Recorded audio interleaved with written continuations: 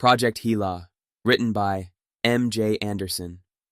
Acknowledgements to my parents for supporting me always in everything that I do. Chapter 1.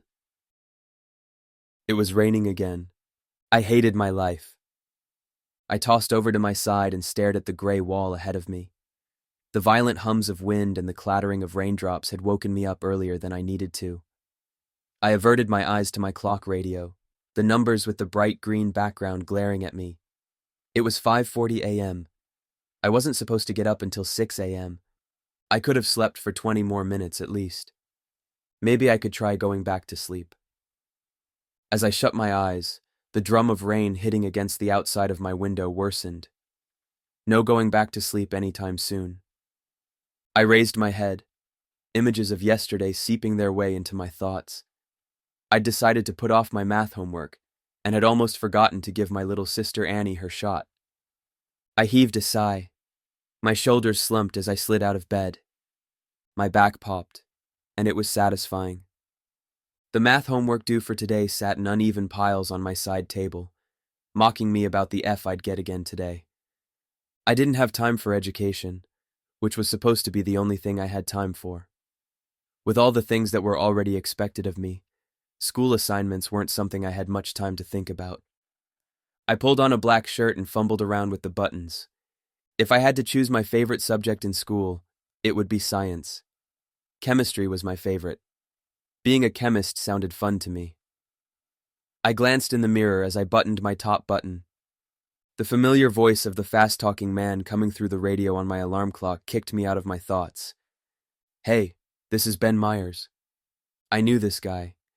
He was a news reporter but always tried to make jokes out of things when he could, and was consistently on at 6 a.m. during the weekdays.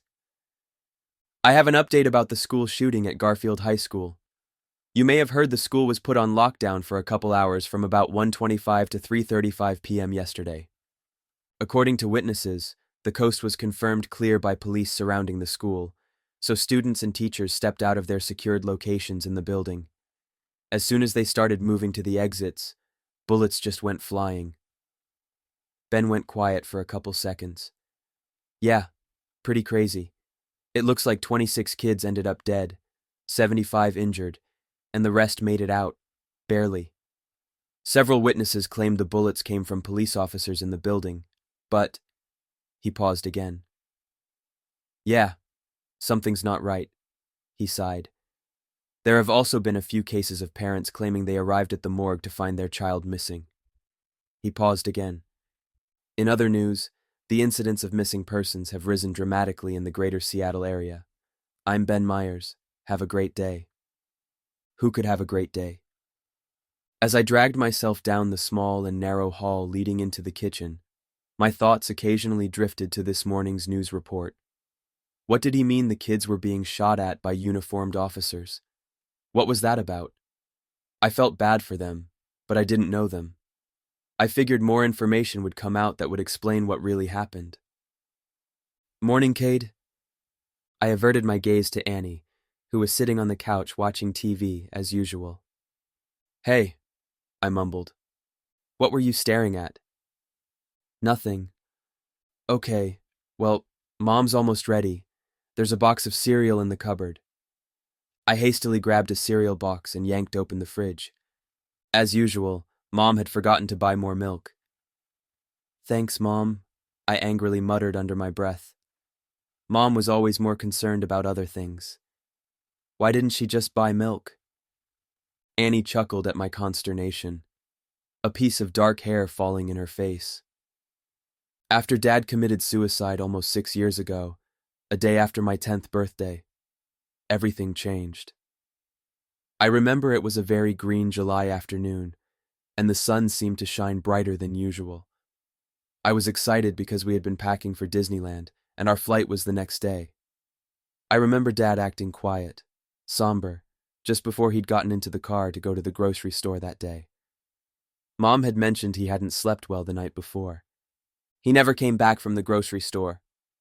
Of course, everything changes when someone you've known and loved your whole life disappears. Immediately after hearing of Dad's death, everything just seemed unreal to me. I didn't know how to react, So I did what everyone else was doing. I mourned. I couldn't understand why he would abandon us. I still don't. He seemed happy enough about life, living with us, but maybe Annie and Mom and I were just a big disappointment to him. After that, Mom took on more work and became a work freak. Because she was always gone, I had less time to hang out with friends, lost friends, couldn't deal with the stress in school, and Annie became my responsibility after school hours. This burden had just about broken me. Annie was diagnosed with diabetes type 1 when she was only 6 years old. I'm not sure how my now 12-year-old sister managed to be happy while receiving several shots of insulin a day. When I was 12, I was that kid that was always quiet, never raised his hand in class, and my favorite part of school was the parking lot, because then I'd get to lay back in the soft seats of the car and forget school for a while. I used to be a little more social before stuff happened with Dad, but it's been so long, my memory can't recall those times anymore. Annie is the exact opposite of me. She is positive and hopeful. Yeah, she's a little shy, but she has friends, good grades, and tries to maintain her exercise routines and a special diet. I'm constantly worried I'm going to mess up her medicine or forget something, causing her to slip into a coma. It's just not fair that a 15-year-old kid like me should have to be her caregiver. Before Dad died, we'd relocated from Oregon to Seattle for his work at a new research facility he and his close partners were excited about. After he passed away, we moved to a crappy apartment in Seattle with drunk neighbors due to our financial circumstances. Those were some dark days. At first, Mom tried to get what she could get work-wise, but soon she got involved with real estate, and she seemed to love it. Really love it. Like, I forgot to buy milk for my kids while I was in town all day because I love my job so much. Kind of love. Mom, I groaned as I heard her footsteps entering the kitchen. What? Mom sounded tired again. There's no milk in the fridge. I purposely left the fridge open and threw the cereal box back into the cupboard. Sorry. Mom dug around for something in her purse. I'll buy some today. Sure you will, I thought. Oh, look what I found. Mom grinned and pulled out a protein bar as if she'd found her Nobel Peace Prize. Last one. She tossed it across the kitchen towards me. It hit my chest and fell to the floor in front of my feet. I picked it up and stared at it. A granola peanut butter bar. Mom, you know this expired last year, right? Well, Mom responded, there should be a loaf of bread left. I sighed and opened the cupboard. There were a few pieces of bread left, so I took out all 3 pieces, balled them up and stuffed them in my mouth as I plopped down on a chair, thinking back on Ben's words from the radio. Stuff like that had been happening every week for the past month, and it always involved high school students. In the last accident, at least 40 kids ended up dying in a fire at their school. The accidents always happened at high schools, and my mom just couldn't seem to stop talking about these disasters, speaking as if she knew each student personally. She was always saying how it was a sign, or bad days were coming. I thought days had been bad since the beginning of time, however long ago that was. It seemed Mom was always reading about some such tragedy on her phone. From what I'd heard from Mom, and waking up to the news radio, it seemed these incidents had been increasing in the Seattle area. Mom thinks the accidents are getting closer to our location. She's probably paranoid. Maybe they are, but it's hard to agree with Mom on anything right now. After Dad died, things between my mom and me became awkward and disconnected, for obvious reasons. I became responsible for making sure Annie took her shots, so I stayed home after school while she was gone all day. Mom still doesn't have much time for me and Annie. Annie seems okay with it all, but I don't see her and Mom speak to each other like they used to. I finished swallowing the wad of bread in my mouth, ran to the bathroom and quickly brushed my teeth, combed my hair, and grabbed a lightweight jacket. All right, Mom sighed, dangling her keys in one hand as she opened the front door. Let's go. Annie and I fought over the front seat, so Mom made us rock, paper, scissors it. I won. So, Mom glanced at me and smiled as we neared Annie's school. Think you're ready for the competition? I sighed and stared out the window. Yeah, I guess. I leaned against the car door and tapped my foot. It was beginning to fall asleep. You'll be great, Annie said from behind me. The last one went well. I averted my eyes towards the road, listening to the hum of the car. Mom turned into the middle school parking lot and handed Annie her lunch money. Sorry, I almost forgot to give you this. Annie took the money and shoved it into her backpack. Thanks, Mom. Annie got out of the car and smiled at me as she walked past my window. I smirked, then sighed and glanced down at my phone. I didn't look forward to 10 more minutes of awkward silence between Mom and me. Those poor kids, this is getting crazy, Mom exclaimed as we neared my school. Mom was most likely going to rant about the latest school accident on the news. It seemed to be all she talked about lately. Yeah, I'd heard about that, I said, trying to change the subject. Yeah, I just... Mom brushed a piece of golden hair back behind her ear as she turned into the high school parking lot. And I don't know what I'd do if one of those kids was mine. Yep. I turned the ringer off on my phone and dropped it into one of my backpack pockets, making sure it wasn't visible. We weren't allowed to use our cell phones in class.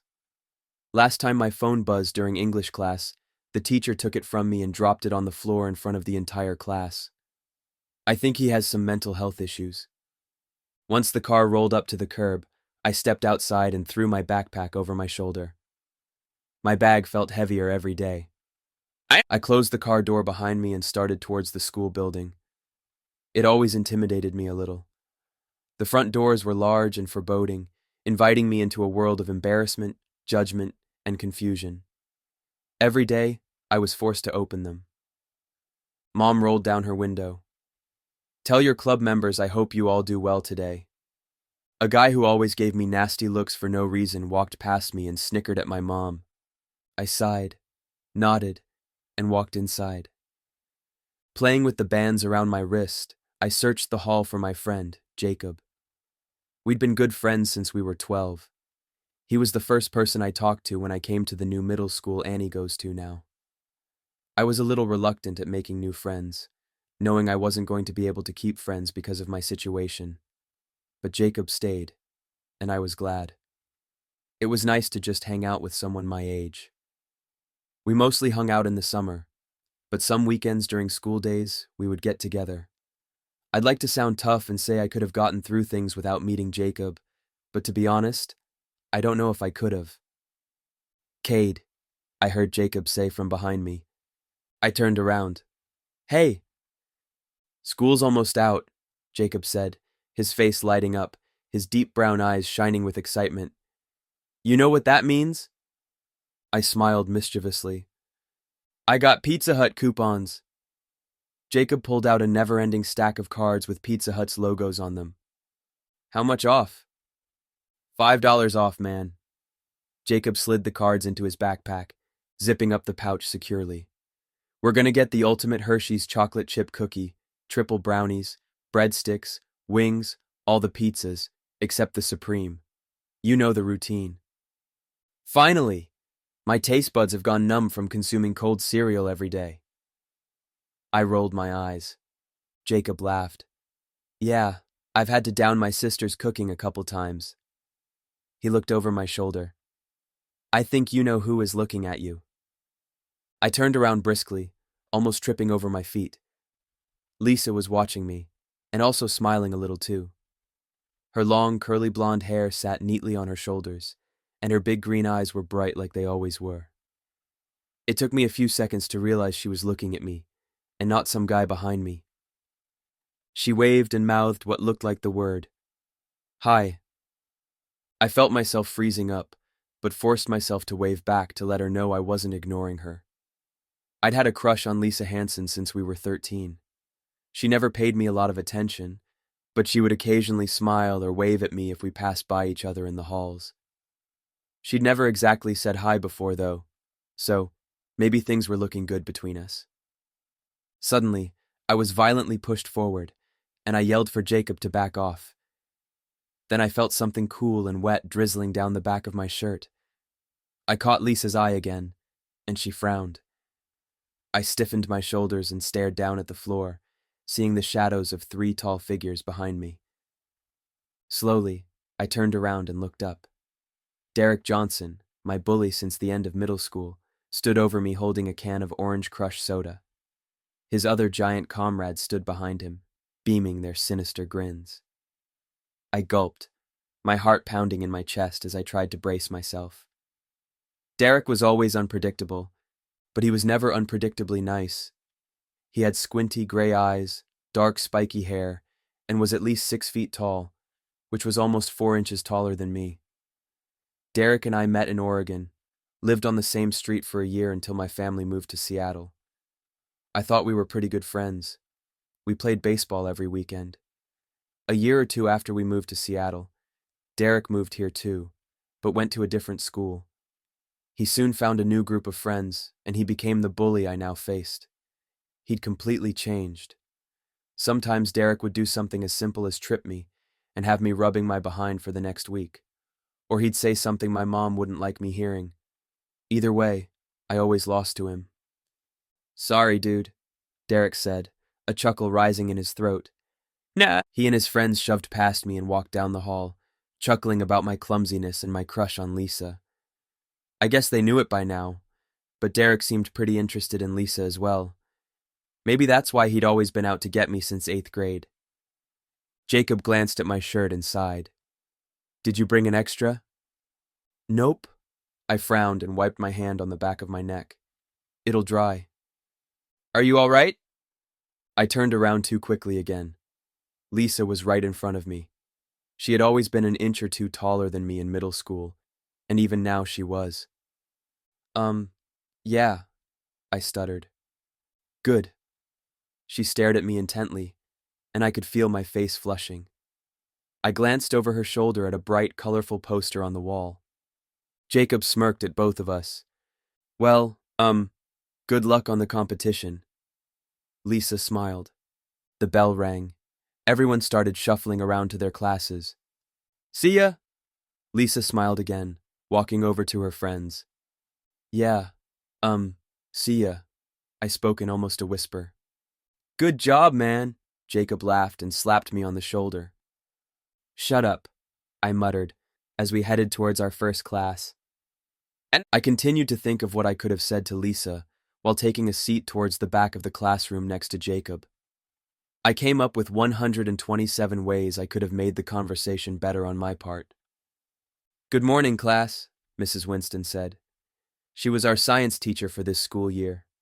Out of all the teachers for this school year, I think she was my favorite. She gave us candy if we got A's on our exams. I averted my gaze from the chalkboard to Lisa, who was sitting towards the front. She looked back at me and smiled, but then Derek and his gang walked in, so I had to look back at the chalkboard. "We have a pop quiz today," Mrs. Winston said, brightly. I joined in with the loud groans around the classroom. Mrs. Winston walked down the line of desks, handing out papers. When she got to me, I reached to take it.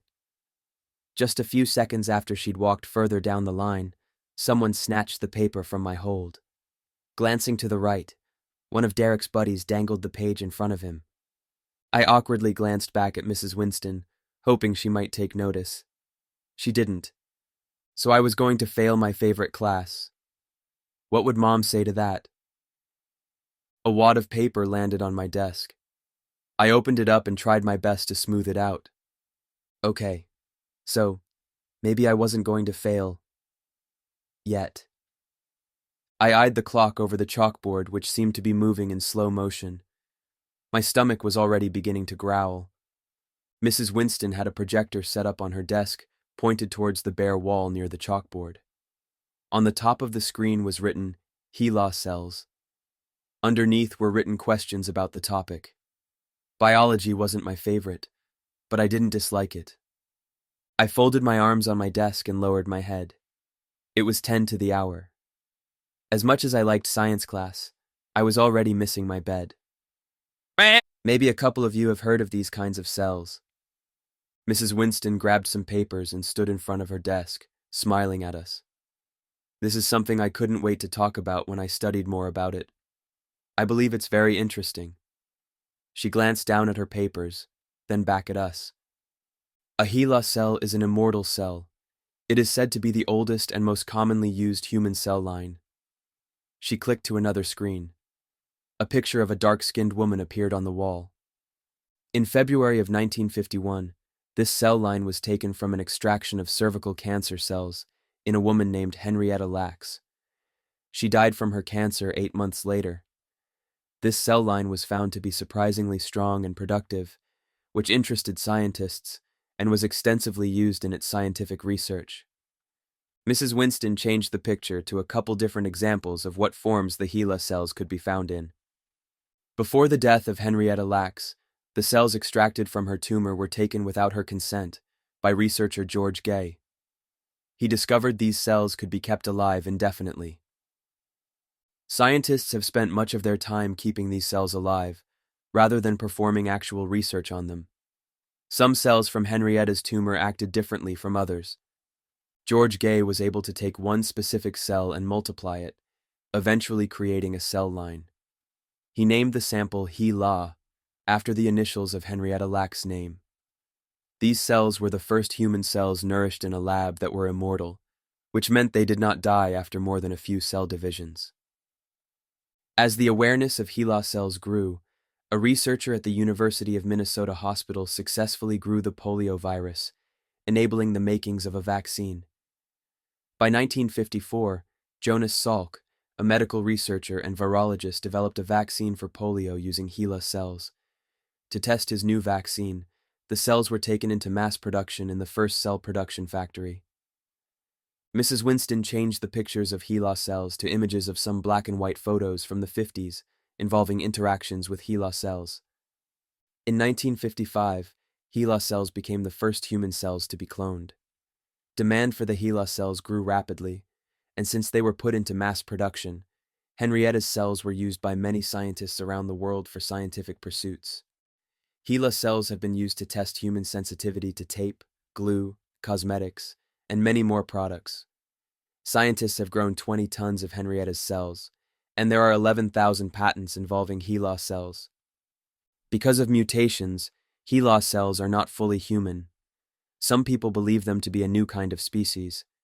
Because of how fast and easily the HELA cells grow, they are usually found to have contaminated other cell lines.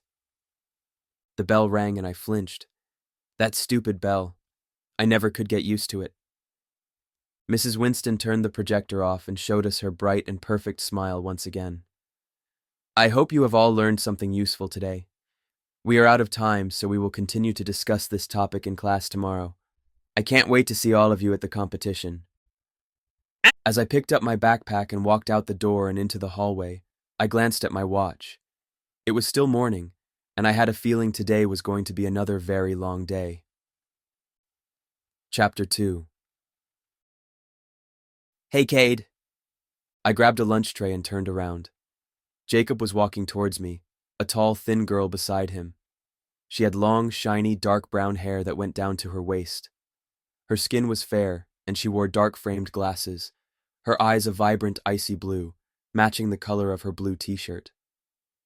This is Samantha, Jacob said, gesturing to the girl. But she likes to go by Sam. She just transferred here from Wisconsin. No. Jacob was always looking out for anyone new that came to school. Maybe that's why he had so many friends. He didn't like anybody to feel alone. I wanted to be like that too, but my insecurities got in the way. We both waved at each other and began to walk towards the line of hungry kids. So, what's your favorite subject in school? Jacob asked Sam. Probably math, she replied. My stomach growled noisily as the smell of hot fries hit me. Jacob nudged me in the side, looking over at Sam as she grabbed a tray. I cleared my throat. What's your favorite food? Fries or pizza, Sam said, smiling at me. I guess it's not such a healthy choice, but I believe it's healthy for my taste buds. Jacob and I laughed. As we neared the front of the line, I reached a hand into my pocket, expecting to touch soft, crumpled paper. Instead, my fingers fumbled for nothing. I dug into the other pocket, unfortunately to no avail. Mom should have given me some cash from her purse on our way to school. A frown formed on my lips as I headed back towards the stack of trays, excusing myself 1,000 times as my stomach whined. I went and sat at an empty table, awkwardly checking my phone. A couple minutes later, Jacob and Sam sat down next to me with trays full of savory food. "Why'd you leave?" Jacob asked. "If you say you aren't hungry, then you aren't Caiden." I chuckled. He always managed to make me smile. "Of course I'm hungry, but I forgot my lunch money." "We can share," Sam said, glancing down at her 2 slices of pizza and a stack of fries.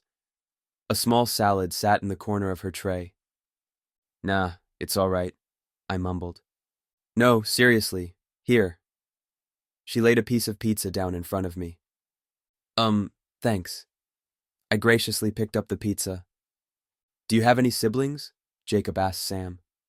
"A little brother and 2 sisters," Sam replied, picking up a long fry. "Cool," Jacob answered. "Do you have any siblings?" asked Sam. "Yeah, I have 2 sisters." "Nice." Sam turned to me. "Do you have any siblings?" Yeah, I have a younger sister," I replied, trying to wipe some pizza sauce off my lip. "Cool," she answered. She probably thought my table manners weren't so great. "Do you have any hobbies?" Jacob asked. Does being obsessed with technology count as a hobby?" Sam smiled. Jacob smiled. "Sure." He looked at me, then back at Sam. "Once, Kate and I tried to help my dad fix an older printer. We were messing around with the wires and stuff when my dad went downstairs to get one of his tools. Caiden ended up shocking himself pretty good and blew out the machine. I guess if you'd been there to help us, he might not have peed himself." Jacob laughed. My face went hot and red. "Jake, I didn't poop." "Okay, he almost did." Jacob interrupted. Sam laughed brightly, and I decided I liked her laugh. I'd forgotten about that unfortunate incident. Jacob's dad was pretty mad about that. I couldn't help but smile, remembering his face when he walked into the living room and saw us. All the fun Jacob and I had getting into trouble took me away from reality for a while. "You guys sound like my kind of guys," Sam giggled as she dunked another fry into some ketchup. "I did the same thing in trying to make some homemade Christmas lights once. As Edward Teller said, the science of today is the technology of tomorrow." Jacob and I nodded in agreement. The ring of the bell for classes to start made us all jump. As I stood, something inside me wanted our conversation to last a little longer. It's not too often I laughed that easily. Sam and Jacob returned their trays and joined me as we walked through the doors and down the hall towards class. "Hey, do you know exactly when the bus leaves for the science competition today?" Sam asked. 4, I replied. "Are you going?" "Yeah, I'm excited." Sam smiled. Besides my favorite subject being math, science comes in as a close second favorite. "Oh, cool. I could identify with a love of science, but math? No." "Since you know when the bus leaves, I'm guessing you're coming too?" "Yeah, I've been looking forward to it." Anxiety rose inside me just thinking about it. I'd done it before, but I had to explain our project this time. Public speaking wasn't my strength. "Nice. I hope everyone does well." Sam glanced down the hall, adjusting her glasses. "Yeah," I smiled. See you there." "See ya," Sam waved as she headed to another classroom down the hall. I waved, watching her walk away, almost banging my head as I ran into the door frame of my English class. I quickly walked in and sat down next to Jacob. He gave me a knowing look, and I promptly looked away. Glancing at the clock, I realized my apathy about the competition had left me, and I was anxious for the rest of the day to pass quickly. "Hey, man," he greeted, shoving his backpack underneath his seat. "Hey," I mumbled, and stared out the window. "Where's Mr. Whiten?" Jacob craned his neck, looking above the seats ahead of us. Who? Duh, Jacob sighed. He's our bus driver. He always takes us to our competitions. I haven't seen him. A minute or so later, a slightly overweight man in a ball cap and striped t-shirt climbed onto the bus, eyeing each of us as he set his bag by the front seat. Then I remembered Mr. Whiten. He was slim, taller, and pretty friendly from what I could remember. This guy was not him. I looked around the bus quickly, feeling the stranger's eyes watching me. When I did look directly at him again, he was staring at me. The blackness in his eyes unnerved me. I swallowed, forced a smirk, and looked towards the window again. I just wanted to get to the competition. The man nodded towards all of us, sat down, and started up the bus. So, what are you going to do to Derek? Jacob grimaced as he stared down at his cell phone. I sighed and tried to rest my elbow on my knee as the bus began to move. I ended up knocking a knuckle into my lip as we passed over a speed bump. Why would I do anything to him? I said. Well, I'd do something. He's such a jerk. Jacob sounded determined as he laid his backpack against the window and closed his eyes. I think I'm going to get some shut-eye on the way. I didn't sleep well last night. There was a minute of silence. The bus stopped again, and the door of the bus opened as Sam climbed aboard. Her gaze met mine, and I waved. She bounced down on the seat across from me, breathless. I almost didn't make it in time. I'm so nervous. I hope I don't blow it today. I laughed again. How about we go over some of the questions on the way? Sam asked. Sounds good. We have like 45 minutes. I turned to face her and opened the syllabus. We had been on the road for about 20 minutes when Jacob stirred and poked me on the shoulder with a concerned look on his face. He gestured out the bus window. As I looked up, I noticed that this new bus driver was taking a different route than what I had remembered. Maybe he was just taking some shortcut to our competition. I looked behind, scanning the scenery, trying to place where we were. Where are we going? Jacob asked. Whatever route we were on was up high in elevation, because all I could see were pine trees to my left, right, and underneath us. I wonder why we are taking Snoqualmie Pass, someone said from behind me. A pang of anxiety ran through me as I looked towards the front of the bus. From where I was sitting, there was a good view of the driver's eyes through the rear view mirror. His eyebrows were furrowed, and his black eyes slightly squinted. Then I realized he was staring at me. Before I had a chance to look away, the bus swerved rapidly to the side, and for a moment I felt weightless, clawing my fingers into the leather of the seats to hold me down. The sound of grinding metal, squealing tires, glass shattering and harmonized screams rang in my ears. My back slammed against the ceiling and I couldn't breathe. Trees scratched against the sides of the bus as I was knocked into the back of a seat. Everything began to look fuzzy. Caiden! Jacob yelled, clinging to the seat in front of me. Look at me! I couldn't speak as I tried to focus on Jacob. His eyes were wide with terror as he tried to push himself towards me. As I reached out to grab his hand, a girl flew past us, her back smashing against the window. All the life drained from her face as she dropped her head to the side, letting out a quiet howl of pain.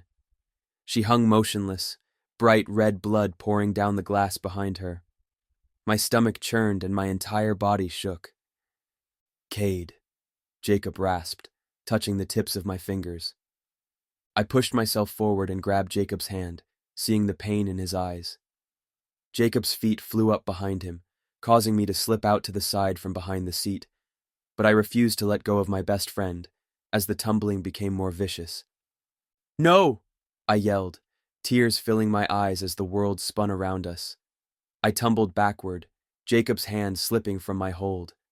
I screamed at him as he flew away. The last thing I could remember was landing on the windshield, the shattering of the glass, searing pain, and blackness. Chapter 3. It was so cold.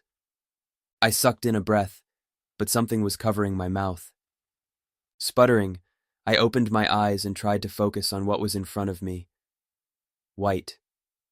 Was this heaven? Suddenly, a wave of panic washed over me and I scrambled to sit up. Instantly, dizziness overcame me. I leaned down and closed my eyes for a few seconds. No, I was not in heaven. As the dizzy spell passed, I hesitantly raised my head to see where I was. Had I fallen asleep on the bus and woken up back in bed? I furtively glanced around the dimly lit room. All I could see were rows and rows of white sheets over various sizes of lumps. My head was beginning to hurt, and I had a hard time focusing. Where was I? I scanned to the left. Built-in fridges, a long table with spaced bars above a large sink-looking thing, rows of white. Suddenly, my last memory flooded through me, revving up my adrenaline and making me go numb. The bus, the sound of screeching tires, the screams, the fall. I put a hand against my thumping chest and felt a strong and rapid heartbeat. I felt my pulse. I grabbed at my arms and legs, paying close attention to the bare parts of my skin. I searched for deep cuts and lumps, the color of purple or crushed fingers and toes, expecting to feel a broken bone through the fabric of my jeans, a painful spot to make me yelp, a broken tooth, or a pool of blood beneath me. Something wasn't right. Maybe I was hallucinating. In a moment, someone would throw off a cloth from across the room, laugh at me and say, "It's a prank, bro."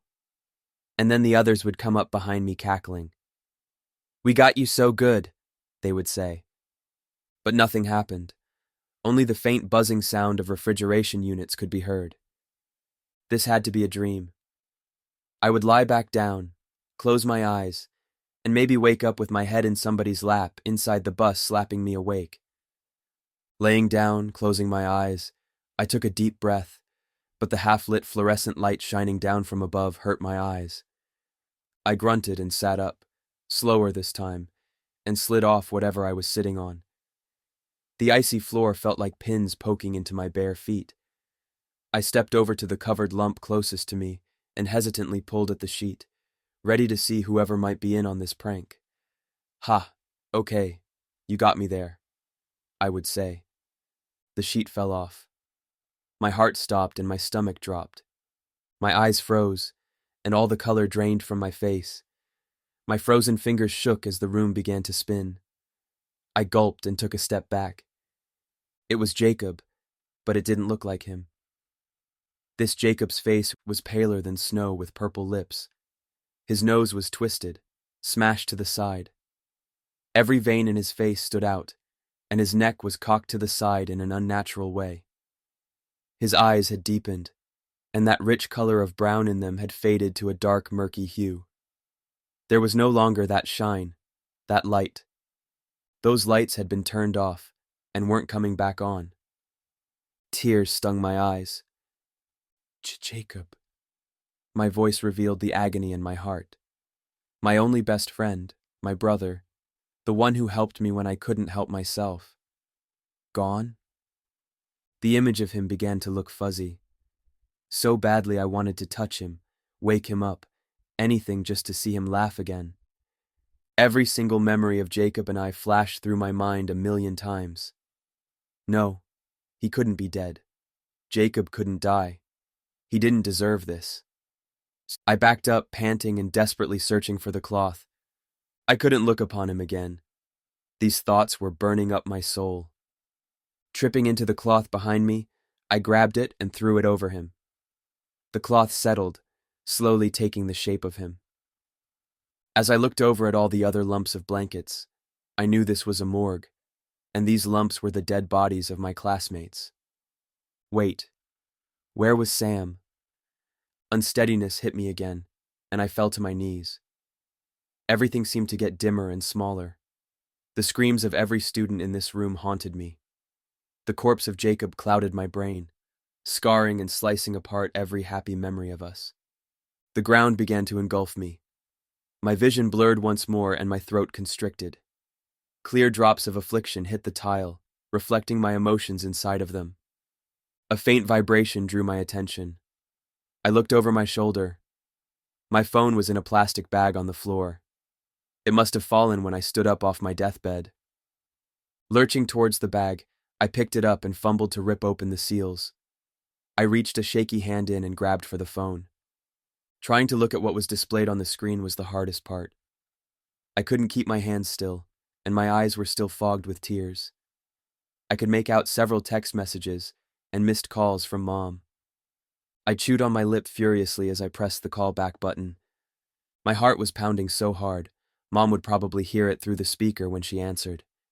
But she didn't pick up. I tried 3 more times. Nothing.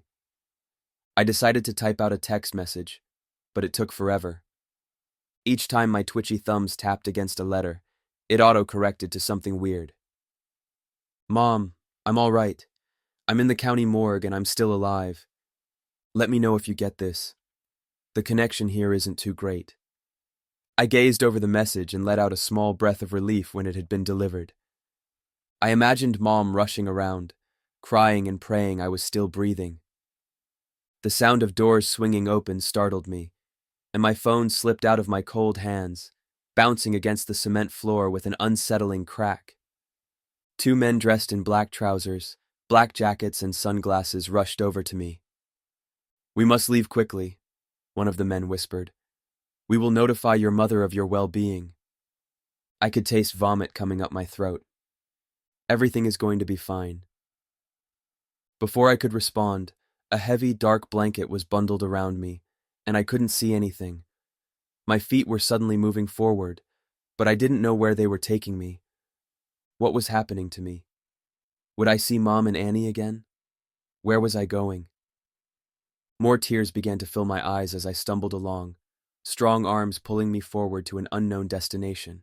Within a minute I was sitting down on a leather seat. The slamming and locking of car doors was loud. My eyes darted all around, trying to see my surroundings. The heavy fabric was making me hot and suffocated. My stomach churned. All I wanted was to go home. The hum of the car shook up my insides, and I was beginning to have a headache. At every sharp movement made, my head twirled. At any moment I was going to wake up from this inconceivable nightmare. Suddenly, the car door was flung open, and I was briskly pulled to my feet. My legs ached from the long drive. My feet tried to keep up with their pace, as my head tried to dispose of my disorientation. Just as I felt a panic attack coming on, the blanket swaddled around me was pulled off. Bright light scorched my eyes. I blinked many times before I saw men and women in lab coats and gloves pass by me, some glancing at me curiously, while others looked too busy to notice anything. Lowering my head out of self-consciousness, I was taken down a white hallway. We padded past a large cafeteria with many people inside. The smells of food coming from the place made my stomach plead. A lab worker walked past us down the hall with a syringe filled with blood in one hand. We continued down the hallway until I was led into a small, luminous room with 2 chairs facing each other, and a desk that looked to have been pushed into the corner. I was seated in one of the chairs and told to wait. The men closed the door behind them, leaving me alone. My fingers quivered as I clasped my hands together. My heart palpitated. I stared at the chair ahead of me and shifted back and forth, restraining from breaking down. Every loud tick from the clock in the room made me jump a little. I needed to get out of here. But where was here? I didn't recognize this place. The turn of the doorknob made me stand up from my seat, balling my hands into fists as the door opened slowly. "Oh, hello there, Caiden. It's Caiden, right?" A tall, slim man, with salt and pepper close-cropped hair stood in front of me, a pleasant expression on his face. He studied me closely, and then let out a small chuckle. "You may sit down." I swallowed and gripped onto the arm of the chair, sitting down reluctantly. The man took the seat in front of me and leaned in, staring into my eyes. "Caiden, I understand how confused and terrified you must feel right now. I'm sorry my men couldn't have explained everything to you the moment you woke up to such a horrific scene. They needed to get you out of there quickly, so you and I could discuss this matter in a safe environment." He leaned back slightly and folded his arms. "You're probably wondering how I know your name, which is a good question. I make it my business to be aware of important things that go on.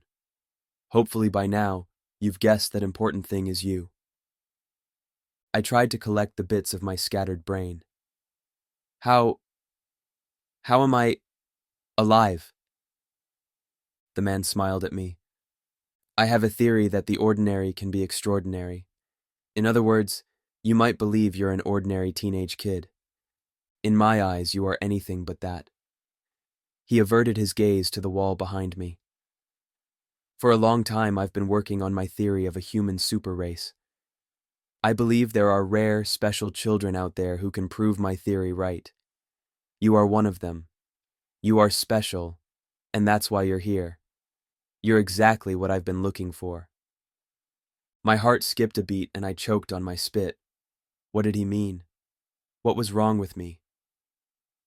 I guess this all might seem a little strange to you. Let me reassure you, though. You will understand more very soon. He gave me a comforting smile. Caiden, I cannot express how happy I am for you to be here. To be talking to you is an honor. But first, we must run some tests, simply an MRI and a small sampling of your blood. We have provided a room for you down the hall where you will be staying for now. It is very comfortable. The cafeteria is down just across from your room, and you are welcome to eat there at no cost. He stood, so I did too. I hope you feel at ease here, as my only job is to help you discover the extraordinary person you are. I have informed your mother of your whereabouts, and have explained that you are safe and well. I told her she can come and visit you tomorrow morning. She was very accommodating. He patted me on the shoulder lightly and opened the door. By the way, allow me to introduce myself. I'm Dr. Anthony Churchill. Chapter 4. The sounds of forks tapping against plates and people laughing met me as the elevator doors opened. The aroma of roasted chicken and apple pie made my mouth water. Memories of the school lunchroom came into my mind. Jacob and I always sat on the right side of the room. Those memories now poked at me like sharp pins. I swallowed hard and walked through the open doors, looking for the food trays. My escort pointed me towards a line of people near the food section, and I joined the group, grabbing a tray. The tray was shiny silver and I could see my face in it. I looked tired. Caiden? I quickly turned around. It was Sam. Sam? A rush of relief, surprise, and excitement coursed through me. A bright smile formed on her face as she let out a sigh and rushed towards me. You're alive! I knit my eyebrows together. Did you also wake up in the... Yeah, it was crazy. Everyone around me was... dead. She had lowered her voice. Yeah. I tried to shoo away the horrific thoughts. Did Dr. Churchill talk to you? Yeah, he's cool.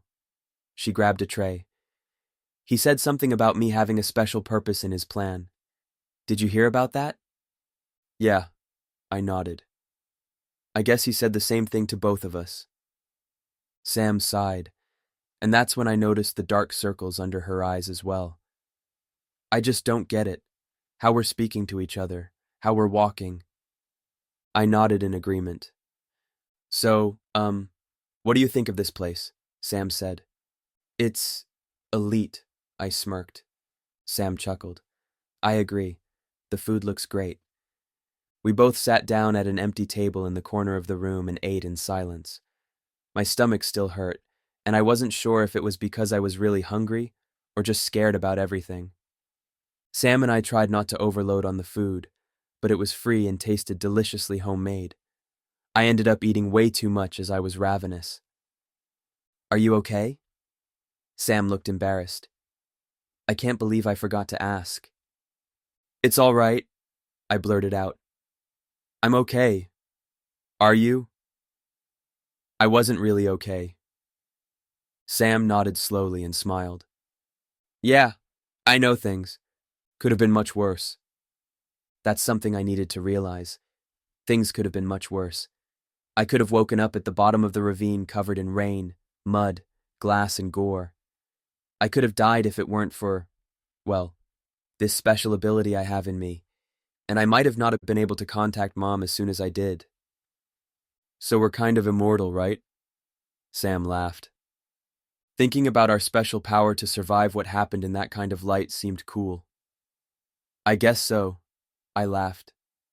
Maybe we'll live 1,000 years or something, Sam exclaimed. That would be interesting. Yeah. Miss Anderson and Mr. Murphy? We both turned and looked up at the man standing over us. Forgive me for interrupting your conversation.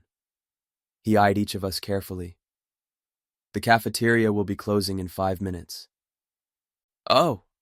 Sam and I both stood. We were just leaving. Sam glanced at me. Yeah, I added. Thanks. The food here is really good. As we walked through the doors of the cafeteria, we noticed the sky was almost dark. Do you know what time it is? I eyed the watch on Sam's wrist. Sam squinted to see the time. 8:40. Okay, 2 escorts walked towards us. See you tomorrow, I said. See ya, she waved. It was a little awkward as I found we both had to take the same elevator to our rooms, so we said goodbye twice.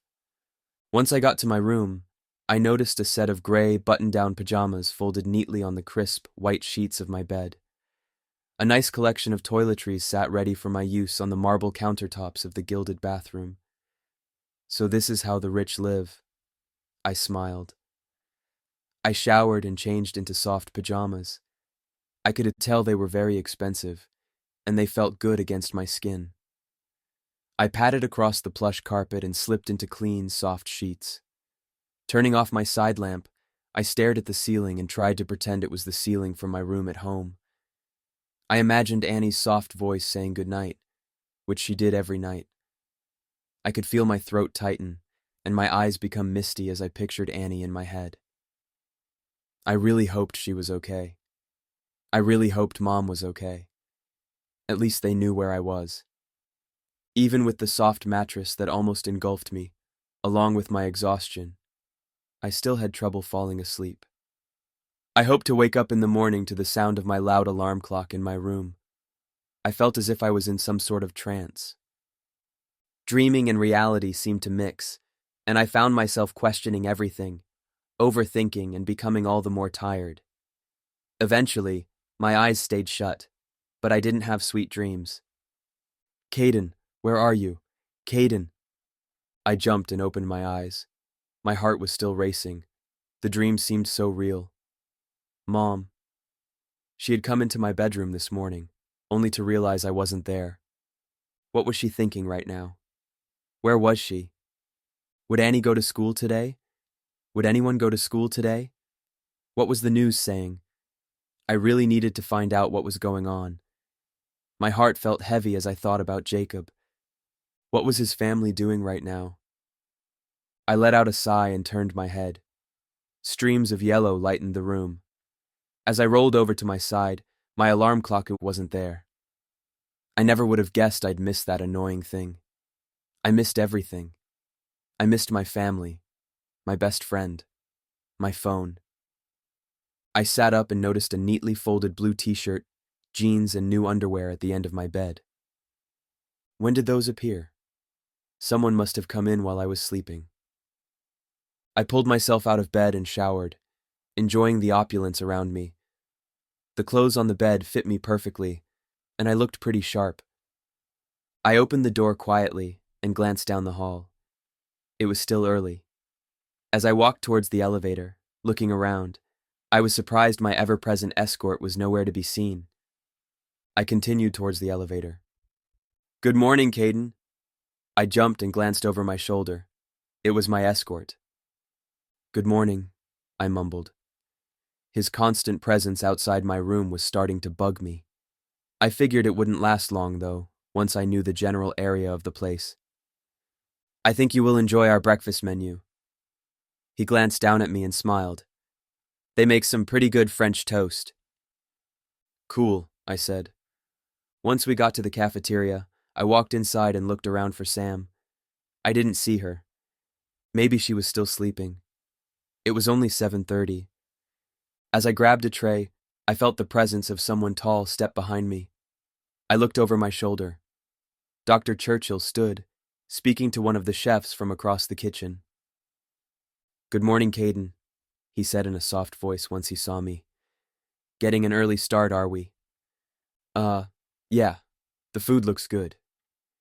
"Yes, and it tastes just as good as it looks and smells. What are you going to get?" I eyed the French toast my escort had mentioned. "The French toast. Excellent choice." Dr. Churchill followed along as we picked up our drinks and other delicious-looking food. He asked if he could sit by me, and something inside me felt honored he would want to. "So do you play any sports?" Dr. Churchill asked as he poked his fork into a soft piece of scrambled egg. "Not really," I stuttered out. He eyed me, a smile forming on his face. "Not really?" "Well," a hot piece of sausage slipped down my throat. "I've kinda always wanted to play basketball," I paused. "But I'm not very good." "Well, you're in luck," Dr. Churchill laughed. "When I was your age, there wasn't a time when I wasn't outside shooting hoops. I'd be honored to teach you some basics sometime in the gym." "Oh." I thought about his offer for a couple seconds. "Thanks. Yeah, that would be nice." "Nah, we could head up there right after breakfast if you'd like," Dr. Churchill offered. "Sure," I blurted out, and glanced down at my plate, now feeling in a hurry to finish my food. Maybe he could answer more of my questions. I could also answer any other questions you might have concerning you in this place. Dr. Churchill broke his piece of toasted bread in half. "Maybe even share the secrets of our impossibly good cooks." He smiled as he licked butter off his fingers. I managed to smile and nodded my head. We stacked our trays and headed down the hall towards the elevator. I peeked both ways down the hall, hoping to see Sam this morning. Dr. Churchill pressed a number on one of the buttons inside the lift, and within a few seconds the doors opened up to the widest and cleanest gym I'd ever seen. "Well?" He glanced at me as he walked towards a tall bin with basketballs in it. "What do you think?" I stopped to take in the glory of my surroundings. I had never seen such a fine gym. Big and cool. "Cool," Dr. Churchill repeated. "You like that word a lot, don't you?" I laughed self-consciously. "I guess so." "I'm glad you think it's cool." He smiled and tossed a ball towards me. I caught it, but it almost slipped from my hands. "Well, you know how to catch. That's a good start." "Thanks." I tossed it back to him. Dr. Churchill motioned for me to follow him closer towards the hoop, so I did. As we walked, he turned to me. "Did you sleep well last night?" he asked.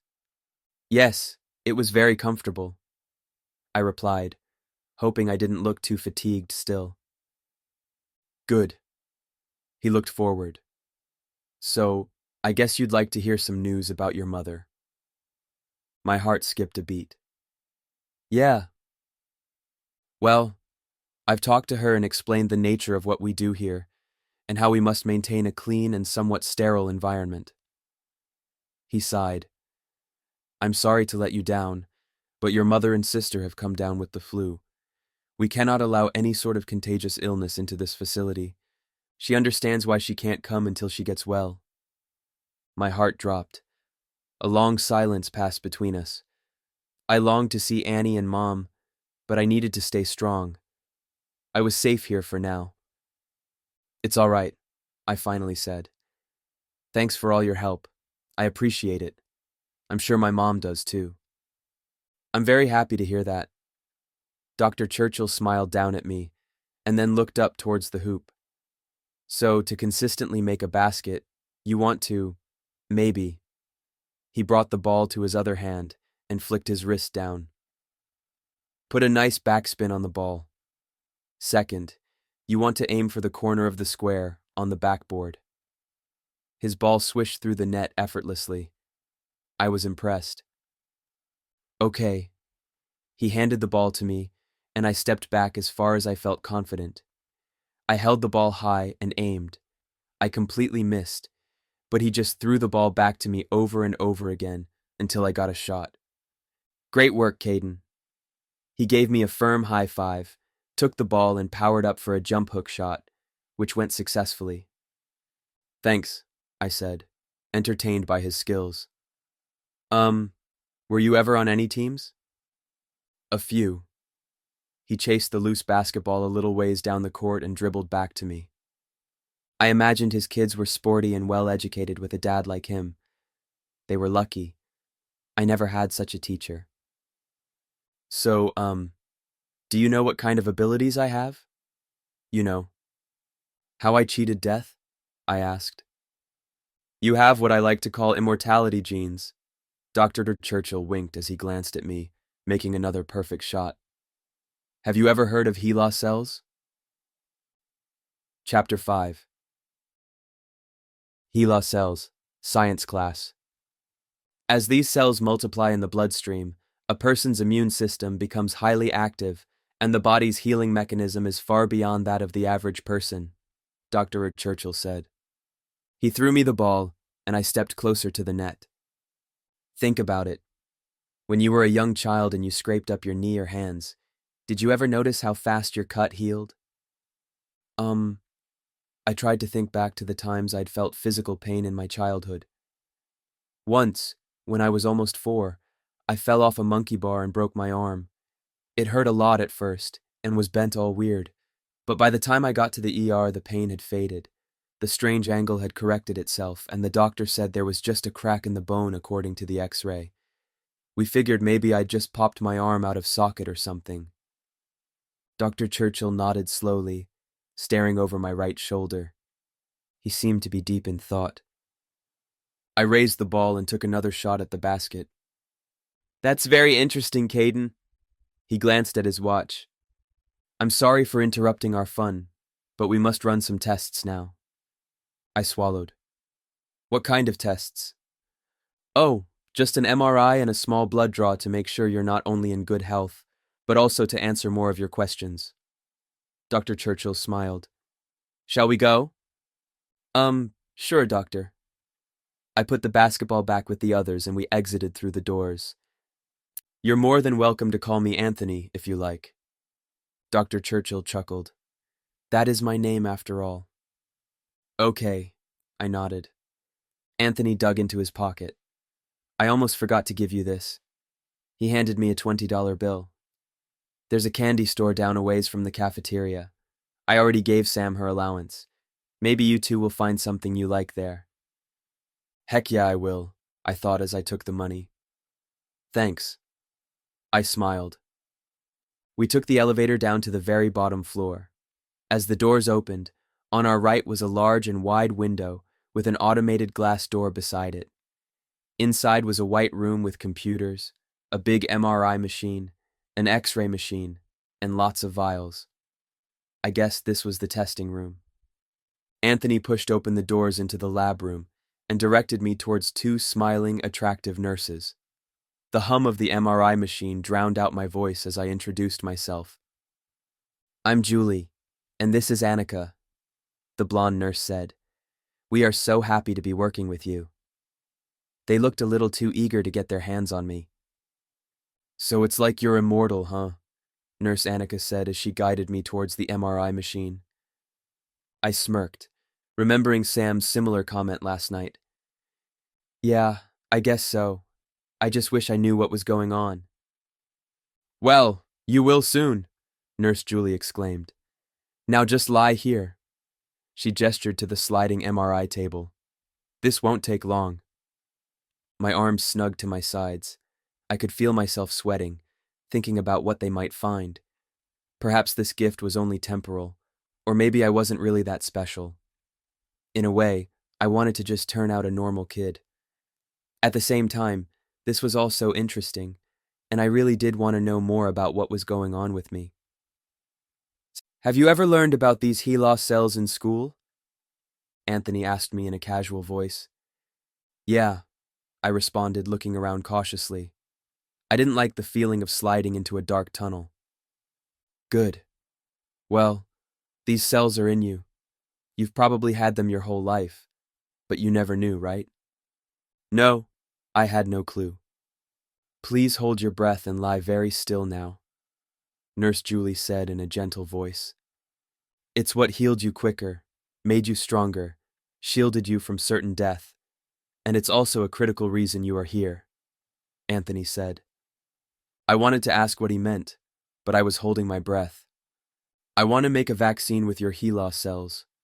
I believe this vaccine would have the potential to heal all kinds of diseases and injuries. The blood that flows in your veins could change the future of medicine forever. Anthony's words echoed through the room and in my ears. Annie, she would be better again. I'll explain more when you are done. I've got to run up to my office, but we will talk again soon. In the meantime, I'll leave you in the capable hands of my staff. After the MRI was finished, the nurses told me it was time for the blood draw. So, how much of my blood will you need? I asked nervously. About 4 vials, Nurse Annika said in a soothing voice. I gulped. I hated blood and needles. Okay, I answered. Don't worry, she said. I'm an excellent phlebotomist. Phlebotomist? Annika laughed, a small dimple becoming noticeable on the right side of her face. A phlebotomist draws blood from your arm. Don't worry, it's pretty quick and painless. We walked across the lab and through another door with a blurred glass window. Once inside, I could hear the sharp sound of vials clinking against each other, the groans of bandages being stretched, and occasional bursts of anxious laughter from faceless patients. Sit here, Nurse Annika pointed to a blood-drawing table next to her. I sat down, squirming side to side. Mary leaned over and tied a rubber tube tightly around my right arm. She ran her fingers over the soft inside of my arm. Pointing to a vein that was visible, she quickly rubbed an alcohol swab over the area. It's just going to feel like a little pinch. If it helps, look away. I graciously looked away. Instantly, I felt the needle slide underneath my skin. My arm seemed to feel a little numb, and my heart pounded in my ears. All right, just 3 more, okay? Okay. It seemed to take forever for the vials to fill. A final pinch, and I was done. Mary finally led me out the door. I glanced back to see 4 large vials of dark red blood. I flinched and turned away. I'm okay with some blood, but it seemed like a lot at this blood draw. I chuckled. Yeah, thinking about those vials still makes me a little faint. Then maybe we should go get something to eat. Sam pushed open the doors. We stood in line near the food. I could hear both our stomachs growling. My dad would love this place, Sam said as she grabbed her tray. His favorite subject in school was science, and there's science all around us here. He's also an excellent chef, so he'd enjoy the food. Nice, I smiled. What's your dad like? My heart skipped a beat. What was I going to say? He was, I searched for words. Dad was fading from my life. Speaking of him felt weird. The last time I'd talked about him was with Jacob when we were 12. Now Jacob is gone too. He liked sports a lot. He always took my sister and me out to every baseball and soccer game you could think of. I laughed a little. I remember one time we were in New York for the summer, watching the Yankees play against the Seattle Mariners. Nick Swisher was up to bat for the Yankees, and Dad said, "Swish her, Nick." Because his last name was Swisher, you know. Sam laughed. He sounds like a great dad to have. Yeah, I replayed the memory over in my head. I guess I remembered some things about those better times. So you must be pretty sporty yourself, Sam said. I can't even dribble without losing the ball halfway down the court. Dad worked a lot, and I was at school, and during the summer his schedule would get pretty demanding. Whatever free time he had with us was spent on taking us to sports games. Oh, Sam smiled at me. I can see you out on the gym floor, dunking some baskets. I felt myself blush. Thanks. Is he still into sports? Sam asked, reaching for a chicken croissant sandwich. I swallowed. I just had to say it. He isn't here anymore. Oh. Sam's smile fell. I'm sorry, Caiden. I could tell she was looking for words to try and make me feel better, but it's not like it mattered. It's okay. I tried to change the subject. So does your dad own a restaurant? Yeah, Sam replied as we sat down at a table towards the back of the room. Awesome. It is. Do you have any hobbies? I asked. I like archery, technology, and eating. Sam took a bite into her sandwich. I laughed. Sweet. What about you? I like writing short stories, I answered. Cool. What are they about? Sam's blue eyes twinkled. Mostly action with a lot of explosions and swords, I recalled. I'd like to read them sometime. Thanks. I sighed and looked at the clock above us. Maybe when we get out of here you can.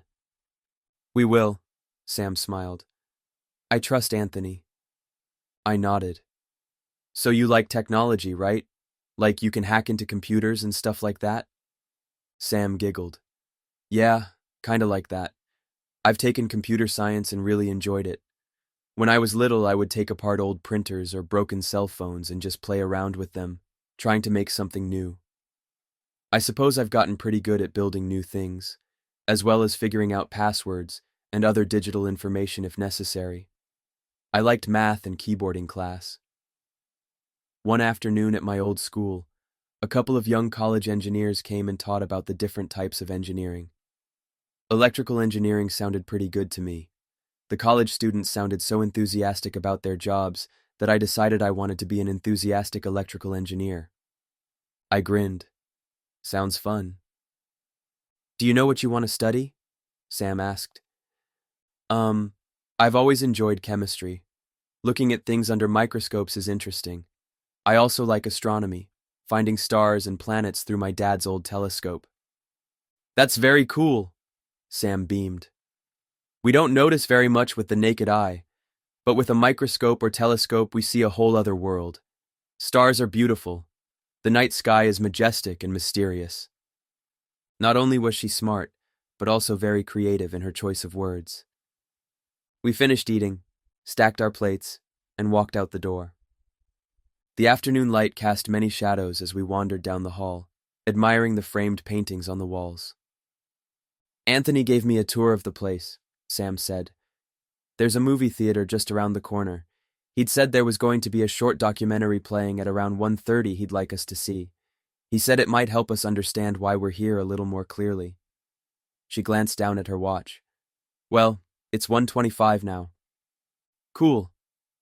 I needed all the information I could get here. We should check it out. Sam and I followed the hall, which made a sharp left, revealing two closed doors. There was a gold label on the side of the wall that read, Theater Room. I pushed open the heavy doors, walking in after Sam. I could see a sliver of the large screen. It was a light gray. Nothing was playing yet. We made our way to the back row. There was nobody else inside the theater except us. It was so quiet and dark. The cool air coming from the AC felt nice. I never thought I'd get the chance to see a movie without paying, I stated. Sam laughed, the purple lights from the stairs reflecting in her glasses. Same here. Hey, is it okay if I sit by you? I turned my head. The voice sounded so familiar. Through a door on my left, a tall, slim girl with shiny blonde hair came towards us. It was Lisa. Chapter 6. Caiden? My heart skipped a beat. Hi, Lisa. Lisa slid down the row towards us. I awkwardly cleared my throat. I'm surprised to see you here. Lisa let out a sigh. Gosh, I thought you were dead. Am I dreaming? I'm not, am I? No, I think this is real. I stared at her. So, what are you doing here? I'm Dr. Churchill's niece. I help organize files and clean up the lunchroom here. He asked if I knew you, and if we went to the same school. I was so excited to hear that you were at this very place. Lisa beamed. Oh, I stuttered. I had no idea you worked here. I heard about Jacob at school yesterday. Lisa touched my shoulder lightly, her eyebrows furrowed. I'm sorry, Caiden. Jacob was awesome. I tried to smile. I still didn't know what to think of Jacob, or anything that had happened recently. How many kids died? Sam asked. Lisa turned to Sam. About 30. You two are the only ones that survived. Her somber expression changed to a slight smile. I don't think we've met before. What's your name? Sam smiled. Samantha, but you can call me Sam. You're Lisa, right? Yes. So you know why we're here? Sam asked. Yeah, Lisa sat down. Anthony has been so thrilled since you arrived here. It's all so crazy. I can't wrap my mind around it yet. I'm hoping this movie will help us figure out what is going on, I said, noticing the screen had lightened up. Anthony said it would, Lisa whispered as she turned towards the screen. Its brightness reflected in her big green eyes. In the video, the corner of the first frame read, HELA Cell Division. The movie began with a woman in a white lab coat who explained the history of HELA cells and how they work. I had already learned a lot about HELA cells in science class on Tuesday, so a lot of what the woman said made sense. A time-lapsed video showed the HELA cell transform into a glowing circle of light, spinning around until it split in two. It repeated this process until it split into 8 cells. I was mesmerized by this transformation shown through a microscope. These cells initially looked like any other cell, but they held eternal life. And they were inside of me. Sam and I glanced at each other in awe. I got to thinking about my childhood again. I remembered our pediatrician telling my mother I must have a good immune system. Mom always said I was pretty healthy, and I couldn't remember ever being very sick. The next clip was a TED-Ed illustrated talk on Henrietta Lacks and the HELA cells in her body. It was very informative. The last clip showed Anthony sitting in his office chair, smiling. He looked eager to speak. Good afternoon, children. I can't wait to tell you what I've discovered. We all sat up straighter in our seats. You are indeed part of what I like to call my HELA project. Lisa smiled at Sam and me. The HELA project is what I have been working on for many years. During the next few weeks, I will be preparing to present a new vaccine to the world. I'll need your help to be willing to cooperate to accomplish our goal. I believe there are many youths like you who also hold your incredible healing power. Or should I say, your immortality gene. My heart beat faster as I thought about what he was saying. You are rare and special, and have within you the capacity to transform our world. It may not make sense now, but it will soon. Anthony paused. With your cells, we will be able to heal the sick and injured. We literally will be making the world a better place. I believe we can do this. Remember, the ordinary can be extraordinary. The screen went black and we sat in heavy silence, stunned by the potential in Anthony's words. So, are we going to do this? Sam glanced at me. I thought back to shooting hoops with Anthony. For the first time in a long time, it felt like I had found someone who cared about me and thought I was special. I was happy. He was formal, smart, mysterious, and a little over my head sometimes, but he made me feel exceptional. I wasn't just some kid anymore. I was special, wanted, and liked. Well, that video made me feel pretty extraordinary. I smiled slightly. Sam and Lisa nodded with a smile. Good evening, Caiden. I turned around. Anthony walked briskly down the hall toward me with an excited expression on his face. Hey, I smiled. There have definitely been more storms than usual, Anthony said as he gestured toward the window. Yeah, I nodded. Do you like the rain?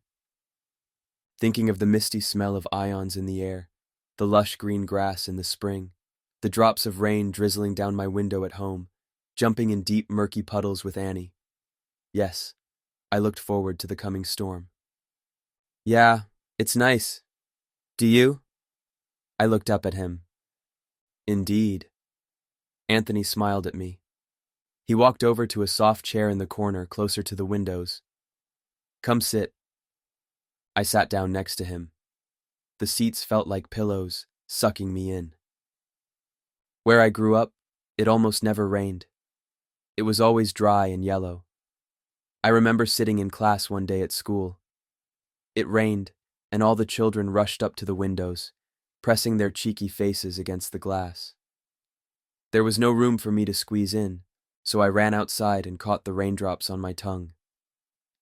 Anthony laughed and looked beyond me, as if he was seeing his childhood self again. I spun around and around until I got dizzy. When I looked back at the school, all the kids were running outside and catching fat raindrops in their greedy mouths. Maybe someone must try something new and perhaps scary for the others to follow. That's how I feel about my project, Anthony said. I hope others will follow in my footsteps of creating a stronger humanity. I'm sure they will, I commented. Since as long as I can remember, I've wanted to be a hero and save the world. I don't want to wear a tight suit with a cape and fly through the air. I want to change the nature of mortality. My twin sister passed away when we were 15 from leukemia. I felt so helpless and guilty, like I should have been the one to suffer and die. From that time forward, I spent all my free time researching disease and death, and a way to make humans live forever. Anthony turned to me, his eyes wet. Have you ever read the Bible? A little, I said. The tears in his eyes startled me. Being raised in a Christian family, I read the Bible a lot. During my late teens, I found a deeper interest in religion, turning my attention over to reading gospel doctrine instead of what the sciences had to offer. One day it clicked, and I found my answer. Goliath was a 9-foot-tall man. Why was he so much stronger and bigger than everyone else? The Bible never talks about his family, or Noah. The Bible mentions he lived to be 950 years old. Adam and Eve were the first humans put on this earth by God, with the powers to live for eternity. What I can conclude from this is that Adam and Eve's children inherited immortality. Their children had children, and their children received those immortal genes. And so it goes. Anthony's voice trailed off as he stared past me again. During the next 1,000 years following the flood, it mentions in Genesis that Abraham lived to be 175 years. That's nearly an 800-year difference between Noah and him. There continued to be a progressive decline in the lifespan of these people, and I've always wondered why. Many think it may have been from the change in diet. There might also have been an increase in atmospheric pressure or environmental changes, but the opinion I agree with most is the flood bottleneck. This theory suggests there was a genetic disorder that causes a significant loss of alleles. The ending of per-flood people reduced the alleles in the gene pool of humanity. I must have had a confused expression on my face, because Anthony chuckled and asked if I understood what he was talking about. I nodded, although his theories were all new to me. I may be getting a little off topic. Like I said, the realization I had that humans could live to be 900 years old caught my attention. I thought, why can't we live like that again? I proposed a theory to myself. There must be people out there who hold these special immortality genes. I later learned about Henrietta Lacks and HELA cells and how they were used to create the polio vaccine. People injected with this vaccine have been receiving those cells, believing if I searched hard enough I could prove my theory right. I became obsessed with finding stories of people who had survived events and accidents that should have killed them. Anthony paused and stared at me intently. After I earned my PhD in bioengineering, I looked for others who felt the same passion as me. I soon found my theory might be legitimate. I am not the only one who believes in our potential for immortality. This lab where we are now sitting is the culmination of my dreams, and it's everything I've ever hoped for. It's incredible. For the last year or so, I have been keeping a close eye and am alerted to all serious accidents that take place in the Seattle area. It's devastating to see a young life ended, and I wish these things never happened. Anthony suddenly fell silent. A flash of lightning struck, and thunder followed. So you know my niece Lisa? Anthony asked, his mood instantly brightening. Yeah, she's in my school, I said, sort of in a daze. She's excited you're here. Anthony winked knowingly. More firebolts danced in the sky. I grinned inside. I've known Lisa the best out of all my nieces and nephews, Anthony said. She's a lively spirit, loves to dance, sing, draw, write, make friends, and play the violin. I've been to many of her recitals. I'm sure you would enjoy them as well. Suddenly I felt bad for missing out on her life. Do you know when her next recital is? I asked. Next month, I believe. Nice. Anthony nodded. I like talking with you, Caiden. You're a good listener. Anthony stood up, smoothed his slacks, and stretched his back. Thanks, I replied, standing. Have you been enjoying yourself here? Yeah, it's been a pretty cool experience. An excellent experience? Anthony asked, chuckling under his breath at his corny pun. I laughed. Yes, excellent. Chapter 7. Mom, I rasped, desperately struggling to climb over the wall. My chest was tight, my limbs were numb. The wind howled all around me. I looked down. There was no ground to catch me. Mom! I yelled, swinging my arm over the rampart. Where are you? I slowly stood and walked along the top of the wall, scanning my surroundings. There was nothing but shadowed hills. The bitter, cold wind blew through me. Each time I called Mom's name, the fierce gusts of air stole my voice. Caiden, I'm over here. I turned around. A dark figure stood a distance from me. Its cape swirled and whipped in the wind. Mom? The figure began to walk towards me. Is that you, Mom? All at once, the figure began to charge at me. I stumbled back, tripping and falling over the side of the wall. I dug my nails in between the cracks of cold stone, my fingers aching badly. Caiden, come to me! I peered over my shoulder to the ground below. It was Mom. She was holding Annie's hand. They were calling, motioning for me to jump. I glanced up. The figure was staring down at me. It had no face. A chill ran down my spine as I let go of the wall and fell to the ground. I turned to run after Annie and Mom, but they were suddenly far away from me. I tried to run after them, but they kept getting farther away. The ground beneath me began to sink. Roots sprang up and wrapped themselves tightly around my ankles, pulling me down. Wait! I shouted. I yanked a foot out of the ground's clutches, but instantly another root grasped tighter, pulling me off balance. I fell forward. I could feel myself sinking deep into the earth as it opened up around me, revealing tarry blackness. Caiden, a low voice breathed. You don't need to struggle. I tried to catch my breath, clawing my hands into damp ground. Why? Because there's nowhere to go. Cold, hard hands grabbed me by the ankles and fiercely pulled me into the black abyss beneath. I struggled against the invisible clutches below me as dirt filled my lungs. I gasped, scrambling and pulling against the grip of my bedsheets. Sweat soaked my hair, and my breathing was labored.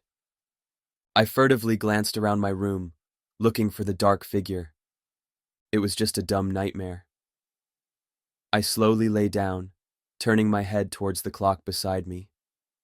Saturday, 7 a.m. Where was Mom? Where was Annie? Why hadn't they come to get me? Anxious thoughts crowded my brain. I needed to calm down. Surely Mom would come and get me today. Across the street there was a large baseball field with a group of young boys running from base to base. One boy swung his bat, the baseball bouncing off metal, making a clink sound. The pitcher caught the ball and appeared to trip over his feet as he landed on one knee in the wet dirt. The sound of laughter and cheering reached my ears, and a smile tugged at my lips. As I watched, memories of my love for baseball flooded into my head. Mom. Yes? Do you think they'll like me? Mom crouched down and stared into my eyes. Of course they will, she beamed, ruffling up my hair. You just need to smile. Then everyone will be your friend. I looked over at the group of boys my age throwing fastballs and swinging baseball bats.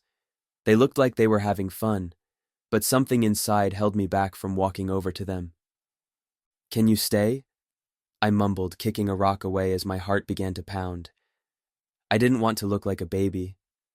Sure, Mom stood up and grabbed my hand. Let's go.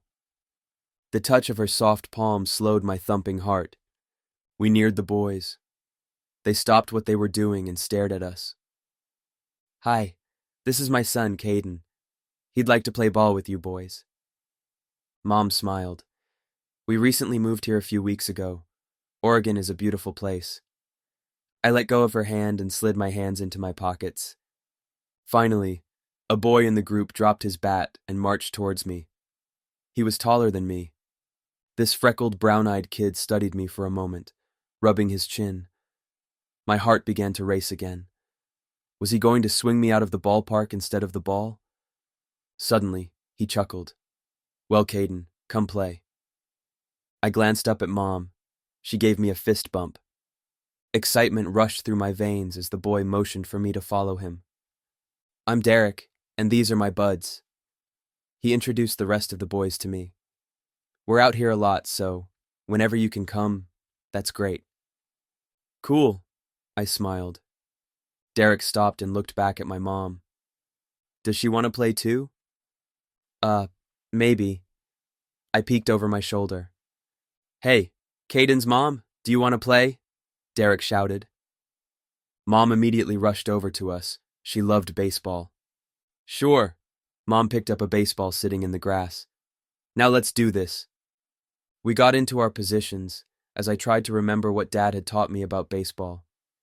Of course I knew the general rules, but these 7-year-old kids looked like they knew a lot more than me.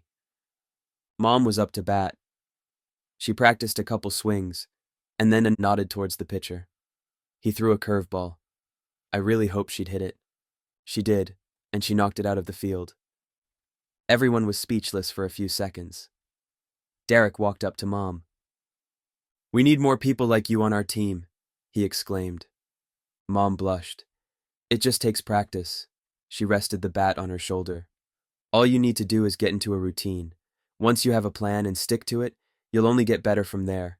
Like Hank Aaron said, always keep swinging. The pitcher boy turned to me. Your mom is cool. Yeah, I said. When we got home, I ran out into the backyard and started practicing with Dad's old bat from high school. Mom was right. To become the second Hammer and Hank, I needed to start swinging. A lot. Mom taught me a lot that day, using only 3 words. Always keep swinging. Maybe I'd forgotten about her advice, or I just didn't care anymore. But perhaps I was scared. Afraid of everything, I guess. I remembered the picture on the wall in the kitchen of our old house. It said, "Never let the fear of striking out keep you from playing the game." Until Mom and Annie came to get me, I needed to stay strong. I was in caring hands, and lucky enough to be alive after what happened. Mom always smiled, even when it seemed wrong to.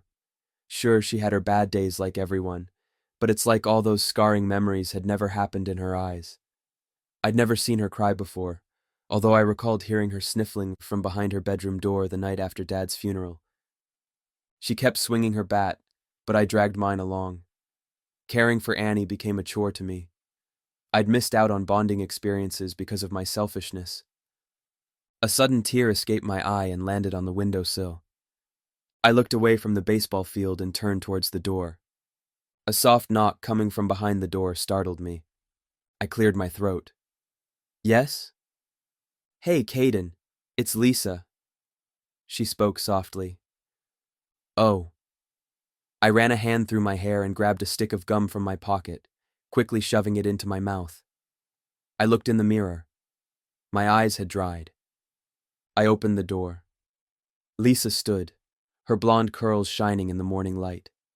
She furtively glanced down the hall both ways. She carefully held a thin collection of files against her chest.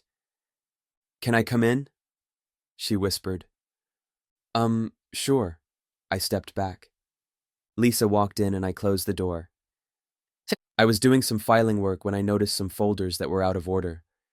When I took them out to file them in the right place, I found something that may be information about your dad. She moved to my side and opened a file. My eyes widened as I studied a grainy black and white picture of a man on the paper in front of her. He looked familiar. Who's this? I pointed to the page. Caiden Murphy. Lisa read.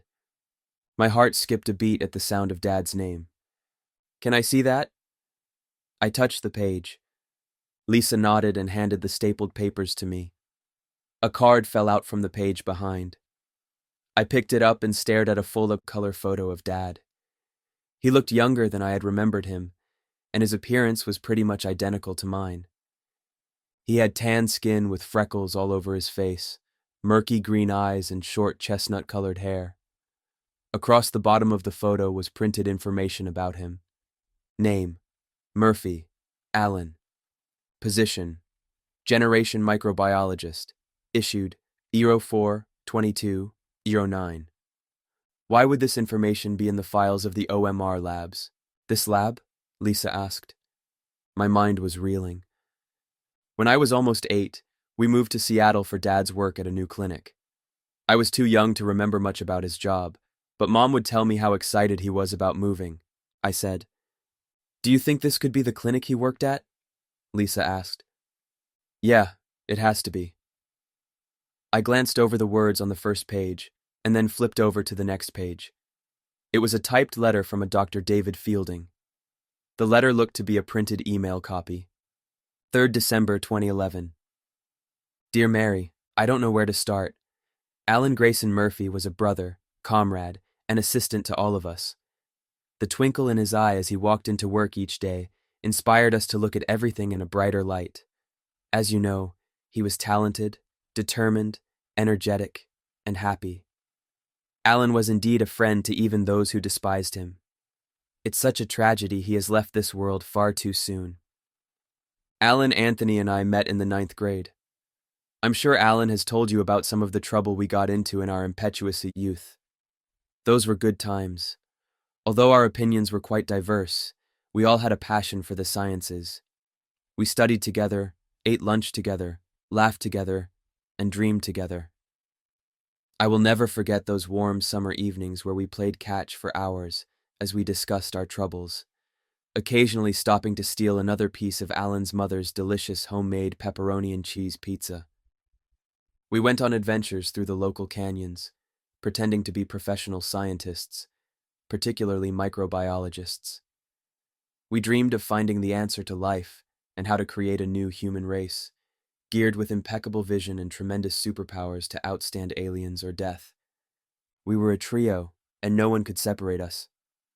I remember the first time the three of us entered into the newly finished clinic for our first full day of work. Alan said, Now, brethren, as he put his hands on our shoulders, we shall defeat death and those aliens. It was the first time Anthony and I had laughed in a while. We'd been under high stress due to worries about finishing the lab. That's the thing about Alan. He made you laugh until your sides hurt, when you thought you could never smile again, and the day seemed dark. Alan was so lucky to have you and your charming children. He loved you all so much and was always talking about you. When I heard of Alan's suicide 5 long months ago, everything became so surreal. It was a horrible, ghastly nightmare that tortured me each night. Alan was the last person in the world I'd suspect to have done such a thing. Each morning following his death, I found I had lost any interest in greeting my associates as I used to, knowing I'd never see him there. Smiling didn't fix the ache in my heart for my best friend, and although my wife and children supported me through this difficult time, I became selfish and absorbed in my own dark thoughts. I am sorry that I didn't reach out to you in your suffering more. I should have been there for you. After a series of disagreements and hurtful arguments with Anthony, I decided to leave my station at OMR to get some time away. My heart could no longer bear the reminders of Alan left and right as I walked into the lab every day. Anthony refused to speak much to me, relating his feelings about Alan's death. He'd grown distant over the last few months, working obsessively and sharing very little with me. It stung to part with my two friends, who'd helped shape me into being the successful man I've always wanted to be.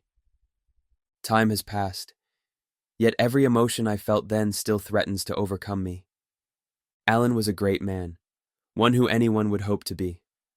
The world has lost someone of high worth, but I hold on to those wonderful times spent with him, you, and the kids. Best regards, Dr. David Fielding. I stood there like a statue, my heart pounding, the page trembling in my hand. 5 seconds of pure silence passed before Lisa let out a quiet breath. "Are you okay?" She glanced at me. I stared at the wall, trying to process every word in the letter to Mom. Why had she never told me about this? Who was Dr. Fielding? "Yeah," I swallowed, turning over to the next page. It was blank. "Sorry," Lisa furrowed her eyebrows. "I didn't mean for it to disturb you." I took a deep breath and my heart slowed down. "It's all right." I gave her a reassuring smile. "This information is good. I've always wanted to know more about my dad's death." "Yeah," Lisa nodded, smiling. Her eyes held more emotion than she spoke. I knew she could see my shock, but I tried to dismiss it. "Look, you're probably hungry." Lisa started towards the door. "I heard today's breakfast specialty calls for roasted ham, fluffy eggs, and warm buttermilk biscuits." She looked back at me, a golden glint in her forest green eyes. Who wouldn't want that? I chuckled as I slid the files into my side table drawer and followed her out the door. The fragrance of fresh breakfast foods lingered in the air. Lisa grabbed my hand and raced towards the elevator. Down in the cafeteria, Sam stood at the back of the line, reading a book held in one hand. I smiled. She seemed like the type of person to read and eat at the same time. Lisa and I quickly grabbed our trays and stood behind her. "Hey, Sam," Lisa said. Sam glanced over her shoulder and smiled, her dark-framed glasses reflecting the fluorescent lights above as her dark hair swayed. "Hey, how's it going?" "Pretty good," Lisa and I said in unison. I wanted to tell Sam everything that we'd discovered, but it didn't seem like the right place. I wondered if Anthony knew Lisa had taken the file on my dad. "Caiden." I blinked. Sam and Lisa were fixated on me. Yes?" My neck began to feel hot. "What did I do?" "You were staring at Sam for like a minute." Lisa smirked. "Oh." Sam and I eyed each other. My face was heating up, although I didn't know why. "I was just thinking." I awkwardly laughed. Sam grinned and lowered her eyes down to her book, her fair cheeks coloring slightly. I scratched my head. "What are you reading?" Sam showed me the cover. The book was titled A Conspiracy of Cells by Michael Gold. Behind the title was a black and white picture of a group of cells. "It's very interesting," Sam remarked. "I haven't been able to put it down. Anthony told me it might give more insight into the relevance of HELA cells." Lisa nodded. "Was that from the library down the hall?" "Most likely. Anthony just walked past me last night and handed it to me. He said it might be of good use." "When you're finished reading it, I'd like to check it out," I said. Sam beamed. "Of course." The line moved. It was finally our turn to order. Sam asked me to hold her book as she peered over at the sizzling bacon. The steam from the pans and stove fogged up her glasses. Sam took them off and rubbed the end of her shirt on the lenses. I smiled, and she shook her head at me, smiling helplessly. It happens a lot. After each of our trays were full with wonderful carbs, we sat together towards the back of the cafeteria. We didn't have much to say. Every minute or so, my mind would wander back to the letter. My heart hungered for answers I didn't have yet. "Well, I've got to get to school," Lisa said as we finished eating. For the first time in years, I wanted to go back to school at 2. That way, I'd be closer to home. But I was okay here. I will go home soon.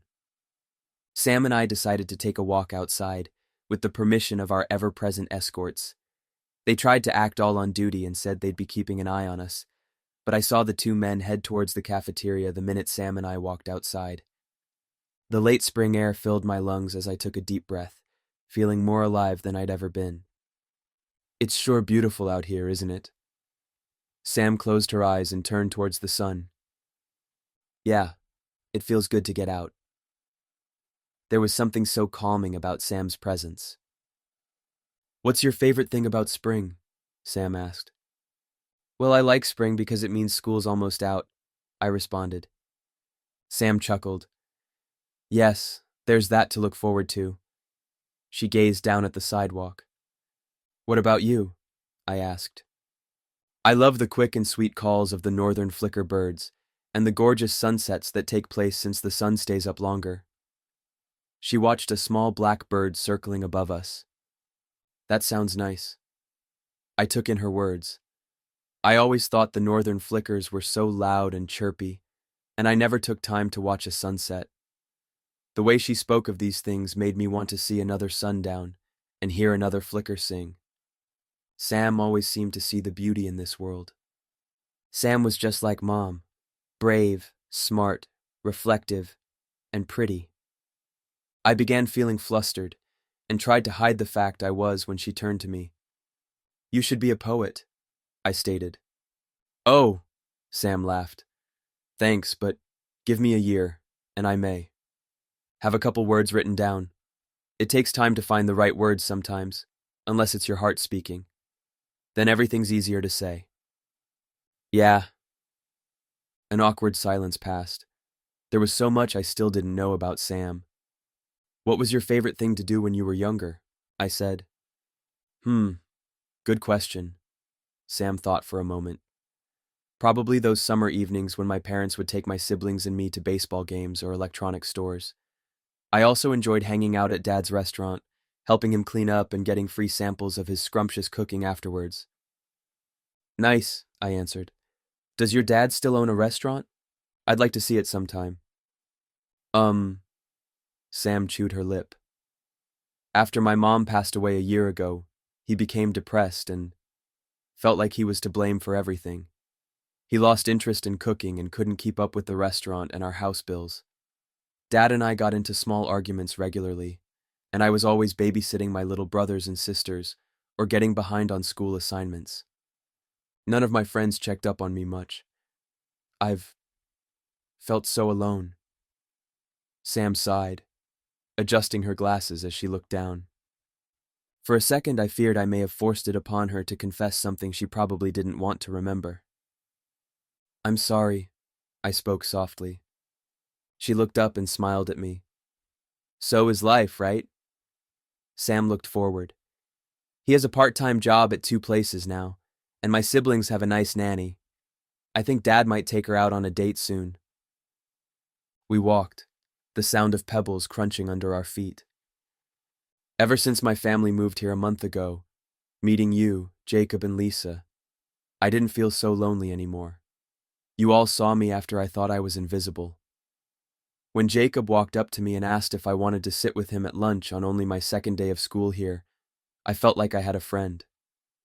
When you told me your dad died, I felt like I had someone to relate to. When Lisa let me talk to her about things I had only talked with Mom about, I felt like I had another sister. Being here at the lab has been an amazing experience, huh? It's kind of healed me. And if we hadn't moved here, I don't know if I'd still be here.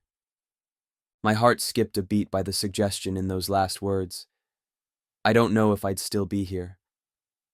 I was speechless. Her case was so similar to mine, and yet, it seemed like she had it worse. I never would have guessed behind her bright smiles there had ever been a frown, or that those happy blue eyes had been filled with tears.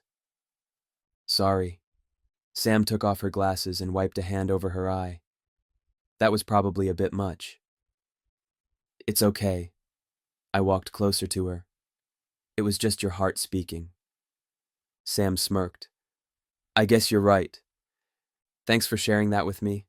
I appreciate it, I said, looking up at the big white clouds. I'm sure Jacob does too. Chapter 8. I slid a finger across the finely bound books in the library, admiring the shiny words on the side of each hardback. Through an empty space where a book had once been, I saw Anthony facing the window holding a book in his left hand, as he occasionally took some notes on his phone in the other hand. His posture was relaxed. He didn't seem all that busy or distracted. Maybe I could ask him about going to see Mom and Annie for a quick visit. I slowly approached Anthony, clearing my throat. Anthony? He looked over his shoulder, giving me a pleasant smile. Caiden. He turned and walked towards me. It's nice to see a young person in my library, searching for books that spark his interest and answer his questions. I smiled. Yes, this place is amazing. I showed my liking for the area by gazing around appreciatively. The late afternoon sun shined through the large, tall windows, enhancing the striking turquoise-painted walls. The ceiling seemed to reach to eternity, and the bookshelves were so thick with books, I was pretty convinced they held every book in the universe. I was wondering, though, if I could make an appointment to see my mom sometime. Anthony studied me. Is something making you uncomfortable here? There was something unsettling in his tone of voice, although he spoke so calmly.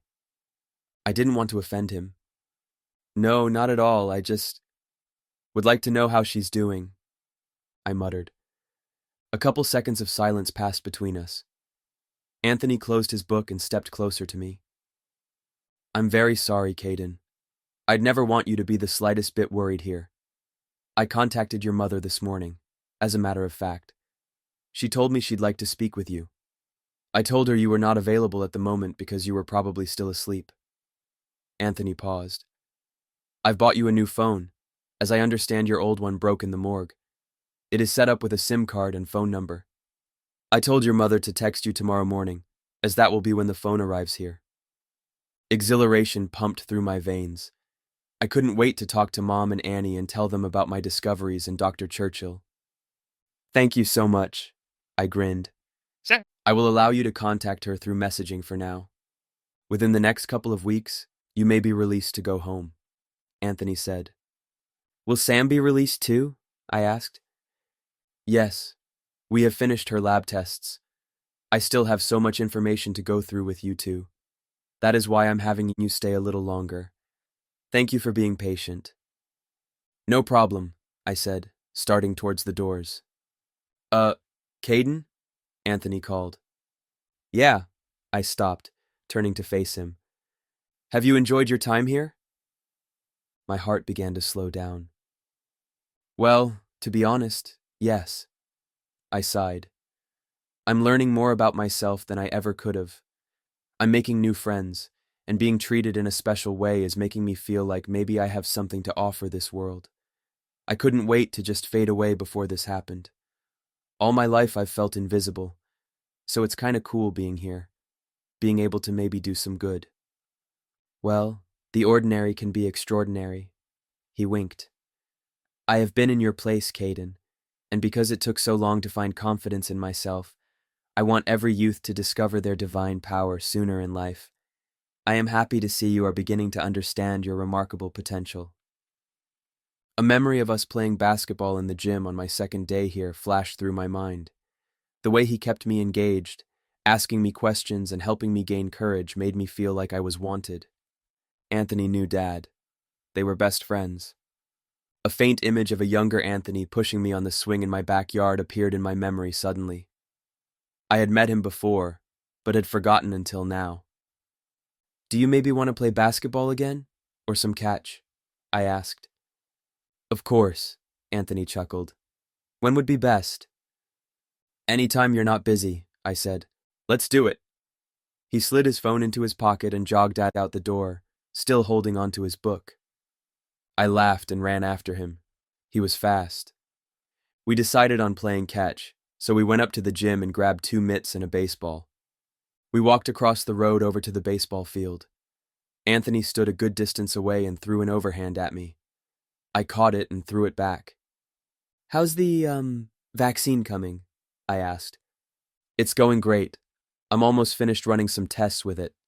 I plan on broadcasting the elixir to the world in a few weeks. Anthony responded vigorously. Cool. I tried to wrap my mind around just how many people would be watching. Would Annie be able to take one of the vaccines and be healed forever? Would she be immortal like me? How long does it take for the vaccine to work? I said. Anthony threw a curveball, and I was lucky enough to catch it. Well, my data from testing the vaccine several times shows an interesting response. The patient injected with the vaccine synthesized with the blood of an immortal will begin to feel stronger, healthier and stronger, almost instantaneously. They will begin manifesting signs of extremely fast healing. I believe their reformed blood, tissues, and healing ability will be perpetuated through their family tree. He stopped, looking intently at me. Does that make sense? Yes, I answered. It did make sense, but it was hard to believe just one vaccine could hold such power. What's your favorite subject in school, Caiden? Anthony asked. Science. I threw an underhand towards him. I'm guessing you really like it too. Uh-huh. Definitely. When I was your age, my favorite study in the sciences was chemistry. I like to blow things up, as they say. Anthony grinned. I laughed. Once, when I was in first grade, our teacher showed us a chemical reaction where she mixed sulfuric acid and sugar together, creating a thick black substance as it sat there. Suddenly, a large, long tube started coming out from the cup. It began to steam and continued to grow longer, looking like a snake. The girl next to me started crying because she thought it was a monster that was going to get us. Oh, Anthony smirked. Hopefully she's okay with those reactions now. Yeah, in third grade we did something like that again and she liked it. Some silence passed. Do you have any kids? I asked. No. I thought I saw Anthony frown a little for a moment, but then he smiled. I have many nieces and nephews, though. That's good. I began to regret asking the question. What if he had wanted kids and he couldn't have them? I did meet a girl many years ago, Anthony said. We got very close, enough that I proposed to her. She didn't accept my hand, since she believed my work would take all of my time once we were married.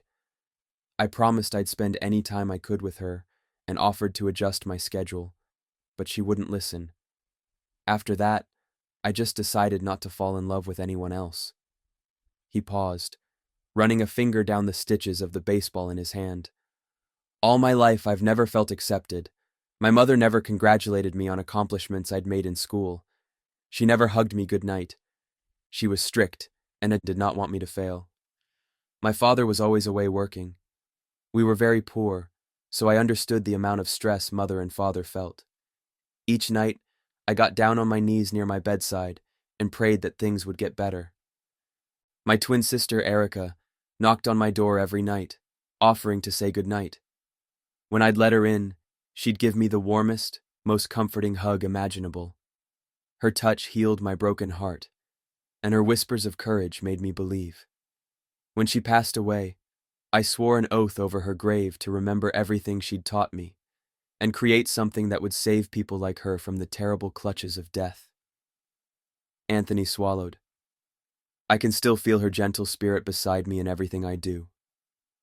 I tried to imagine Anthony needing comfort. He seemed to have it all figured out now. He didn't need reassurance. As he looked at me through the setting sun, I could see all the pain and emotion in his eyes. I'm not sure if you know this, but your father and I were great friends. I tried to act a little surprised. Oh, I didn't know. He also helped me through my lowest times. He encouraged me in my work, boosted my confidence, took my frustration, and turned it into peace. We met in the 9th grade. He helped me and another good friend realize our dreams by designing most of the clinic blueprint. He was quite talented in many ways. I looked up to him so much. Anthony looked like he wanted to say more, but he turned away. Maybe he didn't want to remind me of my father's loss. He suddenly turned around, and with a big smile tossed the ball to me. He seemed to be able to switch thoughts on a dime. I missed the catch, my brain distracted with confessions from Anthony and Sam earlier in the day. I picked up the ball. "Yeah, he sounds pretty great," I said. Anthony nodded, smiling. "Forgive me for saying all that. It wasn't necessary." "It's all right." I tried to clear my thoughts as I smiled back at him. I like hearing about Dad since I don't remember all that much about him. I tossed the ball to Anthony. A look of sympathy crossed Anthony's face. He caught the ball, but seemed to be thinking. "When do you get out of school?" "The end of May," I responded. He nodded. "That's pretty soon." "Yeah." We threw the ball back and forth for another 15 minutes or so, occasionally speaking of science and school. When we headed inside, the stars were beginning to come out. Walking side by side, I looked up at Anthony. He smiled, patting me on the back. "Are you sure you haven't played any sports before?" he asked. "Well, I used to play baseball with some friends." Anthony nodded. "From what I've seen, you're quick and observant. You keep your eye on the target and exercise good sportsmanship." "Thanks," I smiled. "Same to you." We continued to talk and laugh about nonsensical things, wiping the dust off our clothes and watching the stars gleam above us. For the first time in forever, I felt like I had a dad. Chapter 9. A firm knock on my door roused me from a deep sleep. To my surprise, it was already 8 a.m. I padded over to the door and opened it. "Hello, Mr. Murphy. Hope you are having a nice Sunday." My escort smiled. "Dr. Churchill asked that I bring this to you first thing this morning." My escort handed me a shiny, lightweight cell phone. He grinned at the joy on my face and closed the door to my room. I jumped up onto my bed, trying to hold back my excitement as I tapped the screen on. One new message. Opening up the text, my heart began to pound. Everything was fine. I knew everything was fine. Why had I doubted it? I began to read a text from Mom that had been sent only a few minutes ago. "Caiden, first off, I really miss you. It scared me half to death not knowing where you were, and if you were still alive. I haven't been able to work and have had sleepless nights without you here. It's been a very hard week. Annie too longs to see you again. Dr. Churchill has called and spoken with me of the wondrous things he's found about you. It's like this is all a dream, except it's really happening. I always knew you held such great potential. I love you. So much. Please, tell me everything. I can't wait to hear from you and can't wait to see you again. Let me know if you get this message. Love, Mom." My throat began to tighten as I tried to keep my tears of relief at bay.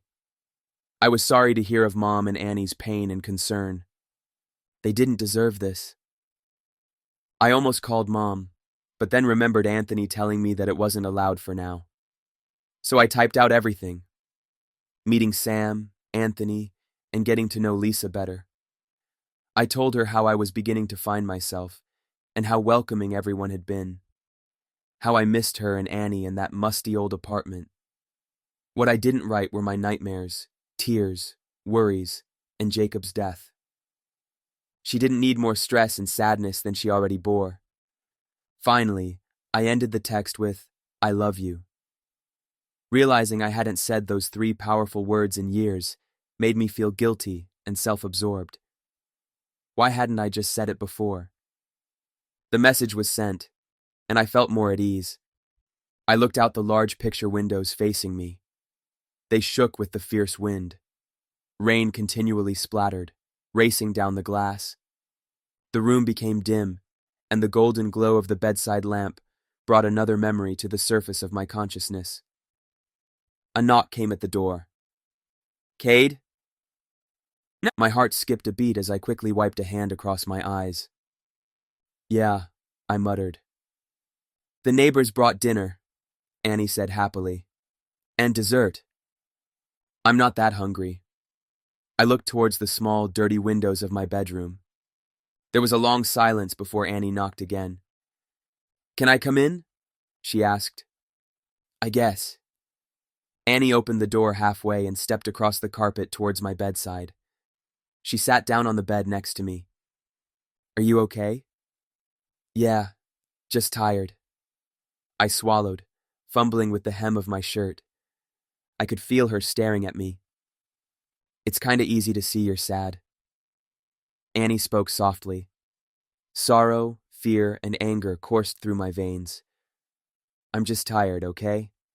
And how would you know?" Annie jumped a little at the tone of my voice. I thought she might leave. She was only 7. What could she do to help me?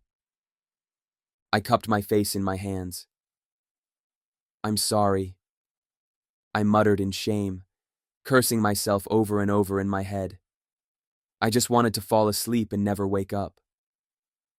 Suddenly, Annie wrapped her arms around my waist, resting her head against my shoulder. "Well, I do know that everybody needs a hug sometimes," she whispered. The warmth from her embrace thawed my frozen heart. I had longed for any gesture of love for months, but was too embarrassed to ask for it. I'd look weak, desperate, and in need of attention. Only then did I realize the power of a hug. Finally, I put my arms around her. As my arm brushed across her face, something wet touched my skin.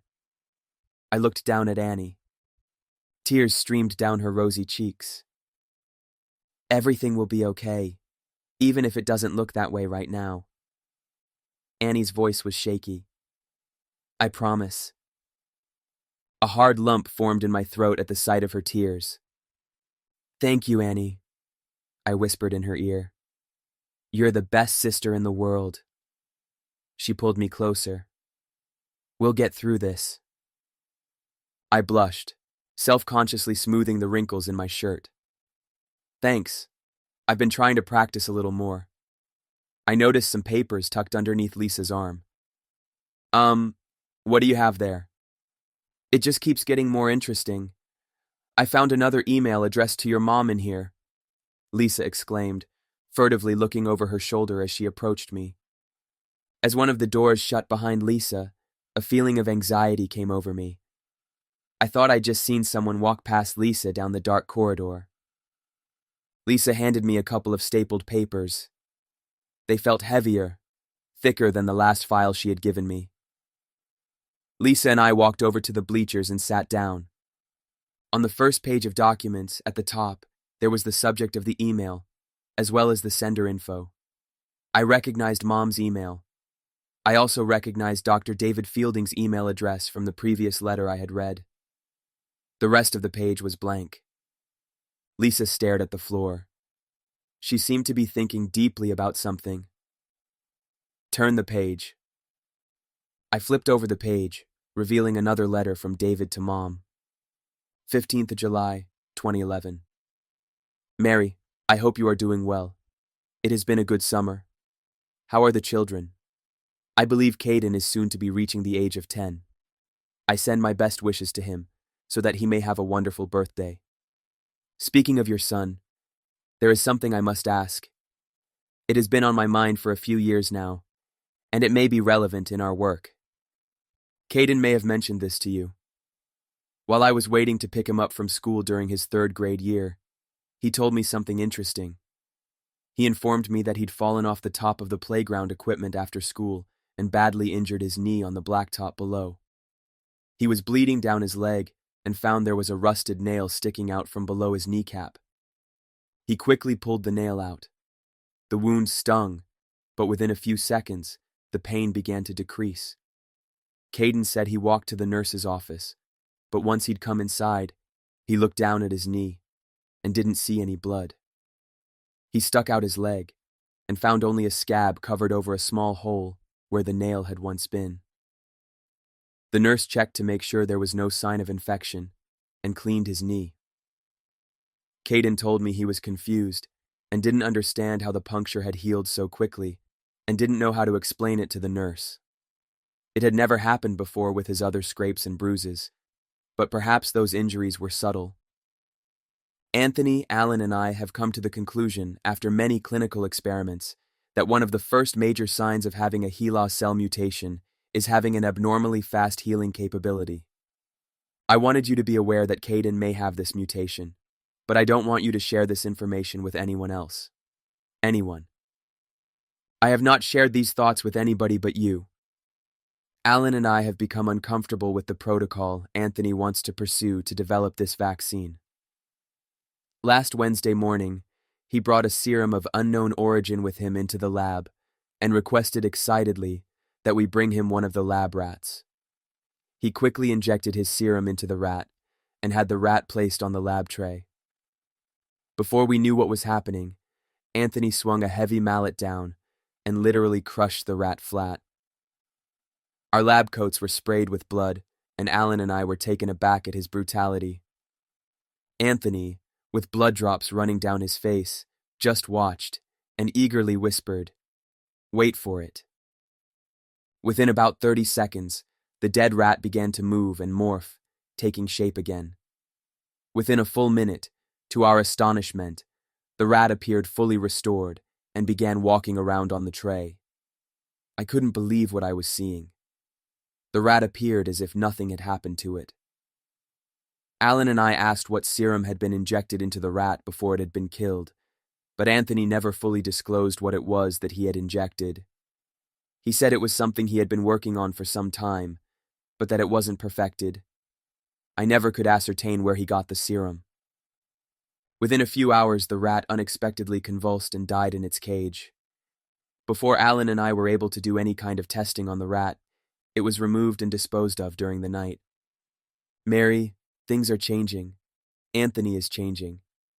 There's a sick feeling in my stomach, and I don't understand why. Alan and I have spoken privately and have been trying to negotiate with Anthony on changing the course of our tests. He has been resistant to our suggestions, as he believes there is only one way to go about developing this vaccine. Keep a close eye on Caiden. I sure miss that boy. Hope Annie is well. Sincerely, Dr. David Fielding. My mind was spinning. What did David mean that there had to be a certain way to go about things? I didn't understand. The memory of the injury David talked about sounded vaguely familiar. Perhaps I'd learned to overlook things like this, or maybe I just had a bad memory. Either way, it sounded like I'd inherited these immortality genes before birth. Or maybe I did later? Suddenly, I remembered the last file Lisa had given me yesterday was still in my side table drawer inside my room. Follow me. I quickly stood up and sprinted towards the doors. What's going on? Lisa called. I'll explain once we get there, I said. We rushed out the doors and down the hall towards the elevator. I quickly punched in the number that would take us to the top floor where my room was. Once we'd gotten to the top hall, I ran towards my bedroom door and pushed it open. I handed Lisa the stapled papers and rushed over to the side table drawers. Pulling open the top drawer, I saw nothing. Hadn't I put it in here? The bottom drawer was empty except for the manual for the alarm clock. Caiden, what's wrong? Lisa asked.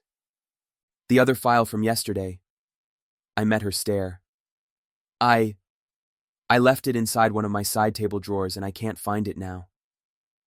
The tip of Lisa's ears turned a light shade of pink. She swallowed. Maybe you put it in a different drawer. I opened every drawer of my dresser.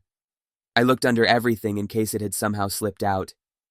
Lisa helped too, but it was nowhere to be found. Do you remember seeing anyone come into your room yesterday? Lisa said, her voice growing more anxious. The locks on the doors are magnetic. I walked over to the door. That means you need to have a card ID to enter and lock it. I never locked my door and had no trouble getting in, so someone else must have permission to come into the room. Immediately, it dawned upon me that any one of the lab workers here could have the right information to come into my place whenever they liked. It was a good thing I had nothing to hide, except the file. I don't know what to do. Lisa looked panicked. Seeing her this way made me all the more stressed. It's okay, and it's not your fault. You were just curious. I reassured her. Why don't I take this file to the girl's bathroom, take photos of the rest of these papers, and then return the file to its original location? Hopefully, no one will know it was taken. Lisa's voice sounded shaky. I opened the door and looked both ways before stepping out. Lisa followed carefully behind me, and I thought I'd be too shy to ever do it. But I reached out my hand for her to hold. She held it tightly. I wondered why she was so nervous. Lisa wasn't telling me something. I could feel it, but I didn't want to pry. We continued down the hall at a brisk pace. I looked up at the dark tiled ceiling. There were 3 security cameras, one near the elevator, one in the middle of the hall, and one at the very end. I wouldn't be surprised if there were one in each room as well. The cameras blended in, and the only thing that made them visible was the shiny finish and tiny blinking green lights. Lisa took the files from me and pushed open the ladies' room door. "I'll be right back." I stood in silence, and all that could be heard was the consistent thump of the elevator passing through the shaft down the hall. The boom of thunder rumbled in the distance. Suddenly, one of the escorts stepped out of the elevator to my left. I quickly turned and paced down the hall towards my room. "Can I help you with anything?" the escort asked in a cheerful voice.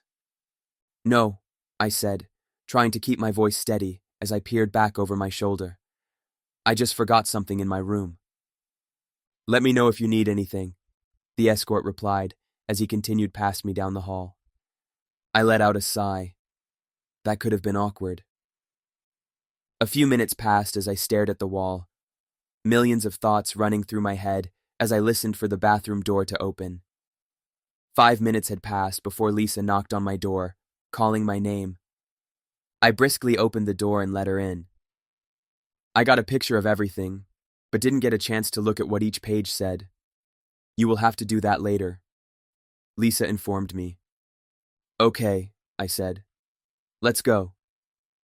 I closed the door behind us quietly, the sweat in my palm making the handle slippery. We were silent as we descended the elevator. "I'll go put this back," Lisa spoke softly as she scanned her card on the file room door. I looked at my reflection on the sheeny metal of the door. My face was shadowed and blurred, which made it hard to see if I looked as uneasy as I felt. See you soon, Caiden." She lowered her eyes and slipped her phone into my hand, stepping inside as she closed the door behind her. "See ya," I said softly, hoping she would be okay. I wanted to follow her in. A tall figure from behind the fogged window of the door came into view. The silhouette walked towards Lisa, and I began to hear a low, muffled voice. For a second I wondered if it was Anthony that was talking to her. Then again, it could have been anyone. "Caiden?" a familiar voice called. I turned. Sam was coming towards me, a bounce in her step. "What are you up to?" She smiled. Swallowing, I tried to decide if I should tell her everything that was really happening. I didn't want to worry her, but... "Sam, it's about Lisa," I sighed, and immediately her smile faded as a shadow transcended over her face. "I think we discovered something we weren't supposed to find, and now Lisa may be in trouble." Chapter 10. Sam sat across from me on the lounge chair inside my room, listening intently to every word I said. I told her about the first file, Dr. David Fielding's letter to Mom, and his connection to Anthony and my dad. The second letter I explained briefly, how we realized the first file was missing, and that Lisa had given me her phone with pictures of the rest of the second file. Sam was silent. The blue reflection from the window in her glasses made it hard to tell what she was thinking. She wore every emotion on her sleeve, yet I couldn't read her. "Well, maybe Anthony's not really what he seems," Sam finally said, brushing her long, dark hair to one side. I was a little irritated by her response.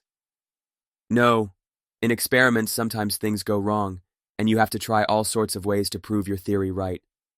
Anthony would never purposely do something he knew would cause harm." "What if he would, Caiden? What if something changed him? What do you mean? I asked. Sam looked down at her hands. A couple days ago, Anthony told me about his twin sister Erica, who had died from leukemia when she was only 15. He said he would have done anything to bring her back. And maybe that means, maybe he really would do anything to create his vaccine, no matter what that involved. Sam looked out the window again. Perhaps Anthony has forgotten that every breathing and living thing has a spirit and has value. Sam went quiet, taking a deep breath as she stared at the floor, her jaw set and her eyebrows furrowed. I could feel myself getting angrier, getting ready to defend Anthony again. Then I realized I'd never seen her this way before. She'd suddenly gone from the smiley, reserved, and innocent-looking girl to a stubborn, strong-willed, and powerful woman. I suddenly saw all the potential she had. Arguing wouldn't change her mind. Look, Sam sighed. I'm just frustrated and not exactly sure what to do. I'm sorry. It's okay, I said. You're not the only one that feels that way. Sam nodded. I'm sure everything will be fine. I don't think Anthony is the villain here, for he has helped me understand myself far better than I ever could. I suppose we shouldn't jump to conclusions too fast, but there's always that, what if, you know? Yeah, I tried to think of what to say. Anthony's helped me a lot too. You said Lisa gave you her phone with pictures of the second file. Let's look at those. I dug into my pocket for Lisa's phone. I tapped the camera icon. There were 3 photos that were part of the second file I hadn't looked at yet. The print was small and a little hard to make out, even though Lisa had gotten a good angle of each page.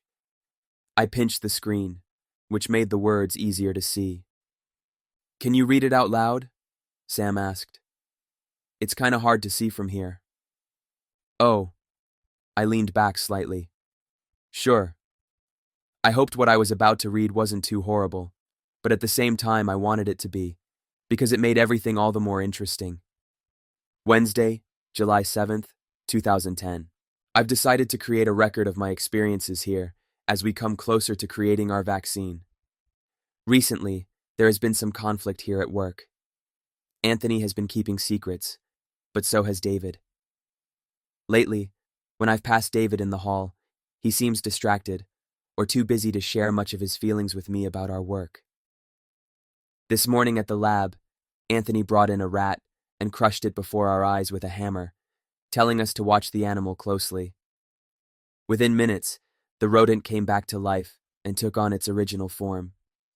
It died that night, though, and was removed before we could do an autopsy. What on earth did Anthony inject that rat with before he killed it? David and I asked. But he didn't give us a straight answer. He said he'd been working hard on mixing different substances to create this healing reaction in the animal. As much as I hate to write this, it has come to me as a haunting possibility that Anthony may have taken some blood from someone who holds these immortal cells, and I do not know how he might have gone about it. Still, something inside me denies my suspicions about Anthony. He has been my best friend for years, and the brother I never had. He says I have taught him so much, yet I feel like he has taught me so much more.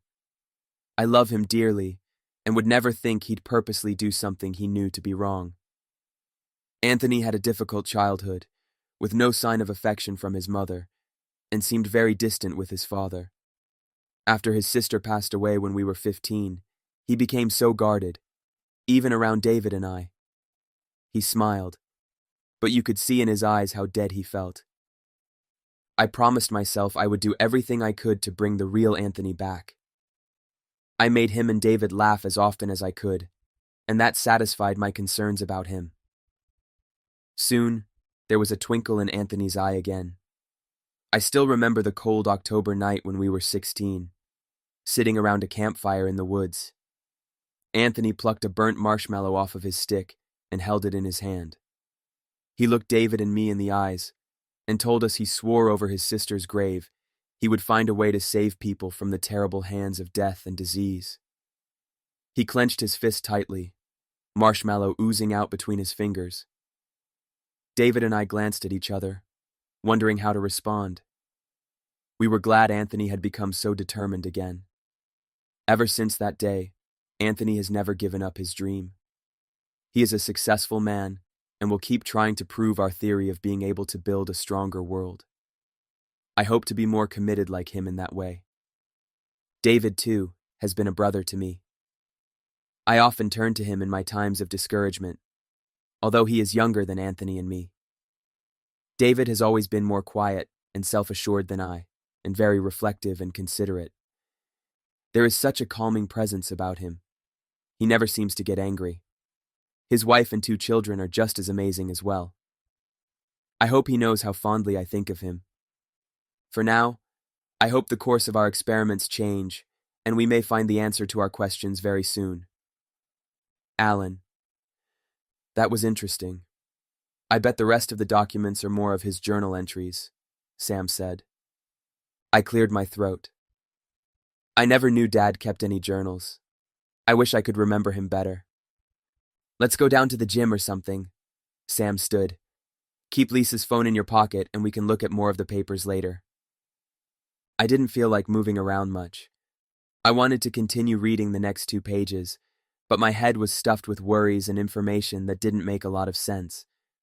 A lump formed in my throat as I thought about my dad and the resentment I had had towards him for so long. Sam was watching me closely. I just wanted to stay inside my room all day and figure some things out. But if I took a small break, maybe I wouldn't feel so overwhelmed. I pushed myself off the chair and slid Lisa's phone into my pocket. Sam and I walked down the hall and into the elevator. Inside, it was quiet and a little awkward. Caiden, I still don't know that much about you. Sam turned to me suddenly. I know it's not been quite a week since we met, but already I feel like I can confide in you, and I hope you can tell me things as well. Oh, I felt honored that she would feel safe telling me her secrets and worries. Yeah, of course. I smiled. Sam smiled. You should smile more too. You have a great smile. I hoped I wasn't blushing too much. Noted. The elevator doors opened. No one was in the gym, as usual. Sam and I walked inside and grabbed a basketball. So, I know you enjoy science, and that you'd like to be an astronomer or chemist one day, and you like to write stories on swords and explosions. Am I right? Sam asked. I chuckled and nodded. Sam's memory reminded me of Jacob's. He remembered everything about me, but dismissed my faults. You want to be an enthusiastic electrical engineer someday, right? I thought back to the second day here in the lunchroom with Sam. How excited she was talking about who she wanted to be. Correct, Sam laughed as she went for a shot. Thanks for remembering. Same to you. We took turns making shots, dribbling down the line and trying to get the ball from each other. The court was almost completely quiet, except for the screeching of our shoes and our constant laughing. The energy from exercising and being around Sam gave me a new sense of calmness. It felt good. Wait, Sam yelled as I slapped the basketball out of her hand, dribbling down the court as she chased after me. She was faster than I thought, and quickly got in front of me, trying to block me from making a basket. And lucky for her, she was about 1 centimeter of an inch taller than me. Her straight dark hair fell in her face as she beamed her excited, bright smile, jumping up to knock the ball out of my hand, just as I jumped up to throw the basketball into the hoop.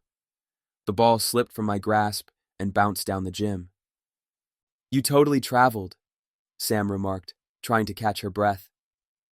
I know, I sighed. I was going to make it, though. We stared into each other's eyes for a moment. It was strange, because I didn't realize we were at first. There was a twinkle in Sam's eye as she gazed back at me.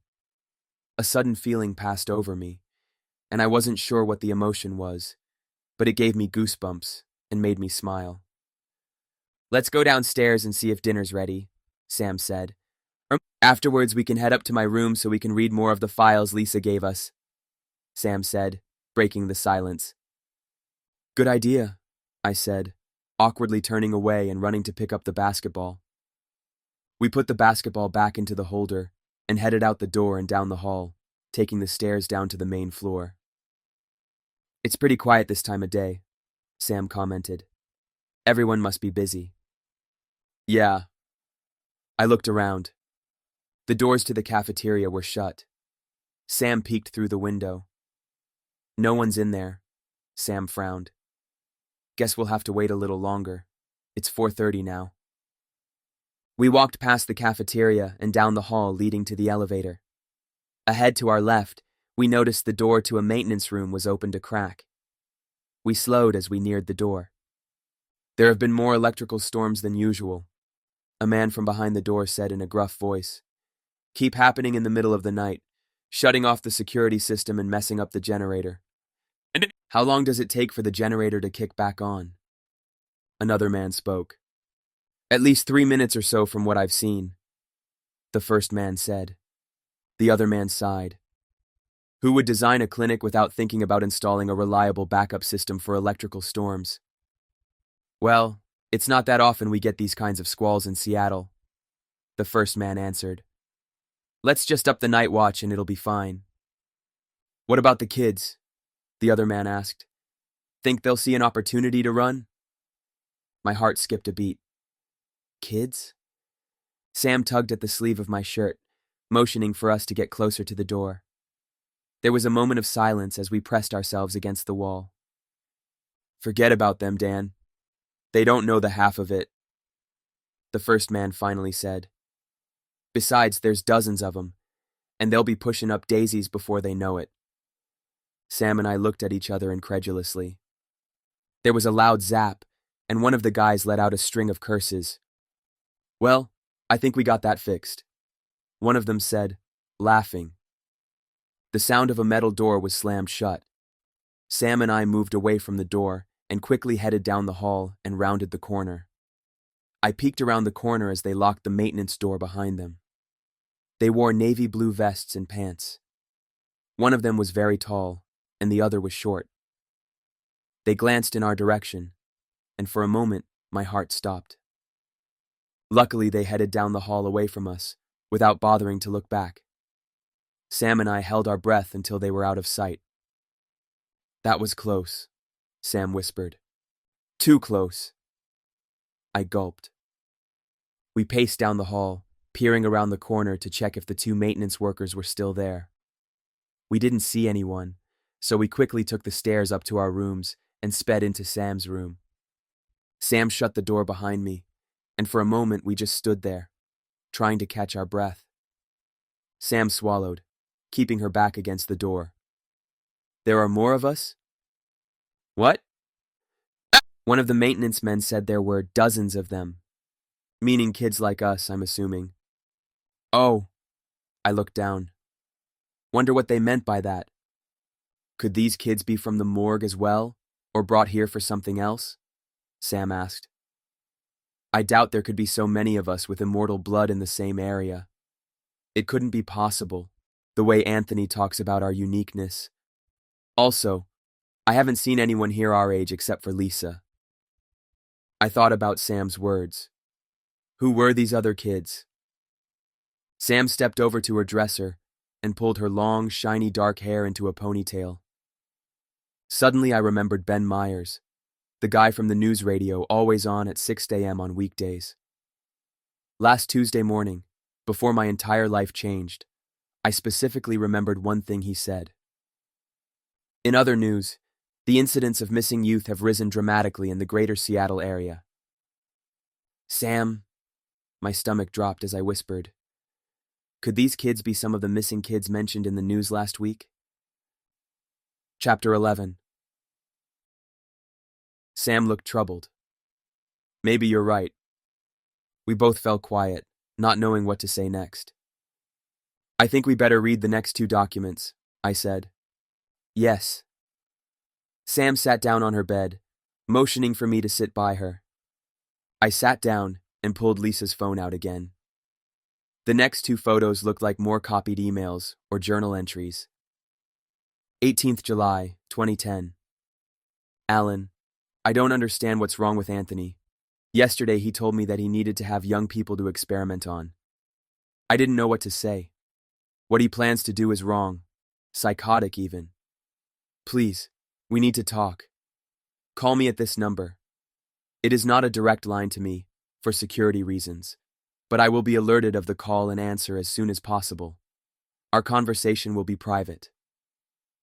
Below the paragraph was a phone number with an unfamiliar area code. Our plans have taken a dark turn, Alan. I know you know what I mean. I believe that you and I are becoming a liability to Anthony. I have decided, after many sleepless nights, that my wife and I will be taking the kids and relocating to a safer place. I will no longer be coming to the lab. I believe you should do the same, as your life is in just as much danger as mine, possibly even more. Please be careful. We will figure this out. Sincerely, Dr. David Fielding. I let out a shaky breath as I swiped to the next picture on the screen. Sweat trickled down my back as I looked over the words. Wednesday, July 21st, 2010. Anthony has stepped over the line, and I believe he will do whatever it takes, no matter what, to prove the vaccine will work. I believe he has and will continue to test his elixir on innocent people. I also believe he is willing to take me, and anyone else who stands in his way, out of the picture. I fear for my life, my family, David, and this world. Tonight, Mary cried silently in my arms, worried for our safety. I don't know what to do. I feel so helpless and trapped, and I hate it. Mary and I have made arrangements to move to a safer place quickly, but everything seems to be moving in slow motion. I cannot believe things have come to this. Alan M. The weight of the words I had just read rang in my ears. My heart pounded and my chest tightened. I felt that terrible emotion again. I was going to cry, and I didn't want to. This entry was written on my 10th birthday. I swallowed, desperately trying to hold back my tears. Dad had gone to the grocery store the next day and never came back. He was said to have committed suicide. But now, I bit my lip. He might have been murdered. Sam scooted closer to me. I'm sorry, Caiden. From the expression on her face, it looked like she was about to cry with me. I stared into Sam's eyes. They were clear as the sky and as blue as frozen ice. There was something so reassuring about the way she looked at me. It was hard to turn away from something so beautiful. I lowered my eyes. I just wish I'd known this before. Sam nodded slowly, looking down at the floor. Your father loved you. He would never have left you and your family willingly. He might have taken a bullet to shield you and your family from the terrible things mankind can do. Sam spoke slowly.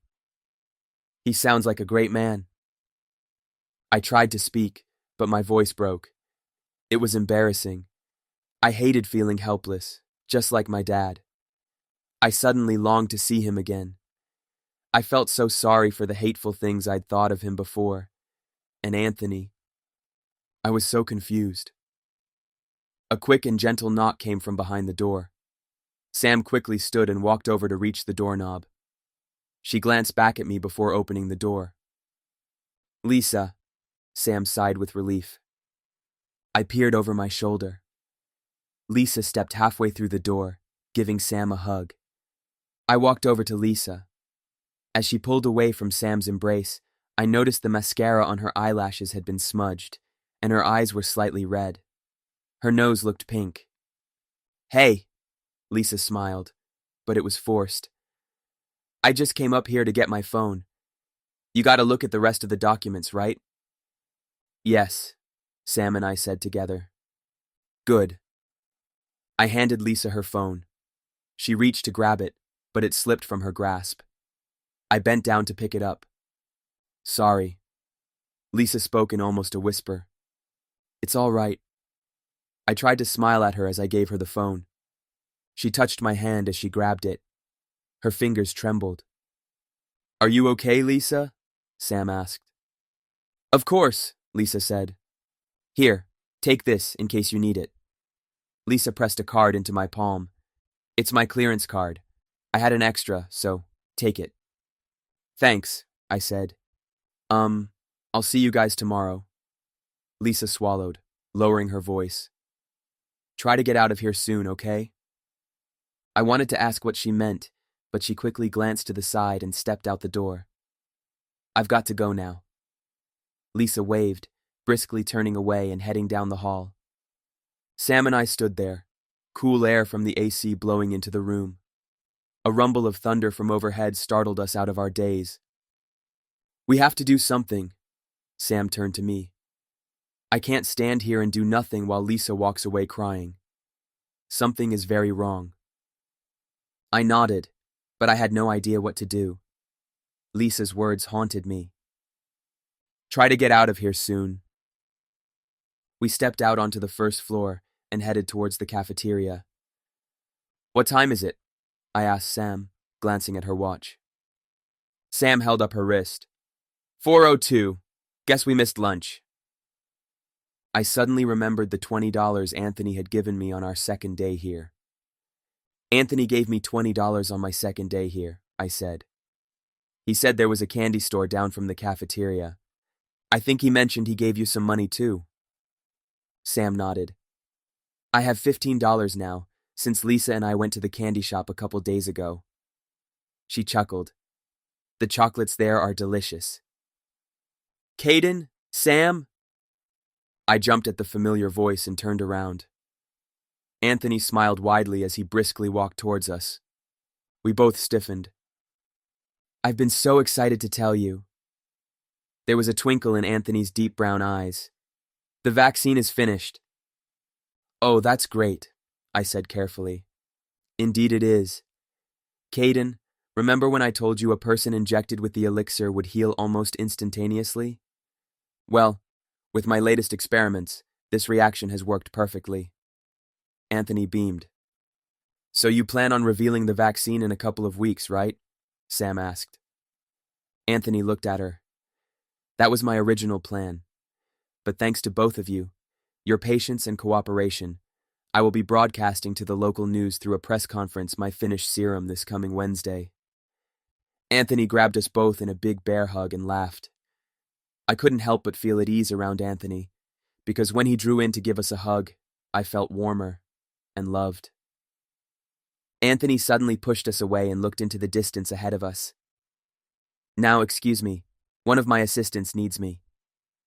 He gave us one last bright smile before waving and walked quickly down the corridor. I didn't know how to feel. My heart felt like it was twisting, unsure of what emotion to let in. I tried to picture Anthony and my dad being friends, talking, laughing, teasing each other, comforting each other. Did Anthony still think about Dad? I'm sure he did. Anthony had told me so much about himself, the way he felt about my dad, me, and everything else. Even still, I wanted to know more. Caiden, Sam said. I looked over at her.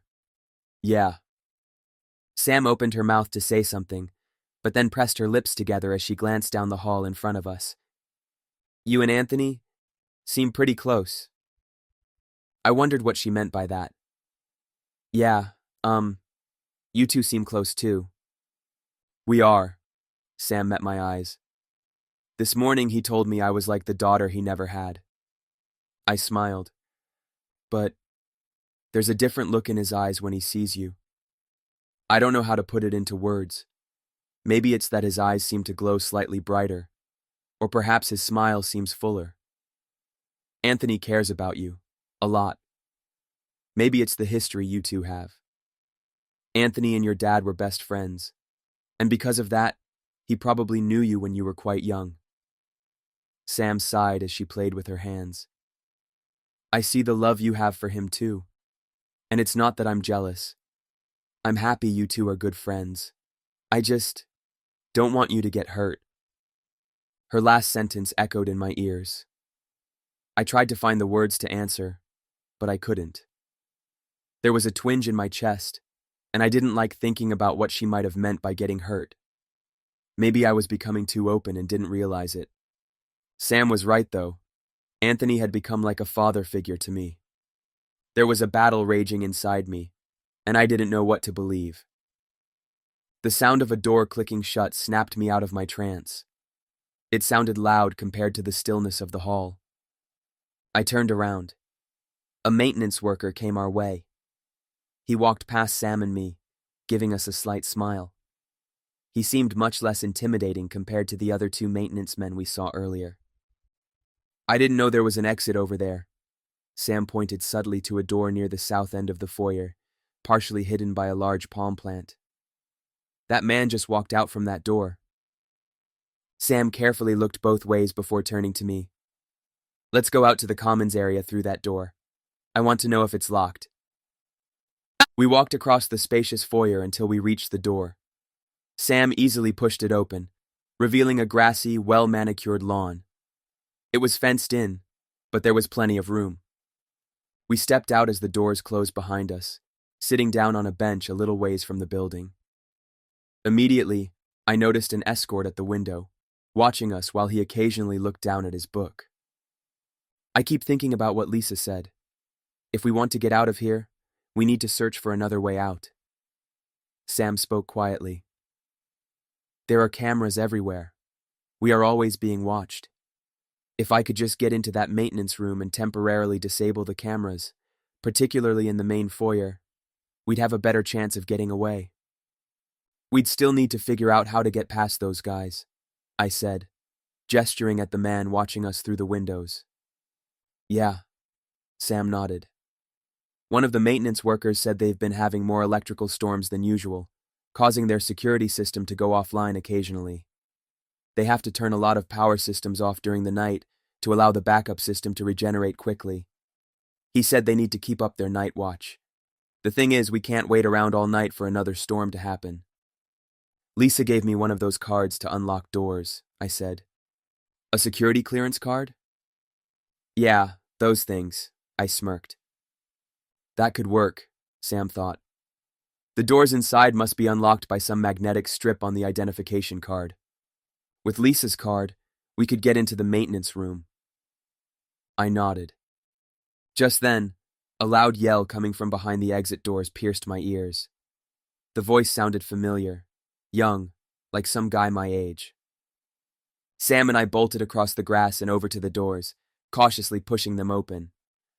When I was able to open the door wide enough to see inside, the yelling became clearer. Down the hall, two burly security men held onto a tall boy with a black blanket wrapped around his head. The boy shook his head fiercely, forcing the cloak off. Spiky brown hair sprouted from his head. The boy struggled and turned towards me, revealing his pale, terrified face.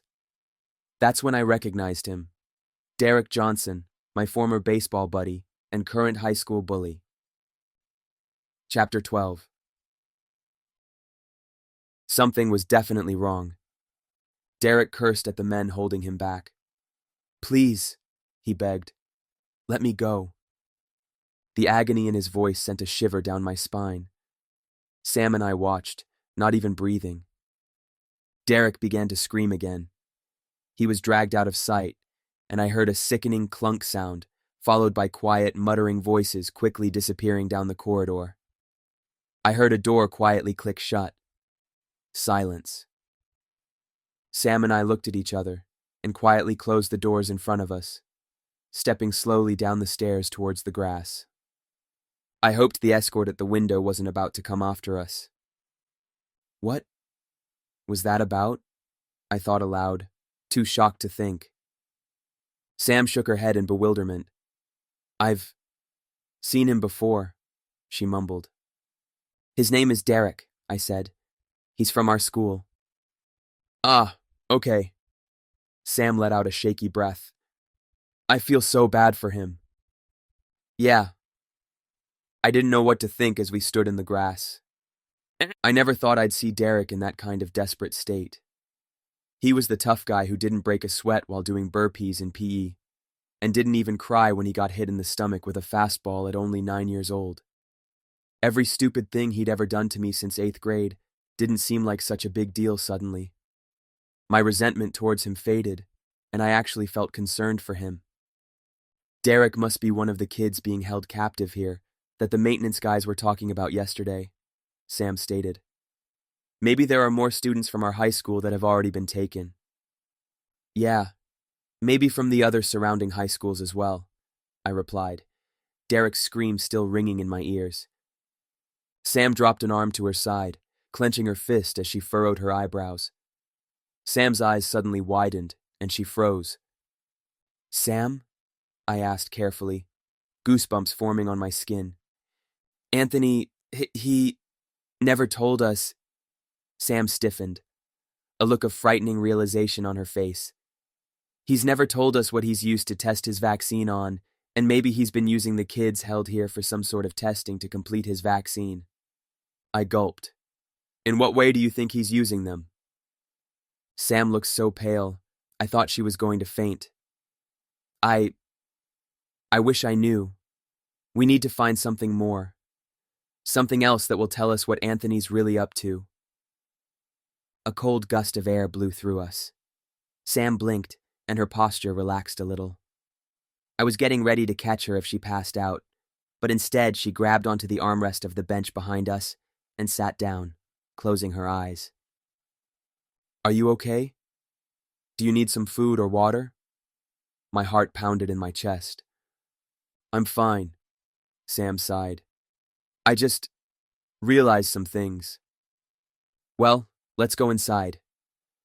I helped her up, and we walked back into the lab, thunder booming overhead as we slowly made our way towards the cafeteria. The warmth coming from the kitchen was comforting. Sam thanked me for helping her, and was able to stand up straight as we stood at the back of the food line. The color had come back into her face as she grabbed a tray, glancing over at me and smiling slightly.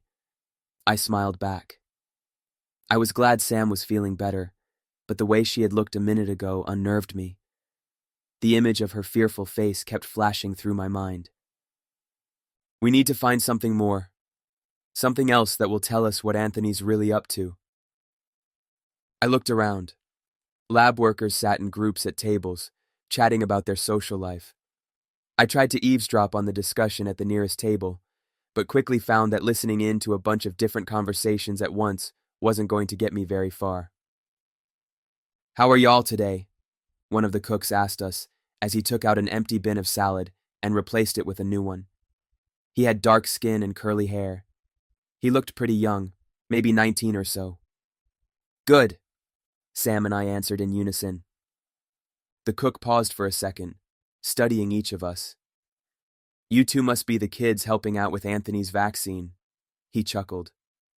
I knew I'd seen you around. We smiled. I guess Anthony did talk about us a lot, even to his kitchen staff. The cook scooped some potatoes onto my plate. You know, my little brother, he's been sick for a long time. The cook lowered his eyes. I hope Dr. Churchill's work will make my kid brother feel better. The young man looked up at Sam and me. There was a flicker of uncertainty in his eyes. For some reason, though, I just don't feel that everything is... His voice trailed off and he looked behind him. Sam and I looked at each other, unsure what to say. Then the man averted his gaze back to us and smiled. Sorry. Enjoy the food. I have a hard time not dishing up a plate for myself. He laughed. We laughed along with him as we stepped down the aisle of steaming entrees. Sam and I walked over to the only table in the room that was empty. Sam glanced back at the kitchen as we sat down. That guy seems nervous about something. I nodded, thinking over his words. I thought about the guy's little brother, who he said was ill. Then I thought about Annie. How she giggled a lot, that little twinkle in her large brown eyes. How we teased each other, or when she played with my hair. How we chased each other around the house until we were out of breath. I never saw her as being sick. Annie was like every other kid, just with diabetes. Whenever I had to help her with her shots and see just that tiny look of sadness cross her face, It made my heart sink. My only wish was that someday she would be all better. I hoped that, if she could receive one of Anthony's vaccines, she would heal completely and become whole. But I felt uneasy about the elixir now, and didn't want Annie or Mom to know about it yet. Not until I got more answers. Sam and I continued to eat in silence. When we finished, the sky had begun to grow dark outside. We were both tired and decided to head to our rooms. As we wandered down the dark hall and stopped by Sam's door, I began to feel paranoid. Every shadow I saw in the corner of my eye startled me. "Are you doing all right, Caiden?" Sam spoke softly as she opened her door. I looked at her. The golden light coming from inside Sam's room brought out the golden highlights in her hair. Yeah. I knew pretending to be okay in a situation like this was pointless, but I didn't want to say anything else to stress Sam out. Sleep well, okay?" Sam sighed, giving me a slight smile. I could see the worry in her eyes. "You too, okay?" I chuckled. "Okay." We stood there for a moment. As I turned to leave, Sam reached forward and held me in a tight hug. For a second, I didn't know how to react, because honestly, I'd never hugged a girl my age before. That wonderful feeling of warmth flooded through me again. And during those seconds of our embrace, I was truly happy, never wanting to let go of Sam, as her silky hair brushed against my arms. We parted and said goodnight. Sam waved to me as I walked down the hall towards my room, smiling her great smile one more time. I couldn't stop grinning as I made my way to my door. My fingers tingled and my heart beat with excitement. I wanted to jump up and down and run laps around my room. I needed more of Sam's hugs, especially before gym class. Laughing quietly to myself, I thought about what Jacob might have said if he were by my side right now. He'd be poking me and saying how obvious it was Sam and I liked each other. He'd slap me on the back and remark about my great social skills around girls. We'd laugh and snort like dorks, push each other around and be all too loud. I shook my head, the corners of my mouth aching from smiling so much. I opened the door to my room. Gosh, I miss you, man. The darkness of my room brought out the big, bright stars from outside my window. The storm must have cleared up, because I hadn't seen such a clear night sky for a long time. Closing the door behind me, I padded over to the window, staring out at the sky. Man, Jacob leaned back in his seat, staring up at the stars. You feel like you're in space when you look up there. I nodded, looking up. Millions of little lights gleamed softly against the blackness of the sky, and the Milky Way dusted a patch of the atmosphere. The city below glowed brightly, the occasional whoosh of a car zooming by echoing in the distance. To be honest, I used to be scared of looking up. Jacob chuckled, glancing over at me as wisps of blonde hair blew in his face. The world was just so big, and I believed the sky would devour me. At night, the sky seemed to open up more, making me feel even smaller than I already was. The universe was so large and intimidating. Jacob let out a sigh. One night I couldn't fall asleep because I was angry about my grades from school. I went outside onto the balcony of my house and just sat there, watching the stars slowly drift by. I began to feel at ease, like 20 pounds had just been taken off my shoulders. I realized that maybe what stars are trying to tell us is that even in the darkness, there is still light. Sometimes we don't see them, and other times they blind us with their glow. We just have to look up every night and believe there's hope. I took in Jacob's words. The way he spoke of the night's beauty made me feel a deep sense of gratitude. Those cold nights in the apartment, when everything felt so hopeless, staring at the ceiling of my bedroom for hours in the dark as I pleaded for my world to end. Perhaps the stars I watched outside my window each night were a sign that everything would be all right, someday. I wanted to be like Jacob. He always knew what to say and how to say it. The sky reflected in Jacob's clear eyes. He seemed to be lost in thought. He pointed his finger towards the brightest star in the sky. "See that big star right there? That's your dad, smiling down at you," Jacob said. My heart skipped a beat as I stared at that twinkling star. A lump formed in my throat as I tried to speak. "Yeah, I don't know if he really cares," I muttered. "He sure does, Cade." Jacob was silent for a moment. "And when I'm not here?" Jacob moved his finger over to another smaller, but bright star near the bigger star he'd pointed out before. "I'm the star right there, watching you too, because you know I care." Jacob turned to me, smiling. I didn't know what to say, but a smile tugged at my lips. "I'll remember that." Jacob seemed wise beyond his 13 years. I didn't know what my future held, but I knew one thing. Jacob would always be my friend. Forever. I stared out the window at a smaller star beside a bigger star. The last memory of Jacob and me inside the bus flashed through my mind and tore at my heart as my throat hardened and my eyes grew wet. Thoughts of Jacob's love for me floated through my mind. "Come on, man. You can do this." Jacob reached out his hand to help me up after I'd tripped and fallen. "I can't do this," I mumbled to myself, squeezing my eyes shut as my face burned with humiliation. "Go talk to her, man." Jacob pushed me down the hall towards Lisa. "She doesn't like me," I said. "Just walk in there knowing you'll ace that test." Jacob grinned. "My grades never go up, no matter how hard I try." I sighed. "Caiden, you're my best friend."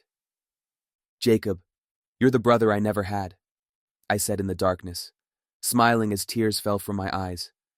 "You're still here, and I'll never forget you." Chapter 13. I awoke in the middle of the night, choking on spit. Coughing, I realized my throat was dry. I usually brought up a glass of water with me before I went to sleep, but as I turned and reached over to my side table, I felt nothing but the smooth wood of the table. I cursed myself for forgetting such a simple thing, because I couldn't go down to the kitchen now to get some water. I lay back down and rolled over, staring at the ceiling. The dark red glow from my alarm clock cast shadows around the room, and it made me anxious. My nose and fingers were cold, and my head was foggy. My stomach churned.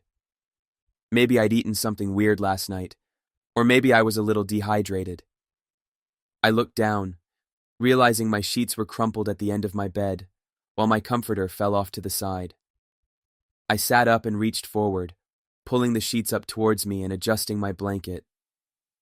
As I lowered myself down, I noticed the stars out my window had disappeared, and loud whooshes of wind had replaced them. Suddenly, everything fell silent. Then, within a minute or two, the wind started up again. Louder, it seemed. Immediately, the light from my alarm clock shut off and my door clicked open. There have been more electrical storms than usual. Keep happening in the middle of the night, shutting off the security system and messing up the generator. I slid off my bed and padded over to my door. I peered out down the hall, looking both ways before stepping out further. It was dark enough that I couldn't see anything, not even my own hands in front of me. I fumbled with the buttons on my sleep shirt nervously, waiting for the generator to kick the power back on. In the silence, I could hear two low, quiet, muttering voices coming from down the hall. They sounded like the maintenance men from yesterday. I quickly backed up and gently closed my door. The footsteps continued to come closer, and for a second, I believed the two men were right outside my room. "Go and see if he's still asleep," one of the guys whispered. "Which one?" another guy replied. "That short, scrawny-looking kid with the freckles, idiot. His room's in here. He and that girl come downstairs every day." The other man let out a tired groan. "I'll go check on the girl. We can't have them escaping." My heart began to pound as I raced to my bed, shoving myself deep underneath the covers. I tried to still my breathing as the door opened. From the corner of my eye, I could make out the dark figure of a short, thin man with his hand on the door handle. He stood there for a long 10 seconds, watching me. I closed my eyes after that. I really hoped Sam was asleep. The door shut, and I opened my eyes. I gritted my teeth, suddenly feeling hopeless. We can't have them escaping. The maintenance men's conversation about the kids yesterday haunted me. Besides, there's dozens of them, and they'll be pushing up daisies before they know it. Were dozens of kids really dying? Were Sam and I facing the same fate? I wondered where the other kids were being held. I could be sleeping right above them and not even know it. A sharp chill ran down my spine at the thought of that. Sam and I had to find those kids, and I had no idea how we were going to do it. The rest of that night I didn't sleep well. I had sinister dreams of blood-curdling screams and people being buried alive. The horrific things I'd seen during the bus crash flashed through my head, and so did every other thing I didn't want to remember. Waking up in the morgue and seeing Jacob, Lisa's red eyes, Sam's pale face, Anthony crushing a rat with a mallet. The night seemed to last for hours, and I couldn't wait for the first rays of morning light. I began to obsess about myself, and wondered if what Anthony had said about my immortal genes was really true. Unable to sleep, I stood up and wandered into the bathroom, switching on the light. I stood in front of the mirror. There were dark circles under my eyes and my hair was damp from sweat. What if this was all a big mistake? What if I wasn't going to live forever? What if I survived a bus crash simply by chance? What if my blood readings were wrong? If Anthony found out I was really just a normal kid, would he throw me out? I was tired of being told who I was. I wanted to know who I was. I turned on the sink, staring into the mirror. The stream coming from the tap was soothing. As I reached my arm over to adjust the temperature of the water, the piercing sound of shattering glass made me jump back. I looked down into the sink. Shards of glass stuck out from soap, bubbling over the edge of the sink. I quickly turned off the water, and as the bubbles settled down, I realized the pieces of glass were from the soap bottle I'd knocked off the edge. No, I whispered to myself. Guilt flooded through me, and I didn't know what to do. I felt clumsy and stupid. I picked up a large, thick, sickle-shaped piece of glass. Red appeared on the tip of my finger. Suddenly, one prominent thought echoed in my mind. Use this, and then you'll know who you really are. Without thinking, I took the glass and drove the sharp tip into my forearm, feeling an intense pinch. The edge of the glass went underneath my skin, and for a moment I felt no pain. As I pulled out the shard of glass, dark red blood rushed through the gaping, deep hole in my arm, dripping onto the shiny white tile of the countertop. I began to feel a sharp, stinging sensation coming from the cut. My head throbbed from exhaustion, anticipation, and hurt, and I could feel my sanity leaving me. Almost instantly, the stinging stopped as I stood there, my knees shaking, forgetting to blink while observing the blood begin to slow and dry up. I watched, fascinated, as the gash quickly repaired itself, a film of skin covering the wound and turning into a long scab, and then into a white line. I couldn't believe what I was seeing. Gradually, the white line on my arm began to blend into the color of my skin, like there had never been any trace of a puncture there. I wanted to see this miraculous healing capability show its magic again and again. I wanted to stab the tip of the glass into my arm once more, as a grin spread across my face. Part of me didn't care if I was crazy. I just wanted to feel the satisfying sting and watch myself heal, over and over. The sound of my alarm startled me, and I dropped the shard of glass into the sink.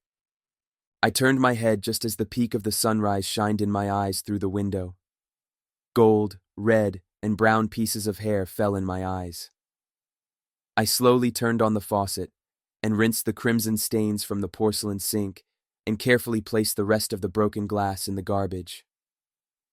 I walked slowly out the door towards my beeping alarm and turned it off. As I went back into the bathroom and stepped into the shower, the warm stream hitting my back didn't bring me any comfort, and although I knew for sure I was immortal, I dreaded what was to become of my future, because I would never live a normal life. Yeah, I lied, trying to appear calm. How about you? All right, Sam said softly. Last night, though, I thought I heard someone outside my door. Sam knit her eyebrows together. I must have dozed off after that. I heard that too. I nodded.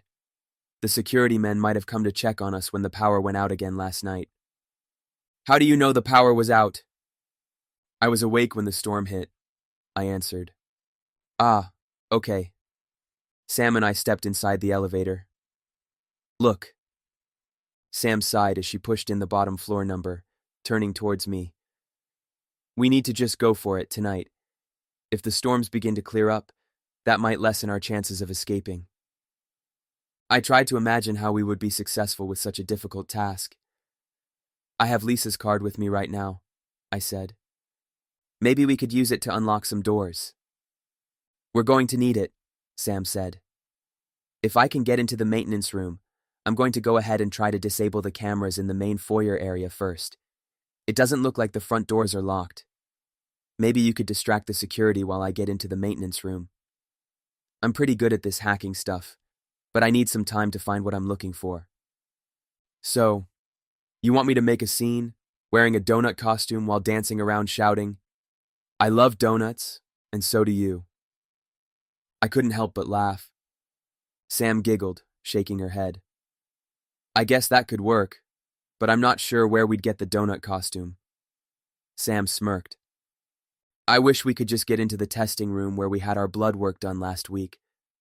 I remember seeing some files in there. Maybe we could find some information about the kids there, like a file or something regarding them. Maybe it's a long shot, but worth a try, I said. Sam nodded. I haven't seen too much security in that part of the lab either. Maybe it's because there's always so many techs inside. Sam and I stepped out of the elevator and walked towards the cafeteria. Caiden, Sam. We both turned around. Lisa rushed towards us, looking exhausted. Derek's missing. Lisa looked at me. Lots of other kids from our school are as well. We know, Sam and I both said, glancing at each other nervously. We saw Derek yesterday, Sam said. He was taken down the hall, somewhere across from the cafeteria. Lisa looked surprised. Oh no. She lowered her eyes, thinking about something. You still have my clearance card, right? Yeah. I pulled it from my pocket to show her. Good, Lisa said. The card only has access to the file room, but if you could possibly find a way to switch my card with one of the maintenance workers' cards, you could probably get into the maintenance room. She sighed. Though, I'm not exactly sure how you'll do that. We nodded, and everything fell quiet. None of us were sure what to say next. Sam brightened. We could just wait for the first maintenance worker to come and unlock the room.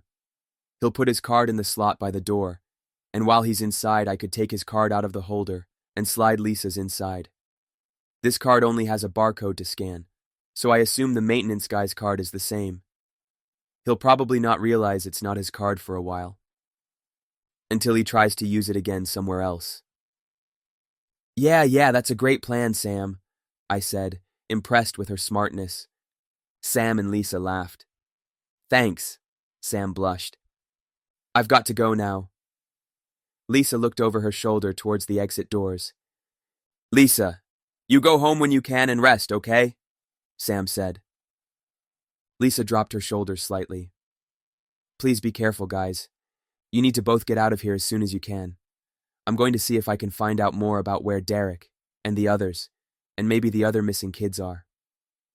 I smiled at Lisa and Sam as they embraced. Come on, Cade. Lisa stuck out her hand towards me. Don't be shy.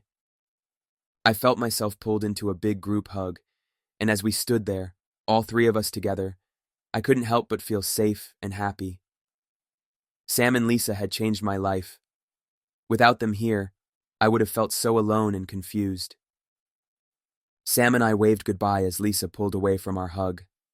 Her eyes were moist as she smiled and walked towards the exit doors, her long, wavy blonde hair behind her. I suddenly felt empty, like a piece of me had been taken. I once heard someone say that maybe the reason we often feel empty is because we leave pieces of ourselves with everything and everyone we love. Chapter 14. Sam and I waited around the rest of that morning since our daily lab tests and blood work wouldn't happen until 1 in the afternoon or so. We casually walked past the maintenance room a couple times, checking for a card in the slot of the door. Finally, after we'd left the cafeteria from our lunch, we saw one of the maintenance men slide his clearance card into the slot of the door and walk inside, leaving the door slightly ajar. "Take the clearance card out of the slot, and I'll quickly replace the missing card with Lisa's, okay?" Sam whispered as we approached the maintenance door. I nodded, hoping I wouldn't mess up on such a simple job. I was nervous, and my hands were shaking in fear of getting caught. Sam must have sensed my uneasiness, because she kept glancing over at me anxiously. "It's okay," she patted my shoulder. "We can do this." "Yeah, of course," I faked a smile. We strode past the maintenance door, and almost in a flash, I pulled out the card inside the card slot, while Sam replaced the empty slot with Lisa's card. We continued to walk down the hall a little further, and rounded a corner until we reached the staircase leading up to our rooms. "Ha ha," I grinned, holding up the maintenance worker's card. "We did it!" "I told you," Sam said as she chuckled at my excitement. "Now, once the maintenance man leaves and takes Lisa's card with him, we'll be able to insert his card into the door and hopefully figure out how to turn off the cameras connected to the entrance hall. I have enough basic knowledge, having worked on several electrician jobs with my uncle last summer, to figure out the wiring for the cameras. I hope." Sam sounded confident, but uncertain. "When do you think he'll leave?" I looked down the corridor. "It can't take too long," Sam answered. "Miss Samantha Anderson? Mr. Caiden Murphy?" I quickly slid the maintenance man's card into my pocket at the sound of the familiar voice and turned around. Nurse Julie walked towards us from behind me down the hall, eyeing each of us. "It is time for your blood work." Nurse Julie smiled, tucking part of her bright red hair behind her ear as she stopped in front of us. "Right this way, please." Sam and I followed Julie back the way she'd come until we reached the lab. The blinds to the lab window were down, and I could hear the loud sound of the MRI machine and soft voices speaking. Julie opened the door and motioned for Sam to come in. "I'll call for you when she's done," Julie said to me. I nodded, and Sam gave me a reassuring smile before she walked inside, the doors clicking closed behind her. I paced impatiently before stepping away from the lab room doors. Just as I did, muffled, angry voices reached my ears. I peered over my shoulder down the hall toward the file room. Wandering casually down the hall towards the door, the voices grew louder as I got closer. I stopped in front of the door. There was a small square window high on the door, and I stood on my tiptoes to peer in. I wasn't tall enough to see much, but what I could see disturbed me. Anthony stood behind a desk, his back turned slightly in my direction. In front of the desk stood Lisa, her eyes narrowed and her mouth moving quickly. Her tone of voice was hard and pleading, but Anthony's was low and strangely calm. Suddenly, he placed his hands down on the desk and leaned forward, raising his voice. It frustrated me to not know what they were saying. Lisa gritted her teeth, her face turning pink. She yelled at him and shook her head, backing away from the desk. Anthony reached out and grabbed the edge of Lisa's shirt sleeve, and as he turned towards the door, I could see the desperation in his eyes. Anthony furrowed his eyebrows. His voice sounded a pitch higher, like he was asking Lisa a question. He looked tired, like Lisa. Lisa froze, and tears began to fill her eyes. She fiercely yanked away from Anthony's hold on her and muttered something as she raced towards the door. I almost tripped over my own feet as I backed away, throwing myself against the wall beside the lab window. Lisa hurled open the door and slammed it closed behind her as she stormed down the hall. I immediately started after her. "Lisa," I called, catching up to her as I grabbed her arm. "What's wrong?" Lisa stopped and looked up at me. Her ears and nose were red, and her cheeks were stained with tears. Her typically tanned face looked pale, her hair frizzed from sweat, eyes dark with fatigue. The sight of her made my heart sink. "Please, Caiden," Lisa sobbed, shaking her head. "Please just go. Please leave this place." "I'm sorry." Lisa bit her lip. "He's insane. I'm sorry." She quickly pulled her phone from her pocket and pressed it into my hand. "Take this. He can't trace it." Lisa sniffled and pulled away from my grasp, racing down the hall and out of sight. I wanted to call after her. I wanted to scream her name and chase her to the end of the earth. She seemed so broken and hurt. How could I help her? My throat hardened as I stood there, clenching my fists as my knuckles turned white. "Anthony, what are you doing?" "Caiden?" Julie called. Hastily, I slid Lisa's phone into my pocket and turned around, walking towards Julie as she guided me into the testing room. I searched around for Sam, longing to tell her what had happened. I had to sit still in a tiny seat, and it was torture not being able to move and go after Lisa. I felt like a superhero, sitting in a chair inside a spacious room, strapped to nothing, but unable to move. I was supposed to be saving the world from a meteorite right about now, but could do nothing about it. Because each time I found an open window to fly through, I was blasted back into my seat every time, and that open space to freedom was shut in my face. What would upset Lisa so much? Sam mumbled in a low voice as she stared at the shiny floor below us, her words echoing through the gym. We had come up to the gym to have some privacy, as we discussed our plan to contact Dr. Fielding. I could tell Sam was doing her best to keep from bursting into tears for her best friend. But it's not like it was going to be a bad thing if she did. I almost did too. "Lisa's strong," I said. Sam sniffled and carefully slid her glasses back on. "Yeah, but there's this bad feeling eating at me, Caiden." She looked into my eyes. "I don't know what it is."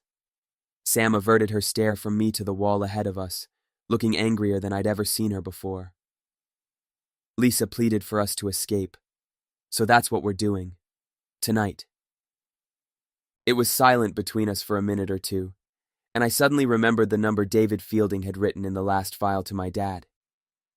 "Dr. David Fielding wrote a number down for my dad to call in the last file, remember?" I asked. "Yes," Sam nodded. Lisa gave me her phone. I spoke quickly. We could call David with the number he provided in the letter, briefly tell him our situation and ask him to help us out of the lab and to meet us somewhere safe. Although I have no idea where he's in hiding, there could be a chance he might be close by. "Well, we'll have to try, right?" Sam smiled slightly, but I could tell it was a little forced. "Let's go check and see if the maintenance worker left," she whispered. "I hope he's gone." We made our way down the elevator towards the maintenance room.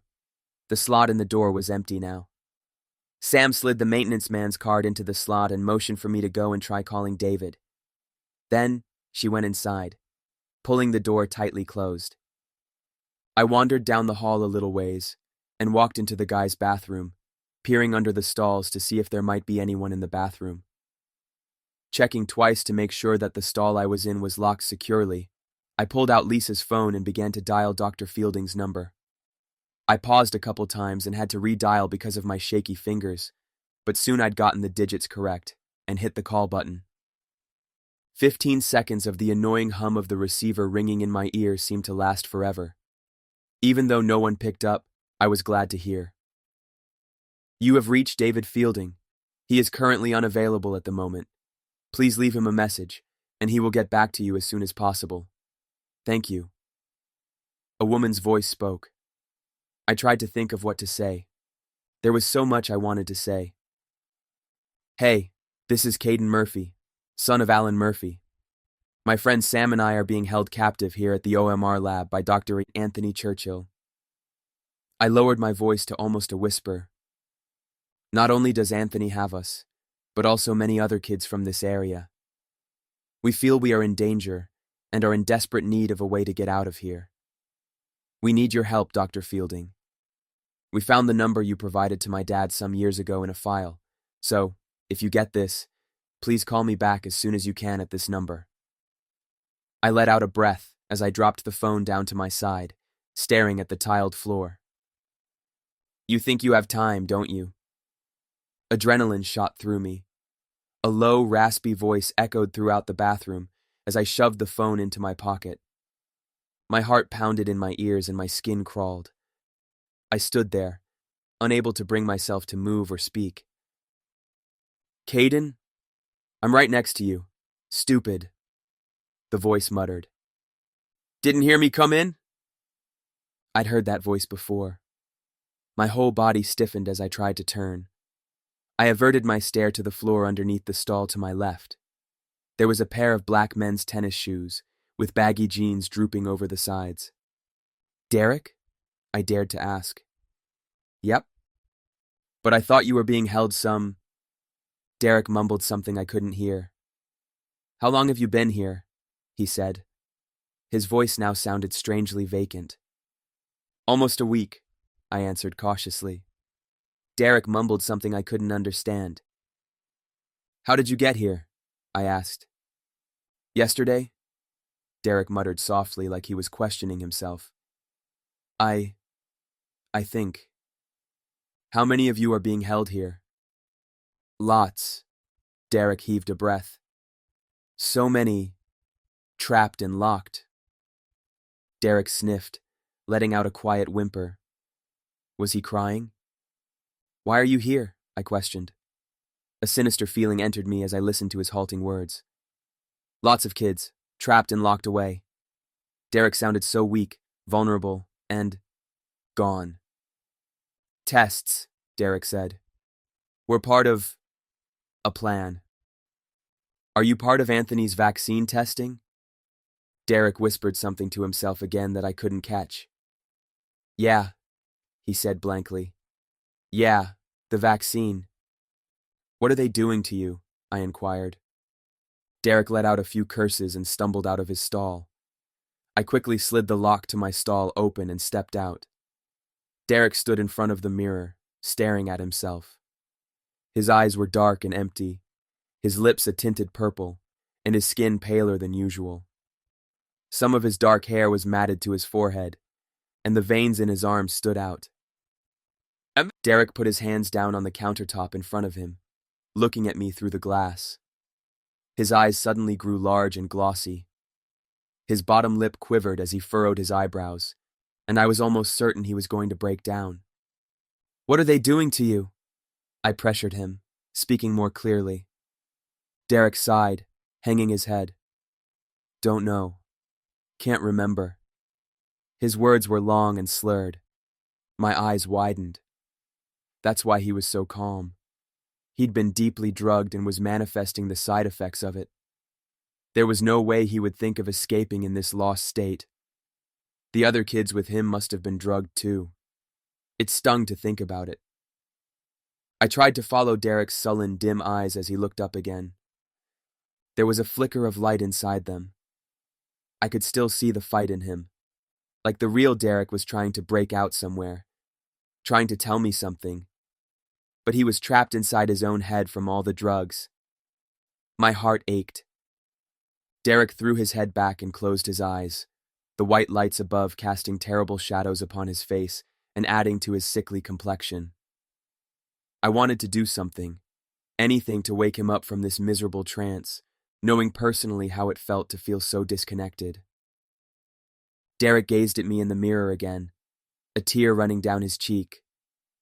When one of us is taken out, we see that person again, or we don't. He shook his head and washed his hands carefully before stumbling past me towards the door, wiping his hands on his pants. Hopefully you get out of here. Hey, I caught him by the shoulder, looking him in the eyes. I'm going to get you and the other kids out of this place. I narrowed my eyes. I promise. A couple more tears fell down Derek's face, landing on my arm. He looked smaller than I remembered. I'd never spoken to him this close before, but at that moment a new emotion ignited within me. Gently, I let go of Derek's arm and opened myself up for a hug. He shuffled into my chest, huddling close to my neck, and for a second I stiffened, feeling awkward like maybe he was too close. When I put my hand on Derek's arm to motion for him to back up a little, his skin felt like ice, and he shook fiercely, wrapping his arms around my waist. I knew he was only trying to feel warm again, but my mind whirled in a wonder of what the brain could surrender to in the most desperate of circumstances. We stood there, Derek's body leaning on me for a few seconds. The only sound to be heard was the ticking clock on the wall above us. I was thankful no one had come in. I began to try and pull away from Derek, but he stiffened his arms and reached for me. "Sorry, man," I whispered, my throat tight. We can't stay here." I swallowed. "It's so cold." Derek whined, shivering uncontrollably. "I know," I sighed, searching around for a way to help Derek feel warmer. That was the least I could do. I looked over at the sink. "Come over here." I helped him over to the sink, turning the water to a warm enough temperature. "Put your hands under the water. Warm your face with the water." Derek leaned over and rubbed the warm water on his face and hands. I held him there for what seemed a long time. Slowly he turned to me, water drizzling down his face. Then, his mouth twitched. He smiled. A small smile. But it was a smile. "Thank you, Caiden," Derek whispered. "Hey, you done in there?" A low voice called from outside the door. It must have been one of the escorts. Derek and I looked at each other one last time before I quietly stepped back into the stall, giving him a reassuring smile. Derek opened the door, looking a little stronger than he had before. Quickly he was ushered down the hall and out of sight. Chapter 15. "Sam," I quietly knocked on the door to the maintenance room. "Are you done in there?" I whispered. Sam opened the door and stepped out, carefully locking the door and pulling out the maintenance man's card. She turned to me and sighed. "Well, I was able to check some rooms, like the bathrooms, our bedrooms, the cafeteria, the commons area, and the hallways. Some places were blacked out, like the lab room, and some place down the hall close to the commons area. It said I needed to have special verification, like a thumbprint or face scan to access the cameras in those rooms," Sam said, wiping the sweat off her forehead. "I'll have to bring down something sharp, like a knife or a pair of scissors to cut the wire to the entrance hall. Even if I were able to disconnect the cameras in the main foyer, though, we couldn't leave anything in there disconnected for too long without them becoming suspicious." "Right," I answered. "I saw you and Derek in the bathroom, actually," Sam smirked. "Not like inside the stalls, but by the mirror. What you did for him was very sweet, Caiden." She smiled. I blushed, smiling. "Were you able to hear what he said?" "Not very clearly. The microphone was muffled, but I could tell Derek was drugged. He said there were lots of other kids like him, locked away. Derek told me when one of the kids is taken out of the room, he either sees them again, or he doesn't." I lowered my eyes, Derek's frightened, sad face flashing through my mind. I feel so bad for him, and all those kids. I promised I'd get them all out of here, but I just wish I knew how to go about that. "In the end, all the good people are free," Sam spoke gently. "Whether freedom comes in this life or in a greater paradise, they will be freed." The way Sam spoke brought a sense of comfort to me. I knew there was a greater place somewhere, where no one had to suffer ever again.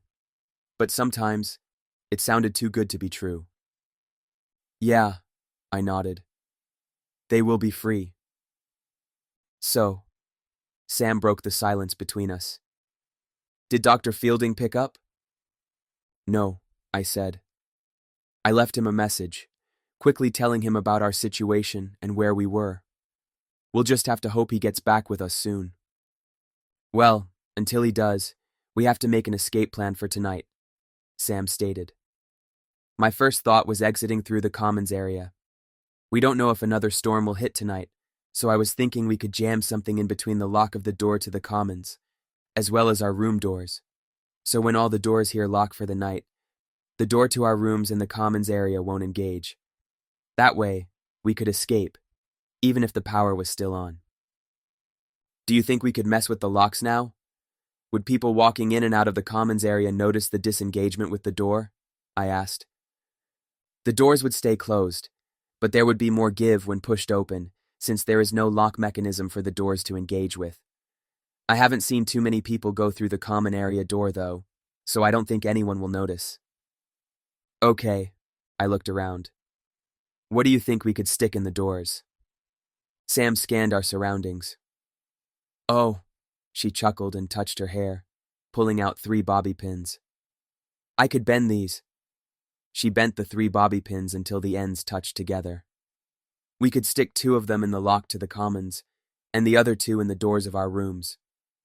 I smiled. You always have an idea, don't you? I'm a girl, Cade, Sam remarked, grinning. We always have a plan. We continued down the hall, past the cafeteria, and towards the doors leading to the commons area. I checked to make sure no one was coming our way as we got on our knees beside the lock. I held the door open a crack, while Sam pushed the lock mechanism in with her finger and slid the 2 bobby pins in through the slit in the lock, checking a couple times to make sure they were in pretty tight. Close the door now, gently, she whispered. I carefully let the door fall shut, and instead of it clicking closed, it just closed quietly. It looked like it was closed all the way, but if I leaned to the side, I could see the door wasn't totally flush with the frame. Sam and I gave each other a quiet high five and stood. Sam tested the door by pushing it open, then letting it close without a click. We took the staircase up to our rooms and repeated the same method, which turned out to be successful. As we headed towards the elevator, Lisa's phone in my pocket began to buzz. Sam and I looked at each other and quickly raced down the hall and into my room. Closing the door behind us, I grabbed the phone and answered the call. Hello? I said, trying to catch my breath. Caiden? A soft, low voice asked. Yes, sir, I answered. This is Caiden Murphy. I put the phone on speaker so Sam could listen. You sound so much like your father, the man on the other end exclaimed. I'm David Fielding. I understand we do not have much time to get you out of there. Do you and your friend have any idea how to escape? Yes, I responded. Now I was beginning to remember David again. He'd spoken to me before in that soft, deep voice. We stuck some bobby pins inside the lock of the door leading to the commons area, as well as our doors, so when everything is locked up tonight, we'll still be able to escape. Good, David said. I still remember the blueprint of the orthomolecular research lab very well. The best route I can give you to meet me is through the commons area, of course. You could come through the north gate and head northeast. I will make sure the lock on that north gate is removed. Follow Maple Street north, and I will meet you at the corner of Maple and 9th. David went quiet for a moment. I have so much to tell you, Caiden. How you've received these immortal cells, information about your father, and much more. I tried not to feel too overwhelmed. Thank you, Dr. Fielding. Please call me David, he chuckled. We used to be friends, you know. Yeah, I smiled slightly, wishing I remembered him more. Call me if you are not able to get to our designated spot, David said. Okay, I said. We probably can't speak for too long, Sam whispered. We need to save the battery on Lisa's phone. I nodded, even though I really didn't want to end the call yet. Look, David, I have to go now, but my friend and I are very thankful for your help. All right. There was a tinge of worry in David's mellow voice. I'll see you two soon. See ya, Sam and I said in unison. Hesitantly, I hit the end button. David sounds pretty cool, Sam said. We'll meet by the Commons area tonight at 10:30 or so, all right? Okay, I said, a bit lost in thought. Sam yawned. Hey, I'm going to go and take a nap for a little while. I guess I didn't sleep the best last night. She smiled at me. It will work out, Caiden. I promise. I smiled back at her, even though it was hard to believe everything would go to plan. There was too much to be fixed, and I wasn't sure how Sam and I were going to repair things by ourselves. My chest tightened as I wandered towards my window, staring up at the overcast sky, which was beginning to darken a little. I checked the time on my phone. It was a little after 6. I was so tempted to call Mom on Lisa's cell phone beside me, but I couldn't, not understanding what was holding me back. Maybe it was because I wouldn't know where to start if Mom or Annie picked up, or maybe I just didn't want them to know what was happening. Whatever the reason was, it was making me angry. I desperately hoped Mom and Annie were handling my disappearance the best they could, and that our stupid neighbors were leaving them alone. Why couldn't I just call them? Why didn't Anthony let me call them on the phone he bought me? He didn't trust me or Mom. Mom knew Anthony, and probably despised him. So if I'd called her those couple days ago, and spoken with her about Anthony, and how great he seemed, she would be so upset. The strange thing was, I did text her about Anthony a couple days ago, and she didn't say anything hateful about him. She simply said, I'm so thankful. You're in good hands kind of thing. Suddenly, the phone in my hand, the nice one Anthony had given me, felt like something threatening. My heart thumped in my ears as I felt like smacking myself in the face for being so blind. Anthony must have had someone, or himself to pretend to be my mother texting me back. He must have wired the phone somehow to show my mom's number, but it was notifying his phone instead. Maybe that's what he was doing on his phone those 2 days ago in the library. I gritted my teeth as I placed the phone on the dresser behind me. My palm tingled from holding the device. I felt so cornered, trapped and foolish. Well done, Anthony, I thought, cursing myself. Well done. Down at the cafeteria, I sat by myself at one of the tables, twisting the noodles on my plate with a fork and shoving it into my mouth. I kept looking around, hoping Anthony wasn't too close by. Caiden, Anthony called. Goosebumps formed along my skin, and my heart pounded furiously as I felt Anthony's presence come up from behind me. I'd jinxed myself big time. Mind if I sit by you? Anthony asked. Sure, I stuttered out, forcing the bunch of noodles to the side of my mouth. This was my chance to ask him what was going on. Anthony sat down in front of me, smiling brightly. There were dark lines underneath his eyes, but he acted so energetic, as usual. I couldn't believe the way he acted towards me. I was so worried Anthony was going to see into my thoughts and hit me over the head with his plate, or do something more insane. Caiden, Anthony narrowed his eyes at me. I gulped, feeling like I was going to hurl. Are you feeling all right? He asked. Yeah. I dropped my fork. Leaning down to pick it up, Anthony quickly ducked under the table and fetched it for me. It wasn't on the floor for more than 5 seconds, I believe. He smirked, holding the fork in front of me. As I grabbed the tines of the fork, Anthony held onto the handle, staring into my eyes. Something's upsetting you, Cade. Anthony studied my face, a gray curl above his forehead sticking out from the rest of his hair. Can you tell me what that something is? Sweat beaded on my forehead as I swallowed down the slimy noodles in my mouth. I was being too blunt, and Anthony saw it.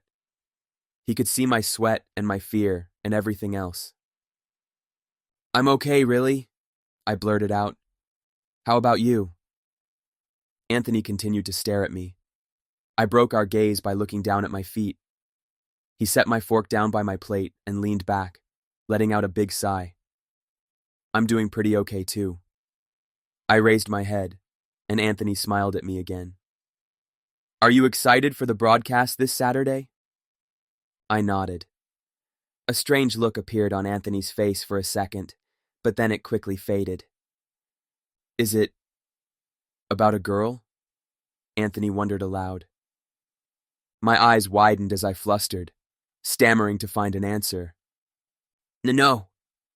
Then I realized, admitting he was right would distract him from his suspicions about me. Well, yeah. I tried to sound embarrassed, which wasn't far from the truth. Anthony grinned. May I ask what girl this is you're thinking about? Sam? I cringed a little. She was the first person that came to my mind. Ah. Anthony nodded. He looked around and leaned forward. You and I both know when it comes to love, I'm not the best person to talk to, but... He looked into my eyes. Since Sam's more into computers and less the roses, perhaps try to show your geeky side. And I know that sounds cliché, but what I mean by that is, ask her questions about programming or some other things you don't know about the techie world that she knows. She would love to tell you all about it, I'm sure. You're a good-looking guy. Anthony chuckled. Compliment her on her beauty sometimes, too. Sam really is a pretty girl. I'm not sure if anyone has told her that before from the experiences she's shared with me about her situation. Anthony frowned a little, staring off into the distance. Thanks, I answered quietly, suddenly wishing I'd told Sam how great she looked this morning. I did take his advice into consideration, too. You are welcome. There was that twinkle in Anthony's eye again. He checked his watch and picked up his half-eaten sandwich. I've got to go now, he said, putting his hand on my shoulder. I'll see you soon. With that, he walked away, leaving me alone again. Tears stung at my eyes as I watched Anthony wave and smile to everyone he passed by. He was just so kind, and he'd done so much for me. It was hard to believe what I'd heard and seen Anthony do was actually him. Sam's words about Anthony and I echoed through my head. There's a different look in his eyes when he sees you. I don't know how to put it into words. Maybe it's that his eyes seem to glow slightly brighter, or perhaps his smile seems fuller. I let out a breath, my chest burning. Deep inside, I knew all my heart wanted was for Anthony to just be the good guy, and my new dad. But my head screamed at me, protesting that Anthony would never see me as his son because of the things he'd done behind my back, how he really just saw me as another kid to run tests on, and it hurt. It hurt a lot, actually, and I was surprised how much it did after how angry I'd felt towards him before coming down here. As I slid the rest of the noodles off my plate and into the garbage can, I promised myself again that I would save the kids trapped under Anthony's rule. As I headed out the doors of the cafeteria and towards my room, my throat tightened and my vision got a little blurry. Somehow, leaving Anthony behind became harder than I thought it was going to be. Chapter 16. I stepped out of the shower and toweled off, my mind lost in thought. I quickly dressed in a gray t-shirt and black cargo pants.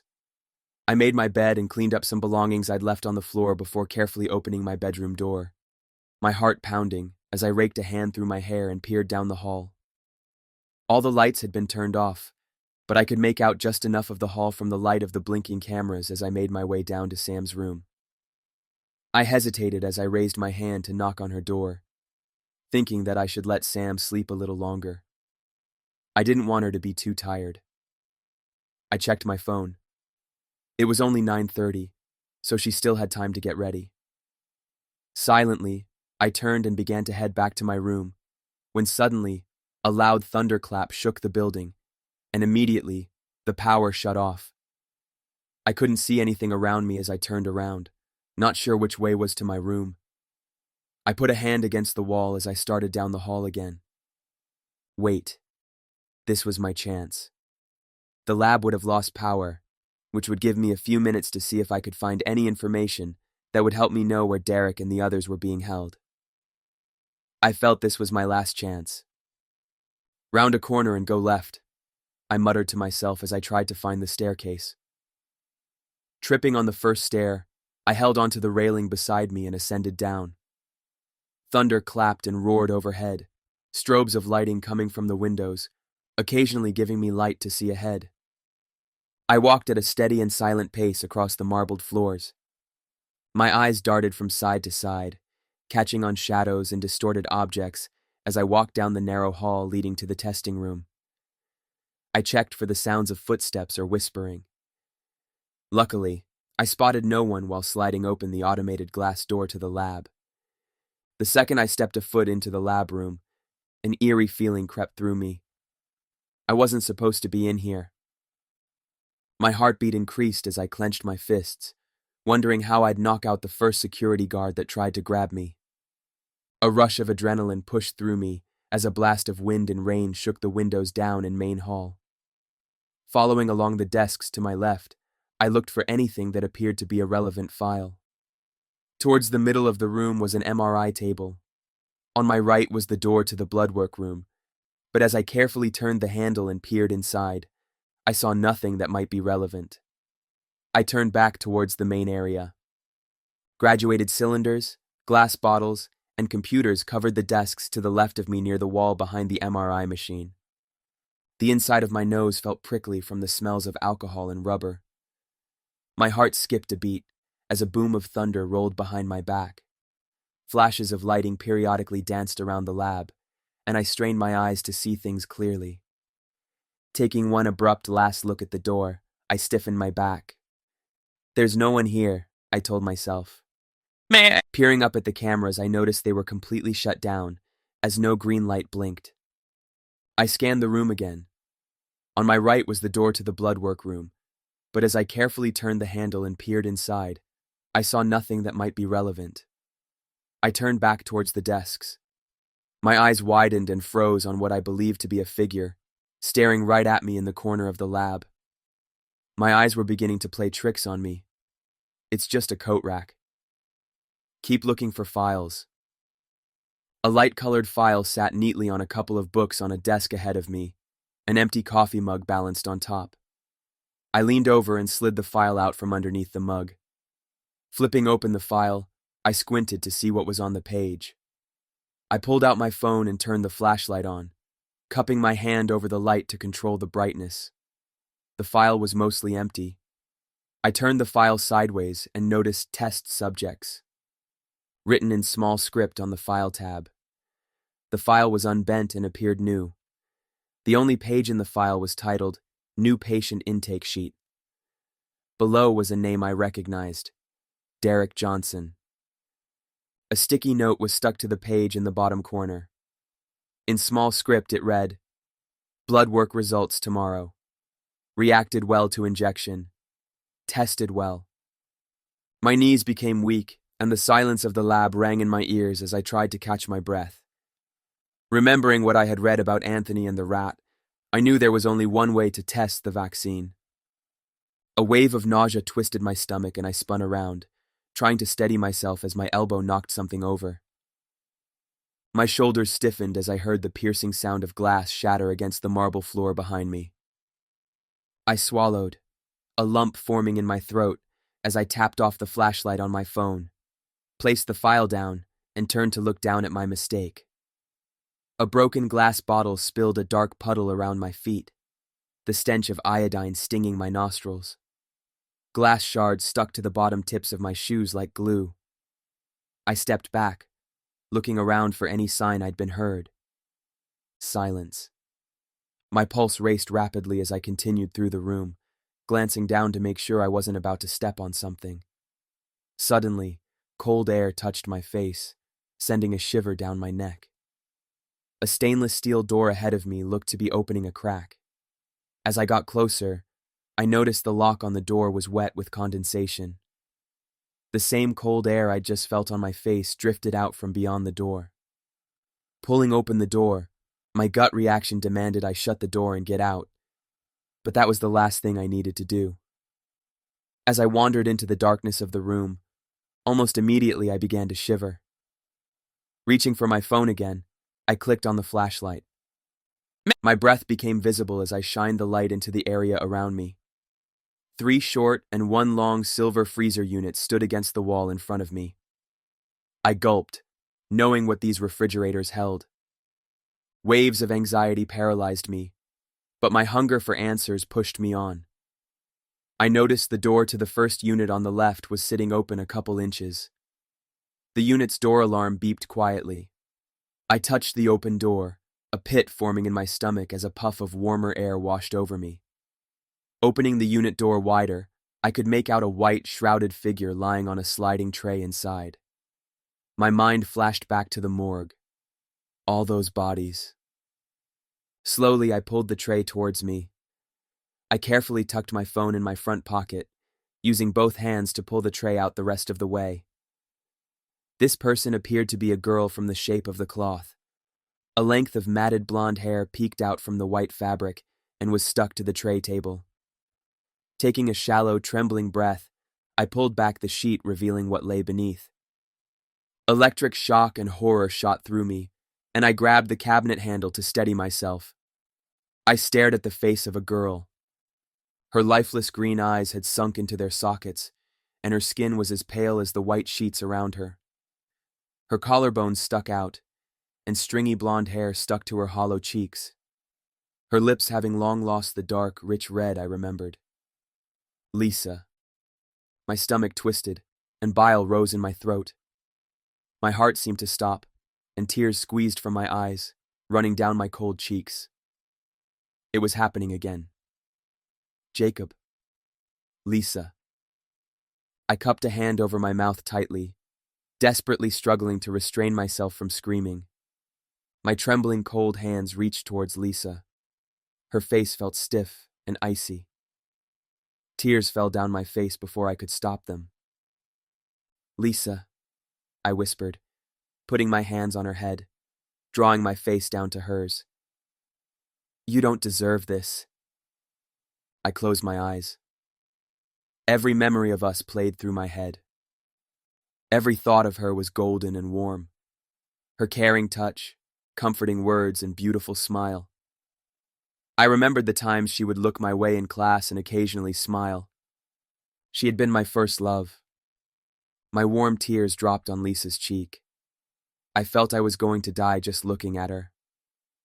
Suddenly, the hum of the refrigeration units filled the room.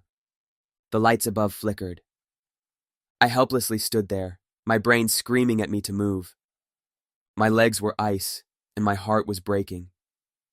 There was nothing I could do, and I wanted to rip my hair out knowing so. I lowered Lisa's head to the tray, smoothing her hair and closing her eyes. She looked more peaceful that way. I began to pull the sheets up towards her face, my arms feeling like they weighed 1,000,000 pounds. Just before I rolled the cloth over her head, I leaned down and gently kissed her freckled forehead. Pushing the tray table back into place, I grasped the handle and pushed the door closed, locking the top latch and then the lower one. I dragged myself towards the door to the lab room, looking back one last time. My vision became blurred by my tears as I stepped out of the cold room, closing the door behind me. My fingernails dug into my palms as I kept my fists clenched, my chest tightening as I neared the exit door. I stumbled as I passed through the door, forcing it closed behind me. I craned my neck and glanced both ways before running through the corridor to the stairs, to my room, not looking back as tears ran down my face. A bright light had been snuffed out, and I was never going to be the same. Who could have killed someone like Lisa? Immediately, a familiar face came to mind.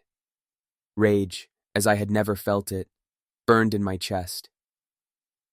Anthony. Chapter 17. Whimpering silently in the dark, I dragged myself up the staircase to my room, grasping tightly to the railing to pull me up the rest of the way. I choked on tears, desperately struggling to hold the screams of fear and anger inside my head. At any moment, I hoped to open my eyes to the morning light and realize this was all a miserable dream.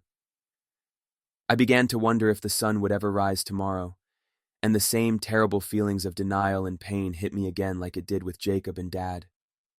Dark thoughts seeped into my head, making my limbs feel heavier. My heart felt like it was bleeding out slowly. Lisa flashed through my head, over and over again, and it was making me sick. I wanted to punch Anthony in the face and demand he bring Lisa back. My neck ached and my shoulders drooped. "I can't do this," I sobbed. "I can't." "Caiden?" a familiar voice asked. I peered up, tears falling down my face. Sam stood above me on the top stair, her glasses reflecting the moonlight outside. Looking down at me, Sam reached out her hand. I gulped, gritting my teeth as I wiped the tears from my eyes and quickly looked down, hoping she couldn't see my face as I took her hand. Sam helped me up and watched my face, cocking her head to the side. The light of the moon shining through the window onto the side of my face almost blinded my peripheral vision. A frown formed on Sam's face as she studied me. "What happened?" she asked softly. "Your hands are so cold." Sam began to look fuzzy as my knees buckled. I put a shaky hand against the wall and held the side of my head, the room spinning around me. I couldn't say it. I couldn't stand to see Sam's beautiful face shattered by my words. Sam stared at me, pain in her eyes. "Please tell me, Caiden. You don't need to suffer alone." I sniffed, too loudly. "Lisa." I touched my wet lips, remembering how cold Lisa's forehead felt. I saw her, in the freezer, dead, killed." My voice cracked. Sam shook her head in denial, her eyes widening and filling with tears. She swallowed hard and put her hands over her mouth. In our overwhelming sorrow, we embraced, holding on to each other tightly. We were both tense, straining to hold back everything we felt as to not be heard. As Sam's frame shook with silent sobs, a few warm, wet drops fell onto my shirt from Sam's eyes, her glasses becoming stained with salty dots of agony as she rested her chin on my shoulder, patting my back with her gentle hand. "I'm so sorry you had to see that," Sam whispered in my ear, her voice breaking. "But Lisa's still here. She won't leave us, even in death." Sam's dark hair brushed past my nose as I stared down the hall behind her. I tried to bring myself to speak, but no matter how hard I tried, nothing came out. It's like I'd forgotten how to form my words to make sense, just like a frustrated 2-year-old. We pulled away, knowing what we had to do next, even though it felt like the entire world was against us. We went back downstairs, holding onto the railing for support. We held each other's cold hands as we paced down the hall and towards the door to the commons area, distant voices coming from the maintenance room. Quickly and quietly, I pushed open the door, letting Sam out first as I took one last pained look at OMR Lab. I never wanted to see this place again, but knew I would have to, somehow, to find Derek and the others. Carefully, I slipped outside, holding the heavy door so it would close without a sound. Sam waited for me in the grass, her long hair blowing in the wind. "Do you think David unlocked the gate?" Sam whispered, trying to steady her voice. "Yeah," I responded slowly. "He told us he would make sure the lock was removed." Sam and I bent low and ran towards the fence. Nearing the fence, I noticed the usual lock was missing, and my chest was flooded with relief. We could trust David. We unlatched the gate and began to open it carefully, but it made a loud scraping sound along the pavement. Sam and I froze for a couple seconds, looking in all directions for any sign we'd been caught. We pushed the gate just far enough for us to get through, which didn't take long. Sam scurried out, and I decided to leave the noisy gate ajar. We ran towards the shiny wet road ahead of us, when suddenly, Bright floodlights lit the commons area behind us, the sound of a distant alarm ringing in our ears. We sprinted across the road and into the trees, getting on our stomachs as we crawled underneath the decorative hedges along the street. My heart thumped heavily as I tried to slow my breathing, squinting through the bushes to see what was going on. Several security men ran around the front of the lab, yelling to each other. One man walked over to the gate and pushed it open the rest of the way, and then called to the men behind him that someone had taken the lock off the gate. "Do you think they ran towards the baseball field or down Maple Street?" a guy yelled to someone over the alarm. "I don't know," another guy answered. "Take some guys with you and head east towards the baseball field. Me and some others will go up the road and check along Maple. Those kids couldn't have gone too far yet." Sam and I looked at each other with bloodshot eyes and frightened looks. A flashlight blinded our eyes as we lowered our heads to the grass. Footsteps tread on the road in our direction.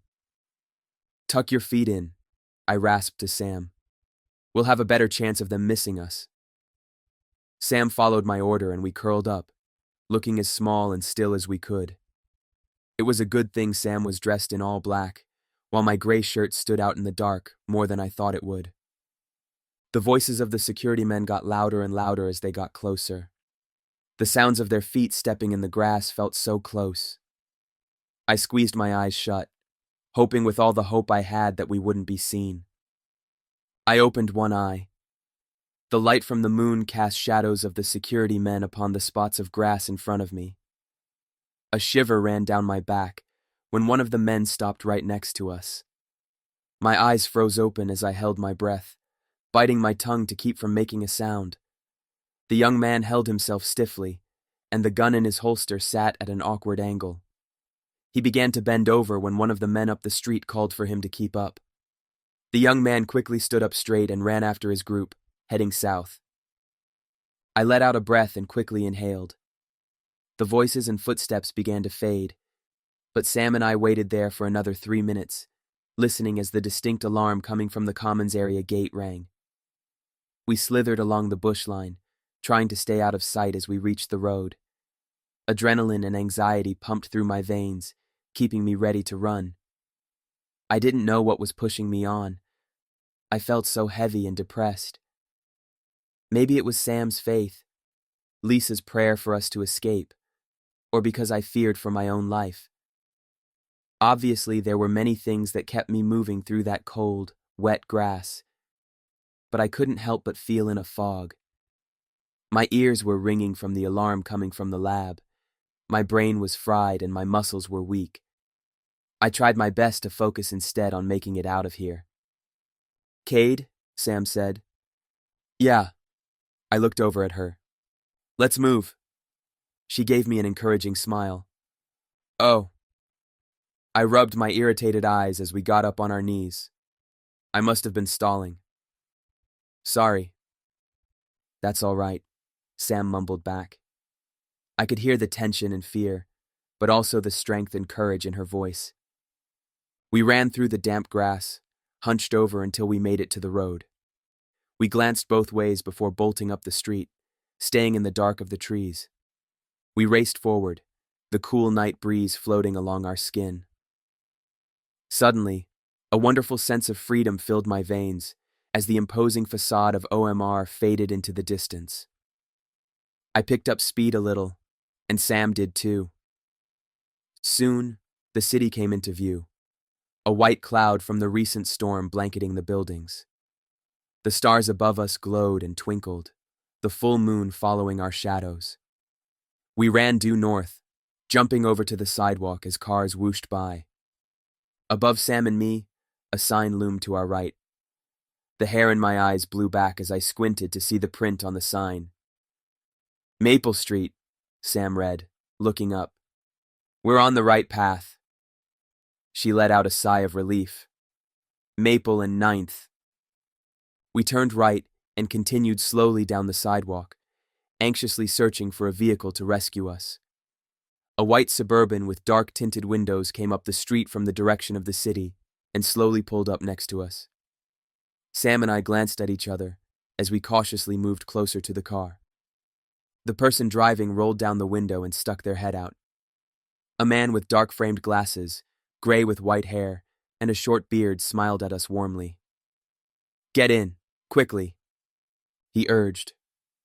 Sam and I quickly got in the car, slamming the doors closed behind us. Inside, the vehicle was clean, much cleaner than my family's car, and it was dark. It took me a second to find my seatbelt. "I'm David Fielding," the older man said, as he quickly pulled the Suburban into a U-turn and headed back towards the city, looking back at us through the rearview mirror.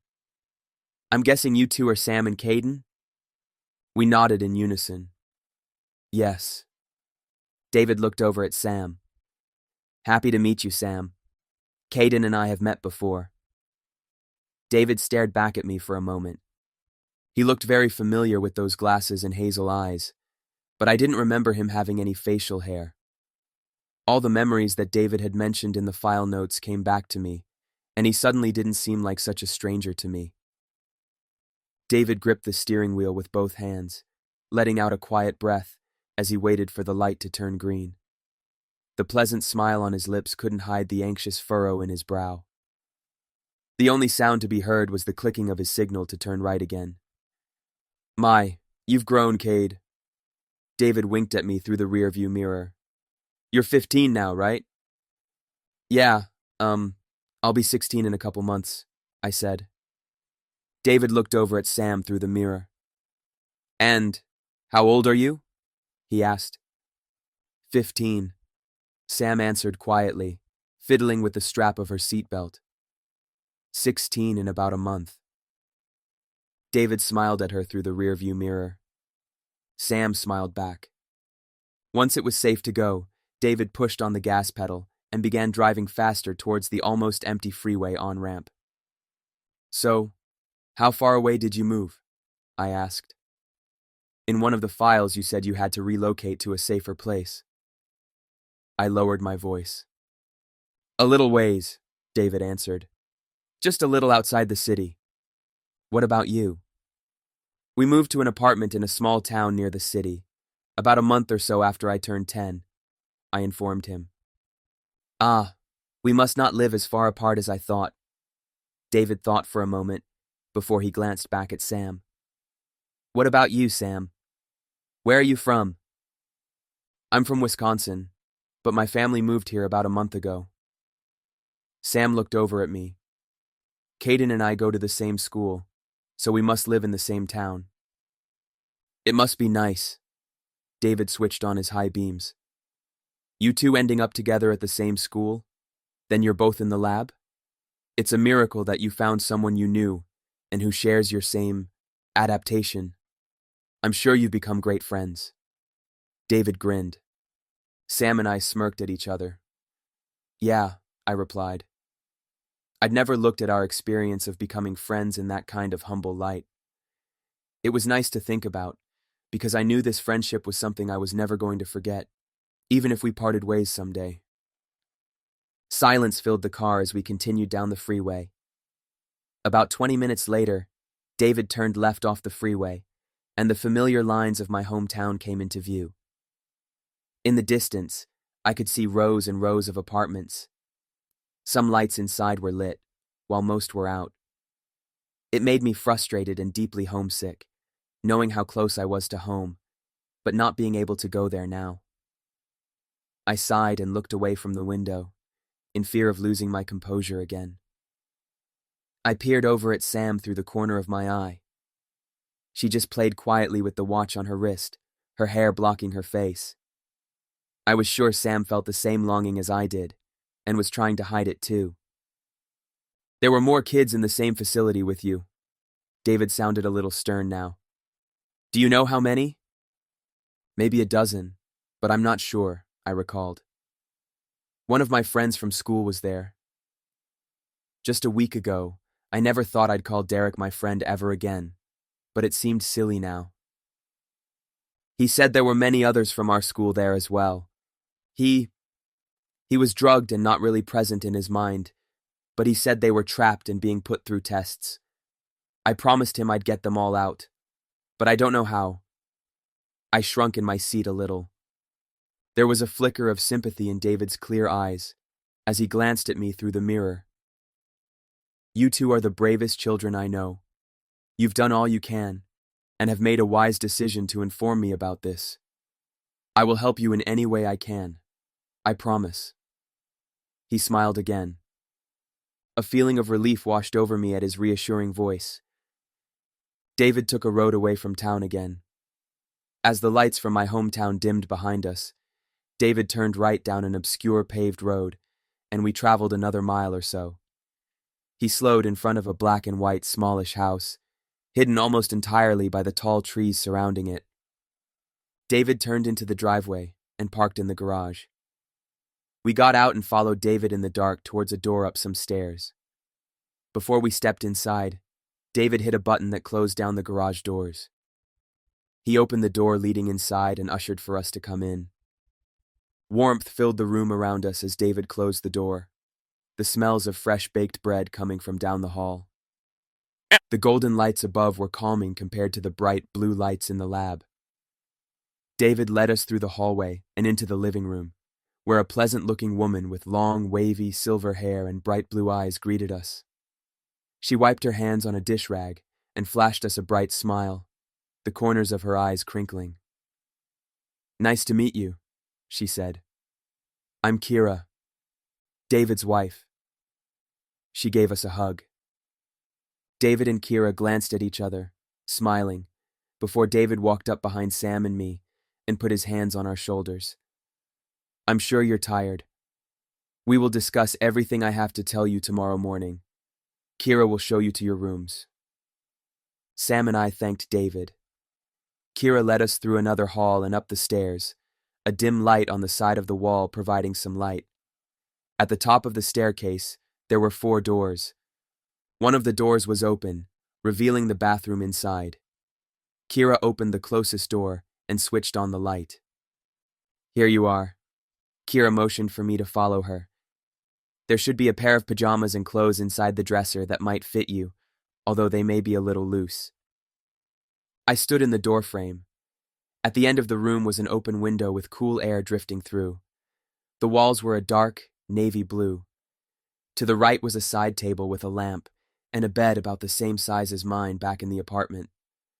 A blue comforter and striped bedding was set up neatly, and in the corner was a wooden dresser.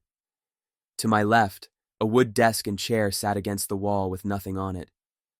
The gray carpet looked like it had just been vacuumed, a clean closet openly displayed in the corner. I wondered who may have occupied the space here at one time. Maybe this used to be one of David and Kira's son's bedrooms, but he didn't live here anymore. Sam was shown a door down from the bathroom that was colored a light shade of gray, with Vincent van Gogh's Starry Night painting displayed on one of the walls. The bed looked as big as mine, and had black and white bedding. The room and closet were also very clean. Sam and I thanked Kira many times. The 4th door next to Sam's wasn't open. I guessed that might have been David's study room or something. "If you need us, our room is the door on your right as you come down the stairs." Kira smiled again, tears suddenly filling her eyes. "I'm sorry." She wiped a hand across her eyes. "I'm just glad you're alive, and David found you." Kira quickly gave us one more hug before heading down the stairs. Sam looked at me, her nose slightly red. "Good night, Cade." She smiled as she headed towards her room. "Good night, Sam," I called back softly, stepping inside my room, waiting for Sam to close her door before I closed mine. As long as I knew she was safe, I could rest. I pulled down the blinds of the window and changed into a pair of checkered pajama pants and a black long-sleeved shirt. The blinds on the window suddenly rattled in a strong gust of wind, and I quickly slid the window shut and locked it, peering out into the darkness, my heart racing.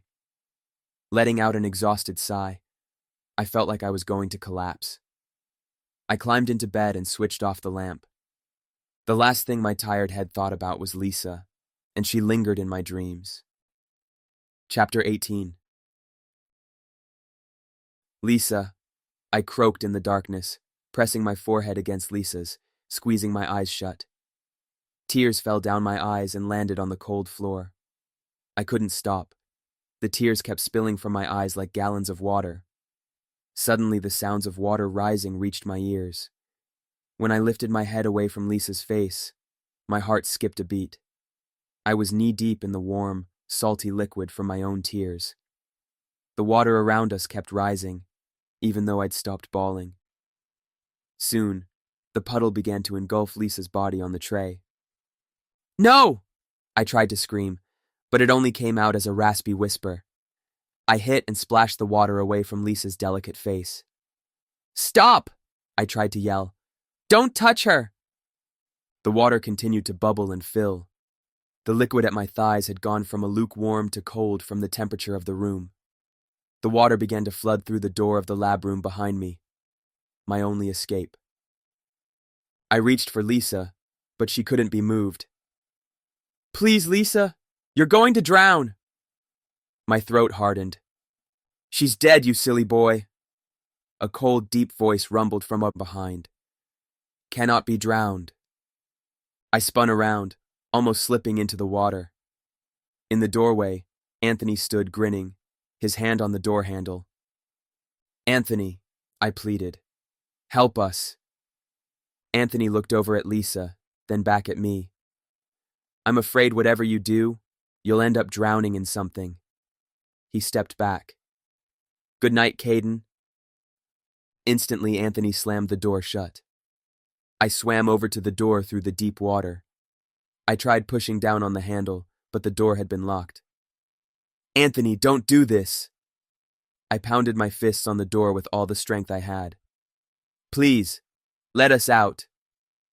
I gritted my teeth, a terrible feeling of hopelessness settling in my stomach. "I thought I was your son." The screams coming from my mouth rang in my ears, and suddenly, everything began to sound muffled. I headed back towards Lisa, when my shoe skidded against the slick floor, and I went under, the salty waves sloshing into my eyes, nose and mouth. Lisa floated around below me, lifelessly, the reflection of the window lighting up her white skin as the cloth danced around her waist and neck, encircling her hips and ankles. Briskly, I swam down and came behind Lisa, sliding an arm through hers as I began to swim upward. But as I reached a hand up, my fingers pressed against the hard ceiling. Water entered my lungs and stole all the breath I had. Coughing and wheezing desperately, my chest felt compressed, like 4 heavy dumbbells had been placed on top of it. I began to sink down, Lisa slipping from my hold. My hair floated into my eyes, blocking my vision as everything became spotty, and one miserable thought echoed in my ears. There was nowhere to go. My eyes shot open and I gasped, my heart pounding in my ears as I slammed a hand against my chest. Alive. Didn't drown. I clutched onto the end of the mattress, sweat drizzling down my forehead. Sheets were strewn all over me, like I'd been attacking a lion or something. I'd always hated lakes. I'd hated ponds and oceans too, anything to do with suffocating from the weight of water. This nightmare wasn't fair. Slowly, I let out a quiet moan of deep sorrow. Lisa was never going to leave my heart. I stared at the dark blue wall in front of me. It reminded me of the times I'd woken up in my bedroom at home. The sound of the northern flicker birds chirped outside the window as white light from the cloudy sky filtered through the blinds. My head was dizzy, my mouth and eyes were dry, and my body felt like it was manifesting a hangover as I slid out of bed and stood. I tried so hard to forget last night, but the harder I tried to leave the dark memories behind, the easier they found their way into my mind. I made the bed, changed into a red polo shirt and jeans from the dresser, and put my socks and shoes on before opening the door. I wasn't sure what time it was, since there was no clock in my room. Quietly, I walked into the bathroom and stepped in front of the mirror. I'd always been told I had an innocent-looking face, but now, I wasn't so sure about that. My murky green eyes were dim with dark circles underneath them, just like Derek's. My hair was frizzy and my face was pale, like Lisa's. My lips were slightly cracked, and my tongue felt like sandpaper. I looked terrible, even though I'd slept all right. I felt different, inside and out, but I knew I had reasons to feel this way. I wiped my eyes and ruffled my hair, doing everything I could to look presentable. I headed towards the stairs, noticing Sam's door was opened a crack with light coming through. She must have woken up before me. I padded down the stairs, the warmth from the kitchen greeting me. "Hey, Caiden," David and Kira smiled, sitting at a table beside Sam. "Hi," I tried to smile back. Kira stood and walked over to the counter, handing me a plate of eggs, sausage, and toast. "Hope you're hungry." My stomach growled in response. "Thank you." I took the plate graciously, sitting down beside David. "Did you two sleep well?" David asked, taking a sip of water. "Yes," Sam and I said together. "Very good," David remarked. "Ever since our kids left the house, those rooms have been pretty lonely." Sam chuckled, tucking a strand of hair behind her ear as she picked up her toast. "How many kids do you have?" she asked. "Twins," David answered. "A boy and a girl." Sam nodded. "I have 5 younger siblings, and I always thought it would be nice to have a twin." David laughed. "Yeah, I suppose it can be nice sometimes." His expression turned more serious again as he leaned back in his chair, holding his warm cup of coffee in his hand. "When you two are finished, we have some things to discuss." Sam and I nodded, quickly finishing up our breakfast. David led Sam and me through the hall and up the stairs, passing by our bedroom doors until we reached the end of the hall. David opened another door, revealing a room with a large bookshelf that filled the entire wall, stashed with papers and books. A filing cabinet stood in the corner of the room to our right. Ahead of us near the window was a wide, clean desk with a lamp and pen holder at the corner of the table. David pulled 2 chairs into the middle of the room for us to sit, before he closed the door and took his place in the chair by his desk. Carefully, he leaned forward. "I suppose I should start with something you two have wondered about for some time." David turned, opened a drawer in his desk, and pulled out an open notebook with small writing on it. "That is, how you inherited these immortal cells. HELA cells." Sam and I glanced at each other. My heart pounded, and my palms began to feel sweaty as I waited in anticipation of what David would say. David peered down at his notebook, and then looked at us through his glasses. "Around 2 months after your birth, you began to receive vaccinations against certain illnesses, like many children do, including the polio vaccination. The polio virus was created in 1954 by Jonas Salk, who was able to make an elixir against the polio illness using these immortal HELA cells. When Alan, Anthony, and I established the orthomolecular research clinic together, Anthony shared with us his reasons why he believed there were people living in this world, right now, who would live forever. In the Bible, it is said Noah lived to be 950 years old, and for many people during his time, it was common to live for such a long period of time. The people back then were also likely much taller and stronger than we are today. Anthony proposed a question. Referring to later centuries after the flood, what caused people to die sooner and become smaller? We weren't sure how to answer that. Anthony shared his hypothesis that after the flood, where millions of people were drowned and washed away from this earth, those who survived developed shortened alleles, which are different forms of genes, and brought what you may call the extinction of the immortals, downgrading their immune systems against the diseases of the world, and therefore shortening their life. David paused, glancing down at his page before looking at us again. Sam and I glanced at each other quizzically. Coming back to the polio vaccine now, Anthony believed that certain people's DNA would be altered when injected with the polio vaccination because of the HELA cells in the polio serum. He believed the cells inside the body of this group of people would begin to regenerate like the immortal HELA cell line. Anthony had observed over the years that a few people, mostly young people he came in contact with, seemed to have amazing healing capabilities and seemed to escape death when others did not. David glanced up at me, holding my gaze, then dropped his eyes back to his notes.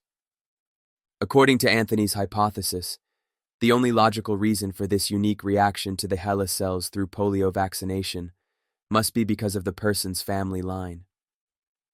David flipped over to another page of the notebook. With you two, both of your parents likely received the polio vaccination. Their cells were stimulated by the HELA cells and reacted positively because of their particular DNA. And they began building these immortal cells, their very DNA mutating. They then passed this enhanced cell mutation down to their offspring, you. You are the generation that will manifest these mutations, though rare. Anthony believed it was important to find these youth, this super race, so to speak. David stared intently at Sam and I for a moment, letting us digest his words. Does that make sense? Sam and I nodded in unison. I repeated David's words over and through my brain several times. What he was saying all seemed to make sense, and yet it seemed impossible. David nodded. Good. Shall I continue? This theory, perhaps initially created in the agony of his sister's death, drove Anthony deeply, and he desired to create a vaccine from the blood of this emerging super race that would save everyone from sickness and death. Something that would bring humans back to their original, nearly immortal form. Anthony believed the youth who manifested this mutation were the chosen ones who would bring a new world free from death and suffering.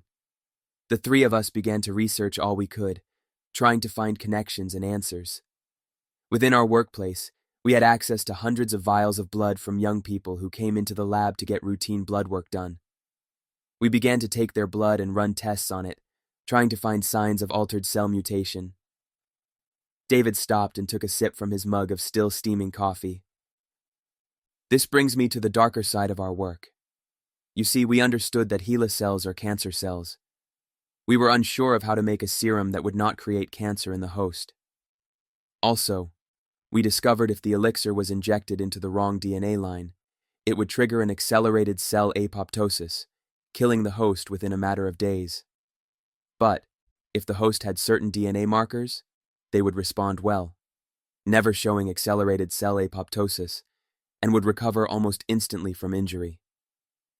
Sam's eyes were wide with amazement as she followed David's words carefully. Alan and I became uncomfortable with the potential problems and risk handling lives like that. We realized we might be responsible for saving many people, but we would also have blood on our hands from the people that died from the injection, which would be millions of people.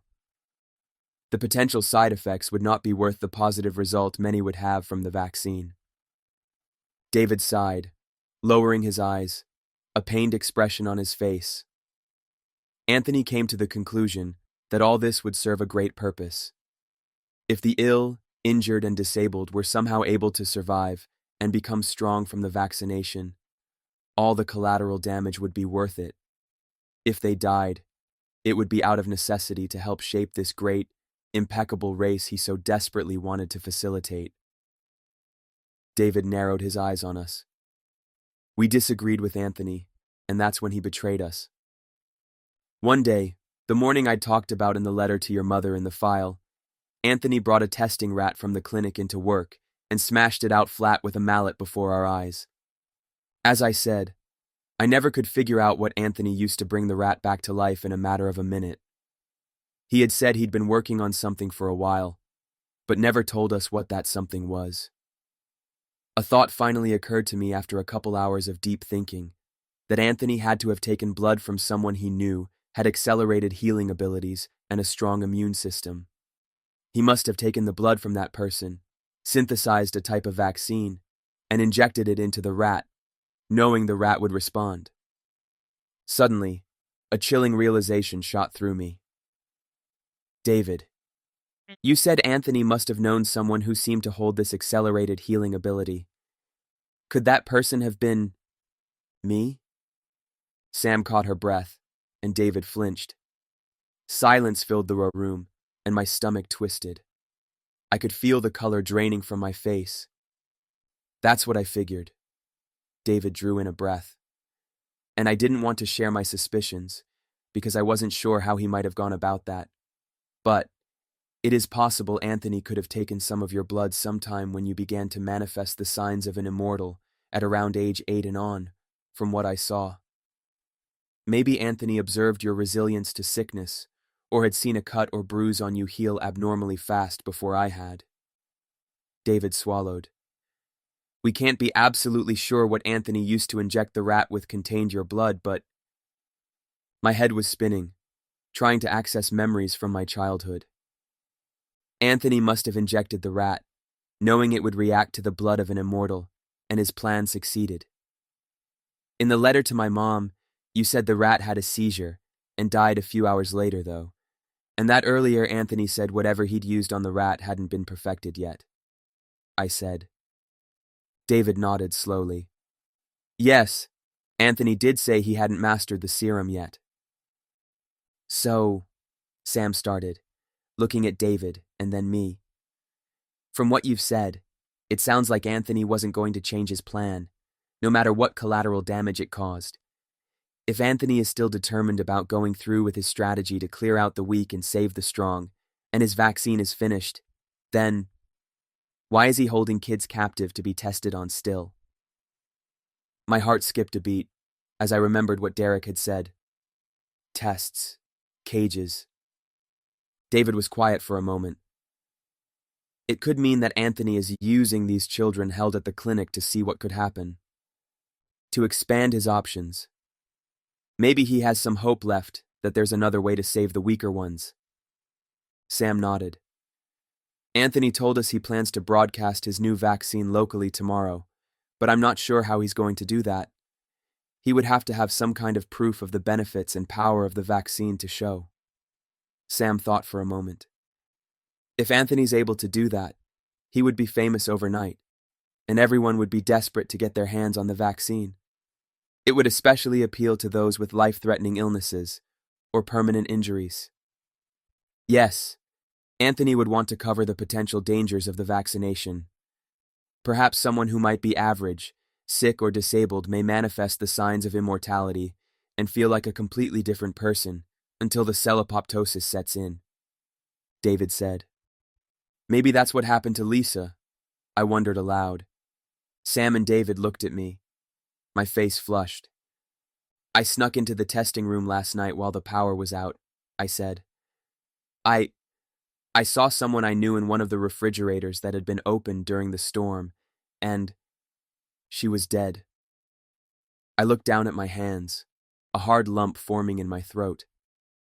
I feel like maybe she'd been injected with Anthony's new vaccine and felt fine for a while before she convulsed from the injection because of accelerated cell apoptosis, or something like that. My eyes began to sting and my hands shook.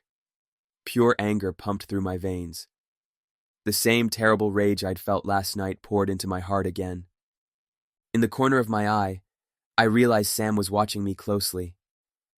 I looked over at her, and she gave me a small, reassuring smile. I'm sorry you had to witness that, Caide. David sighed and then closed his eyes for a moment. But yes, I see what you're getting at.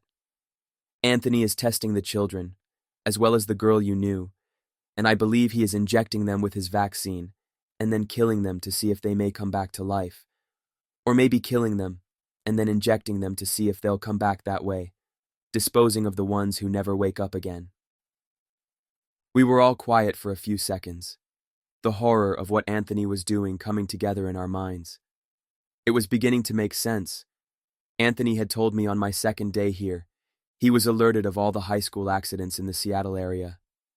Could these incidents really have been on purpose? Staged? It had to be. Even with the bus crash, the man that was driving the bus that day, he must have been working for Anthony and was ordered to drive us off a ravine, even to sacrifice his own life, so Anthony could find those few with the potential for immortality. It sounded so ruthless, so unbelievable that Anthony could do such things and accept it as part of the plan to create a new, better world. The sounds of glass shattering and piercing screams coming from all directions rang loudly in my ears. I suddenly remembered the deathly dizziness and weightlessness, the blood, drizzling down the windows and splattering all around before my eyes.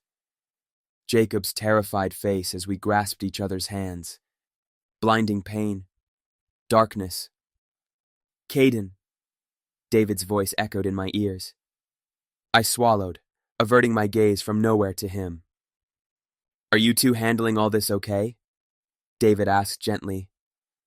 Sam nodded partly, like she was still trying to decide how she felt. I sucked in a breath. Let's take a quick break, all right? David sighed, placing his coffee mug and notebook on his desk before rising out of his chair. Maybe take your mind off some things for a while. Sam and I slowly stood, following David out the door. I knew we didn't have time to process much, and I didn't understand why this was happening to Sam and me. I just wanted to be normal again, and erase my memory of the terrible pains this immortal gift had brought me. Chapter 19.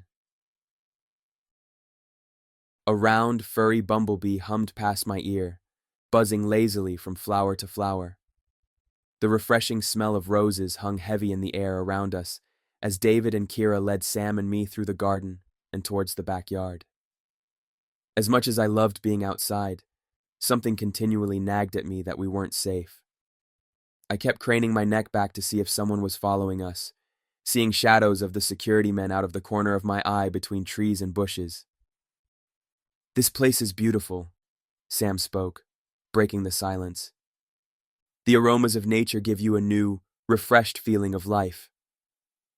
Yes, Kira smiled back at Sam, warmly. Gardens take a lot of work to maintain and grow, but it's worth it. Like raising children, David commented as he pushed the gate open to the backyard. Sam and Kira laughed. I couldn't help but smile a little. Sam looked at me as I did, and her smile brightened. The four of us entered through the gate and into the spacious yard, clear water from a little pond perfectly still, as if it were ice. Sam and Kira began to talk about gardening a little more, as Sam mentioned her mom had been into that kind of stuff. As they chatted, David turned to me, sweeping some gray and white hair back from his face. So, what are some things you're into now, Cade? David asked with interest. I looked down at the grass. The awkward, frustrating thing was, I knew what I liked and what I didn't. As I tried to tell David what I was interested in, though, I stumbled over my words and had a hard time remembering what it was I did in my spare time.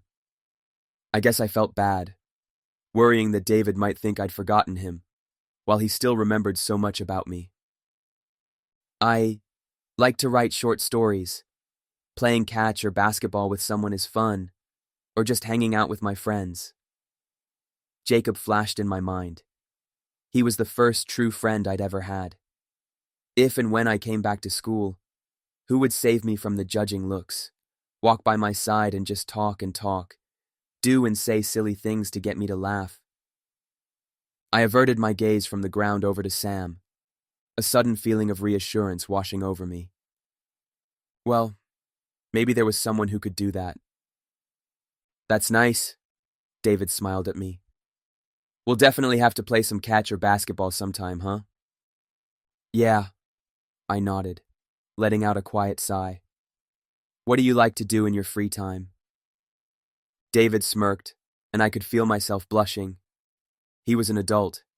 His free time most likely wasn't much time. Well, although I'm retired, I keep myself busy reading and studying. Sometimes when I do need a break, my wife and I come out here and we watch the sunrises or sunsets, go on walks up the road and roll down big grassy hills because that's always fun. Or watch a funny movie. David chuckled. We aren't as grown up as you may think. I laughed along with him. It felt good. We fell quiet, listening to the sounds of the birds chirping. Your dad enjoyed many of the same things you like. David spoke softly, staring into the distance.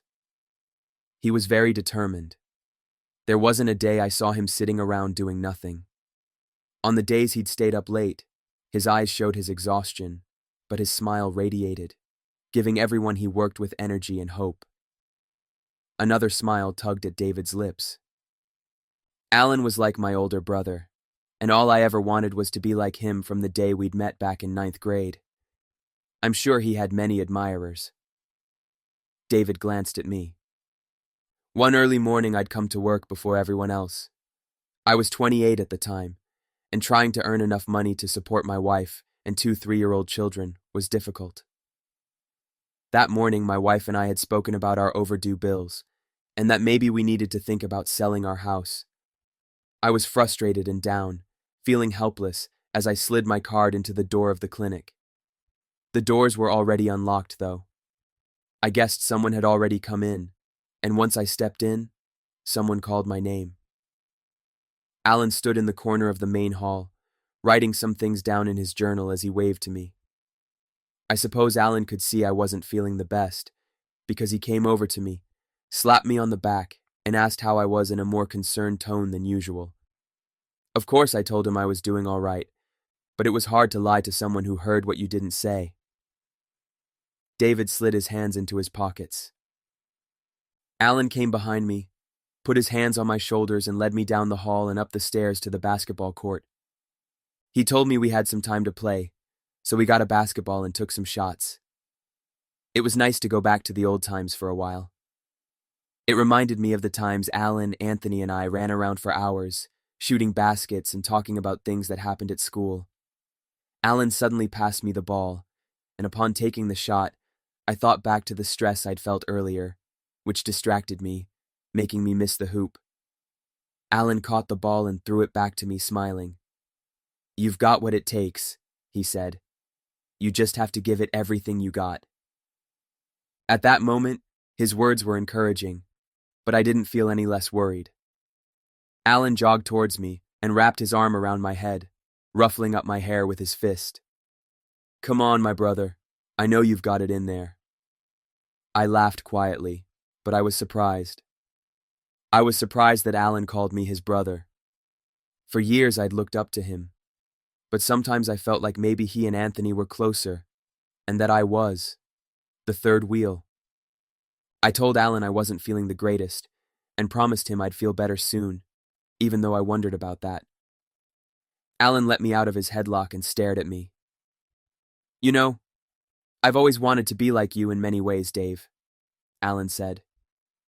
"You have hope for tomorrow, but live for today. The day I met you, I thought, man, I want to be this guy's friend.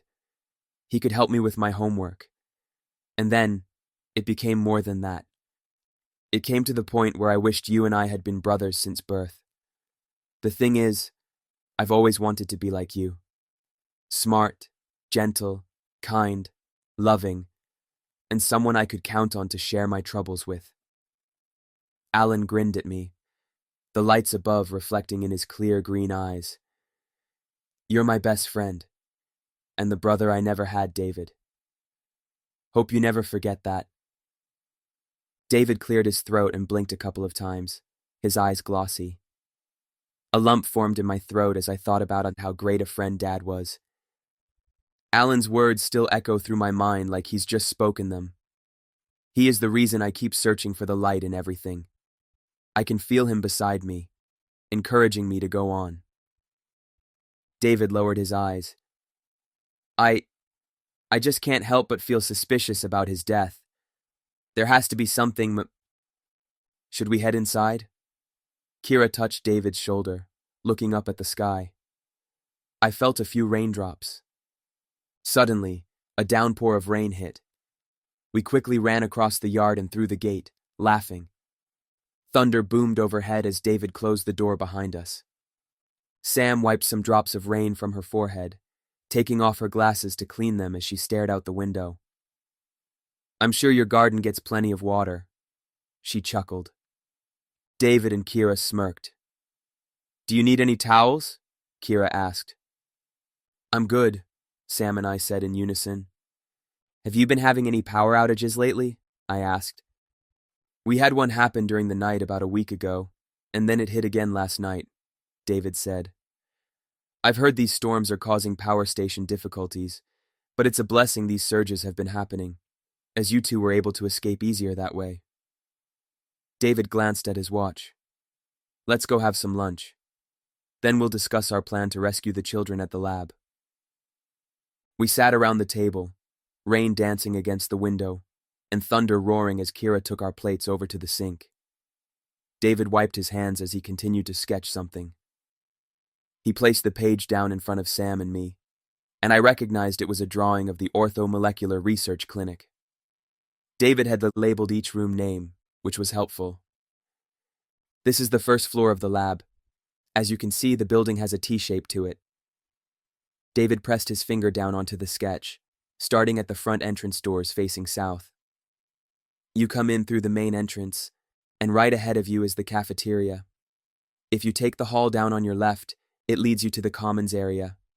Down that hallway are doors. The first one on your right is the door to the research office, where staff who are assigned to research have access to computers. On your left, near the doors to the commons, there is a small room where an escort works and can keep an eye on the patients that go outside. David lifted his finger and pointed to the main entrance area. As you come back down the hall, there is a door near the main entrance doors, which leads down a hall and up some stairs, connecting to the patient rooms on the third floor, across the hall from the men and women's bathrooms. With this layout, Anthony has been able to easily use his escorts to watch you everywhere you go. Kira pulled out a chair and sat down beside David, staring down at the page. Anthony likes to have a lot of escorts keeping an eye on things. David nodded, moving his finger back to the main hall.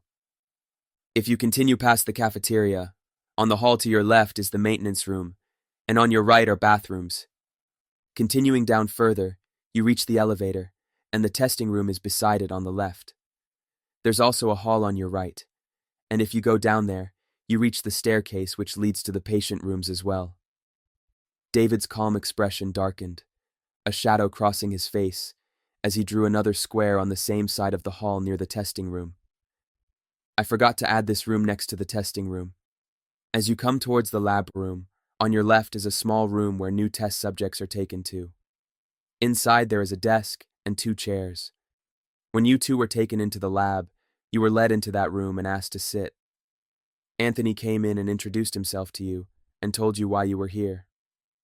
Well, maybe you didn't notice, but in the corner of the right side of the room there is another door, and if you were to open it, there is a staircase that leads down to a basement. The door to the basement is not an automated door, though, so someone is always responsible for the keys that unlock the door to the basement. David sighed and pushed back from the table. I believe the children are being held in the basement. Anthony has turned the place into a prison, and the children are being held in holding cells, from what I've heard. Because they are likely always drugged, they probably don't make much noise. No one would hear them from upstairs. A shiver ran down my spine as the kitchen became quiet. The only sound was David's pencil tapping against the table, and the loud thunderstorm outside.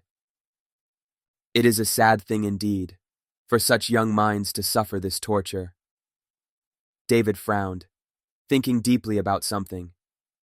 You said Anthony has set up a press conference to show his vaccine to the local news on Saturday. He will likely set it up in the main foyer area, so perhaps we should come early, while everything is being set up. David looked up from the drawing at Sam and me. Sam coughed nervously. I have a recording in my file cabinet upstairs of Anthony telling Alan and I that all the collateral damage necessary to developing this vaccine was worth it, and that we needed a larger finding and testing pool of youth to perfect the serum. I was very suspicious and unnerved around Anthony at that time, so I decided it would be a good thing to have proof of his sinister ideas, in case he needed to be reported. I never got the chance to share this recording with anyone. David glanced up at Kira as she stood behind him. We need to get this incriminating evidence out there soon. Anthony is very charming and convincing. He'll have the press eating out of his hands. The audio recording won't be enough, Kira commented. Anthony could say the voice in the recording wasn't him. David nodded, brooding. He opened his mouth to say something to Sam and me, but he hesitated. Do you two think you would be willing to confront Anthony and try to get some information out of him about the children and his testing? My heart began to pound. Sam and I looked at each other. There was just as much fear in her eyes as there was in my heart. We'll do it, Sam and I said at the same time. Kira looked shocked. Are you sure? We nodded, and a smile crossed David's lips. You never fail to amaze me, David declared. Sir, I have a good technician friend I could call on to help us. Anthony will likely be using a large screen display to explain the process of developing the vaccine in simple terms for the press. One of you will need a hidden body camera. That way, when you confront Anthony, the camera would live stream to my laptop. I could take a live stream copy, save it to my files and transfer the recording to my technician. If he were able to hook the recording up to the screen, he could flip a switch and reveal to the news the truth behind Anthony's plan. David drew in a breath. All I need is your trust that we can do this. David, of course we trust you. Sam smiled with admiration. Yeah, I nodded, smiling. You can count on us too. David and Kira smiled brightly. Thank you, they said. For you two to sneak in won't be too difficult, David began. There's a chance an escort or security worker will find you and take you to Anthony quite quickly.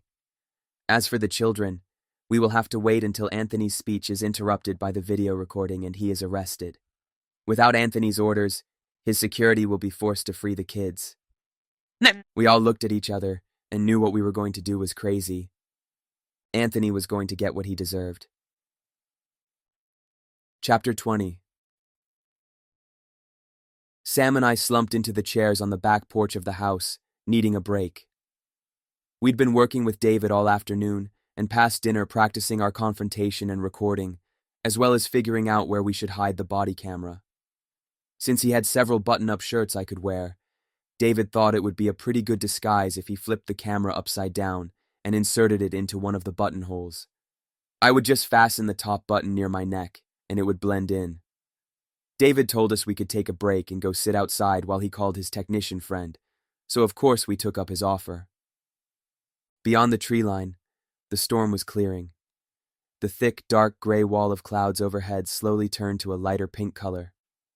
A smell of mist lingered, invigorating my spirit. It's sure pretty out here tonight, Sam commented, staring ahead of us, the pink of the sky reflecting in her glasses. I nodded, looking up. Hey, Cade. I glanced at Sam. Yeah? If we get out of here alive, I just wanted to say I look forward to seeing you at school. Sam smiled at me, her cheeks slightly flushed. Yeah, you too. I smiled back, my heart beating faster. Sam brought her gaze back towards the sky before lowering her eyes, like she was thinking about something. So, if you don't want to talk about this, it's okay. But, she bit her lip. How did you feel about Lisa? Like, was she someone really special to you? Were you two close back at school? Lisa's smile flashed through my mind. I remembered the day she came up to me last week while Jacob stood between us. I couldn't look into Lisa's eyes. They were so mesmerizing and clear. Lisa's blonde, wavy hair flowing behind her wherever she went. My face had tingled from its softness when she hugged me and Sam back at the lab. Well, she was the girl any boy would like, I guess. My face turned pink. When I moved to my new school, it was just me and my best friend Jacob. On the first day of 8th grade, I sat behind this girl with long blonde hair. I'd forgotten my pencil, so I asked Jacob if he had one, but he didn't have any extra. The girl with blonde hair in front of me, Lisa, turned around in her seat, handed me a pencil and said I should probably come to the first day of school more prepared. I chuckled, recalling that stern look on her 13-year-old face. I didn't forget her advice, and also never had a chance to return her pencil. I think I still have it somewhere in my backpack. Every day I would try to approach her to give back that pencil, but I couldn't do it. Not with all her friends around. Of course, the confident guys talked to her whenever they could, too. I glanced at Sam. She was smiling, but I could see what I was telling her wasn't exactly answering her questions. So yeah, Lisa was kinda special to me. I had a big crush on her. Initially, I was excited to discover she was in the lab with us, and my dreams of us talking again and becoming closer were in my mind. Then, I started to feel different. Like, maybe we could just be friends, and that was all right. It really hurts to think she is gone, because she has become, in a way, a part of me. I never wanted to lose her, and I don't want to lose you. I drew in a shaky breath, staring down at my shoes as I played with my hands. I know I won't be the same again. None of us will. We've seen so much, but you and Lisa are the reason for the hope I have that we can get through this. Everything was quiet. I looked back up at Sam. Her nose and cheeks were a light pink, and her eyes looked slightly red. "Thanks," she finally said quietly. "Thanks for telling me that." She smiled.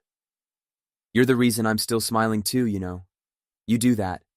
You make everyone feel happy, even when you might not feel the best.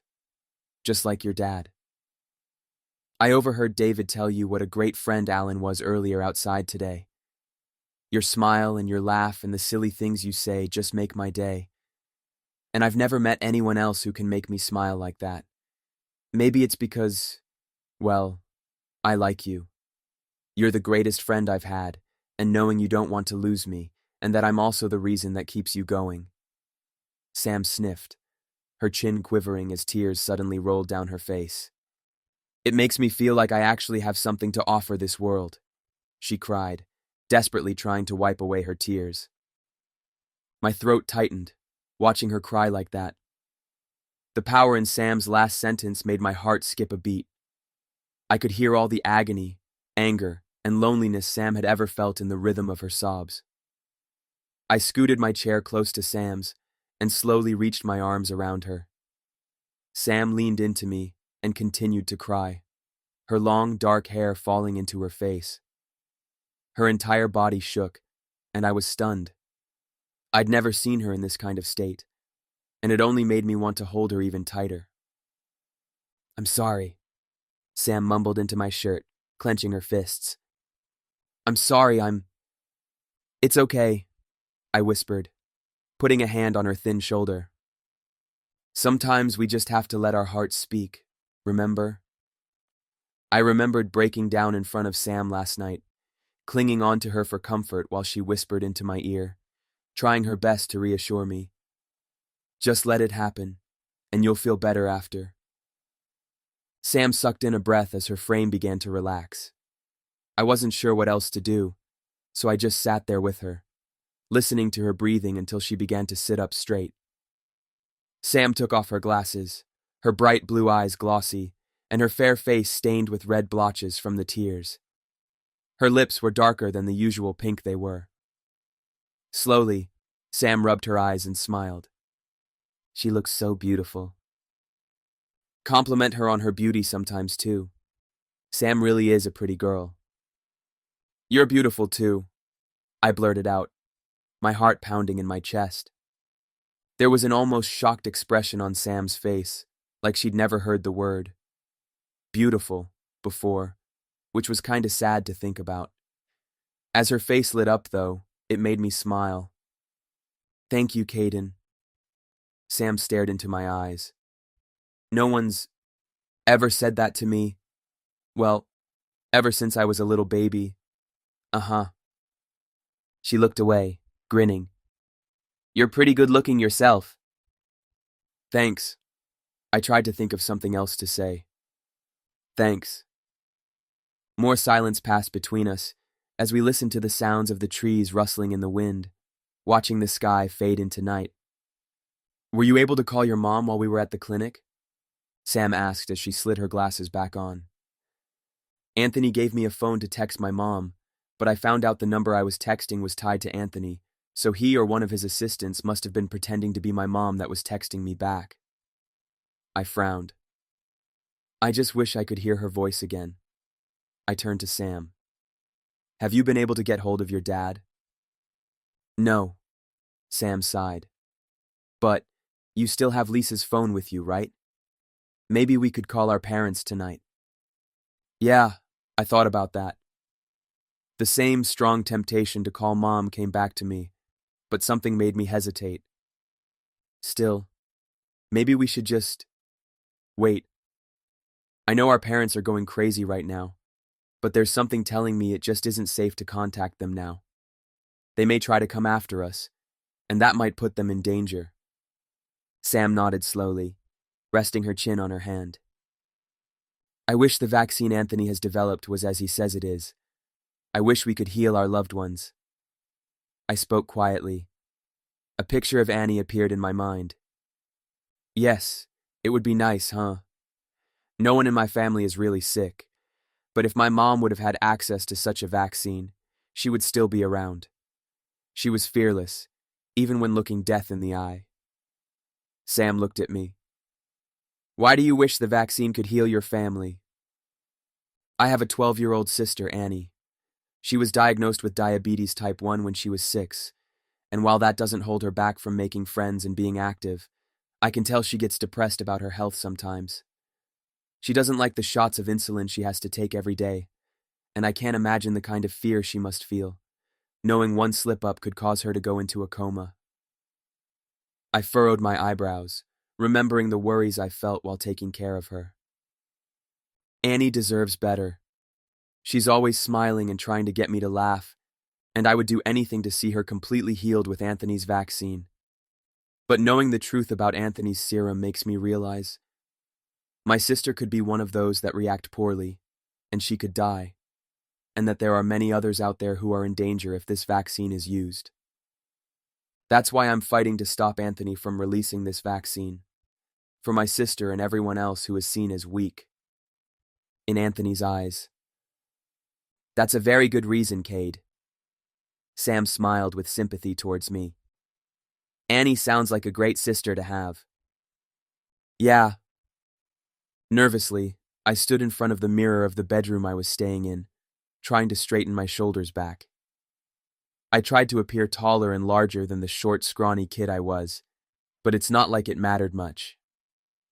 I tried to give myself encouragement, telling myself that everything was going to work out, but it seemed like everything was happening too soon. David, Sam, and I had been forced to hurry our plan, as the broadcast was tomorrow, and we had done the best we could. But I kept worrying there was going to be a flaw in our strategy, causing us to fail. I sighed, staring at the dark lines underneath my eyes. My stomach churned with adrenaline, while my logical and imaginative thoughts began to mix together. Squeezing my eyes shut, I tried to think about my family and everyone I loved. I guess the real question I needed to ask myself was, would I sacrifice myself in order to save this world and everyone in it? Would I have the strength and courage to die if it came down to it? Even though I couldn't really die, I had to be willing to be held back while everyone was freed if it were to save them. Of course I was overthinking, but wasn't that what every hero had to realize? As I desperately tried to steady my breathing, a memory I'd long forgotten rose to the surface of thoughts. In the memory, I was dressed in some superhero suit and cape. Dad was holding me above his head, holding onto my waist as he ran with me around the living room of our old house. We were both laughing as we zoomed past the kitchen and into my bedroom. Dad threw me onto my bed and began to tickle me.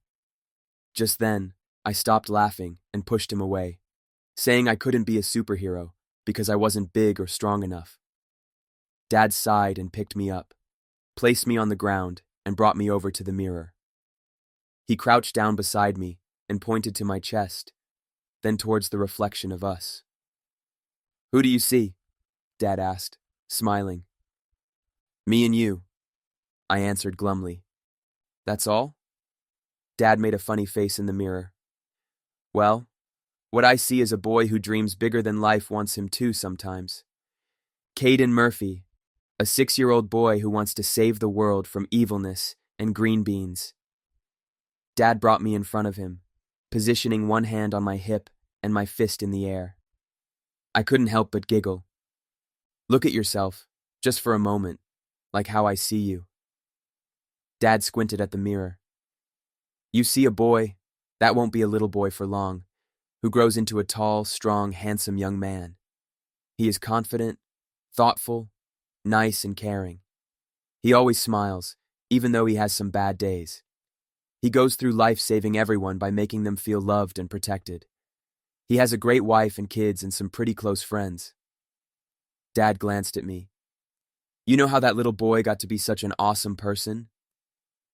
I broke my gaze from the mirror and looked at Dad, the image of the grown man fading from my imagination. How? Because he believed that he could be that man someday.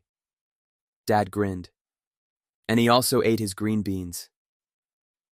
I made a face as I turned back towards the mirror. So, this boy who believed, are you talking about me? Dad looked back towards the mirror. That's right, my strong little Cade.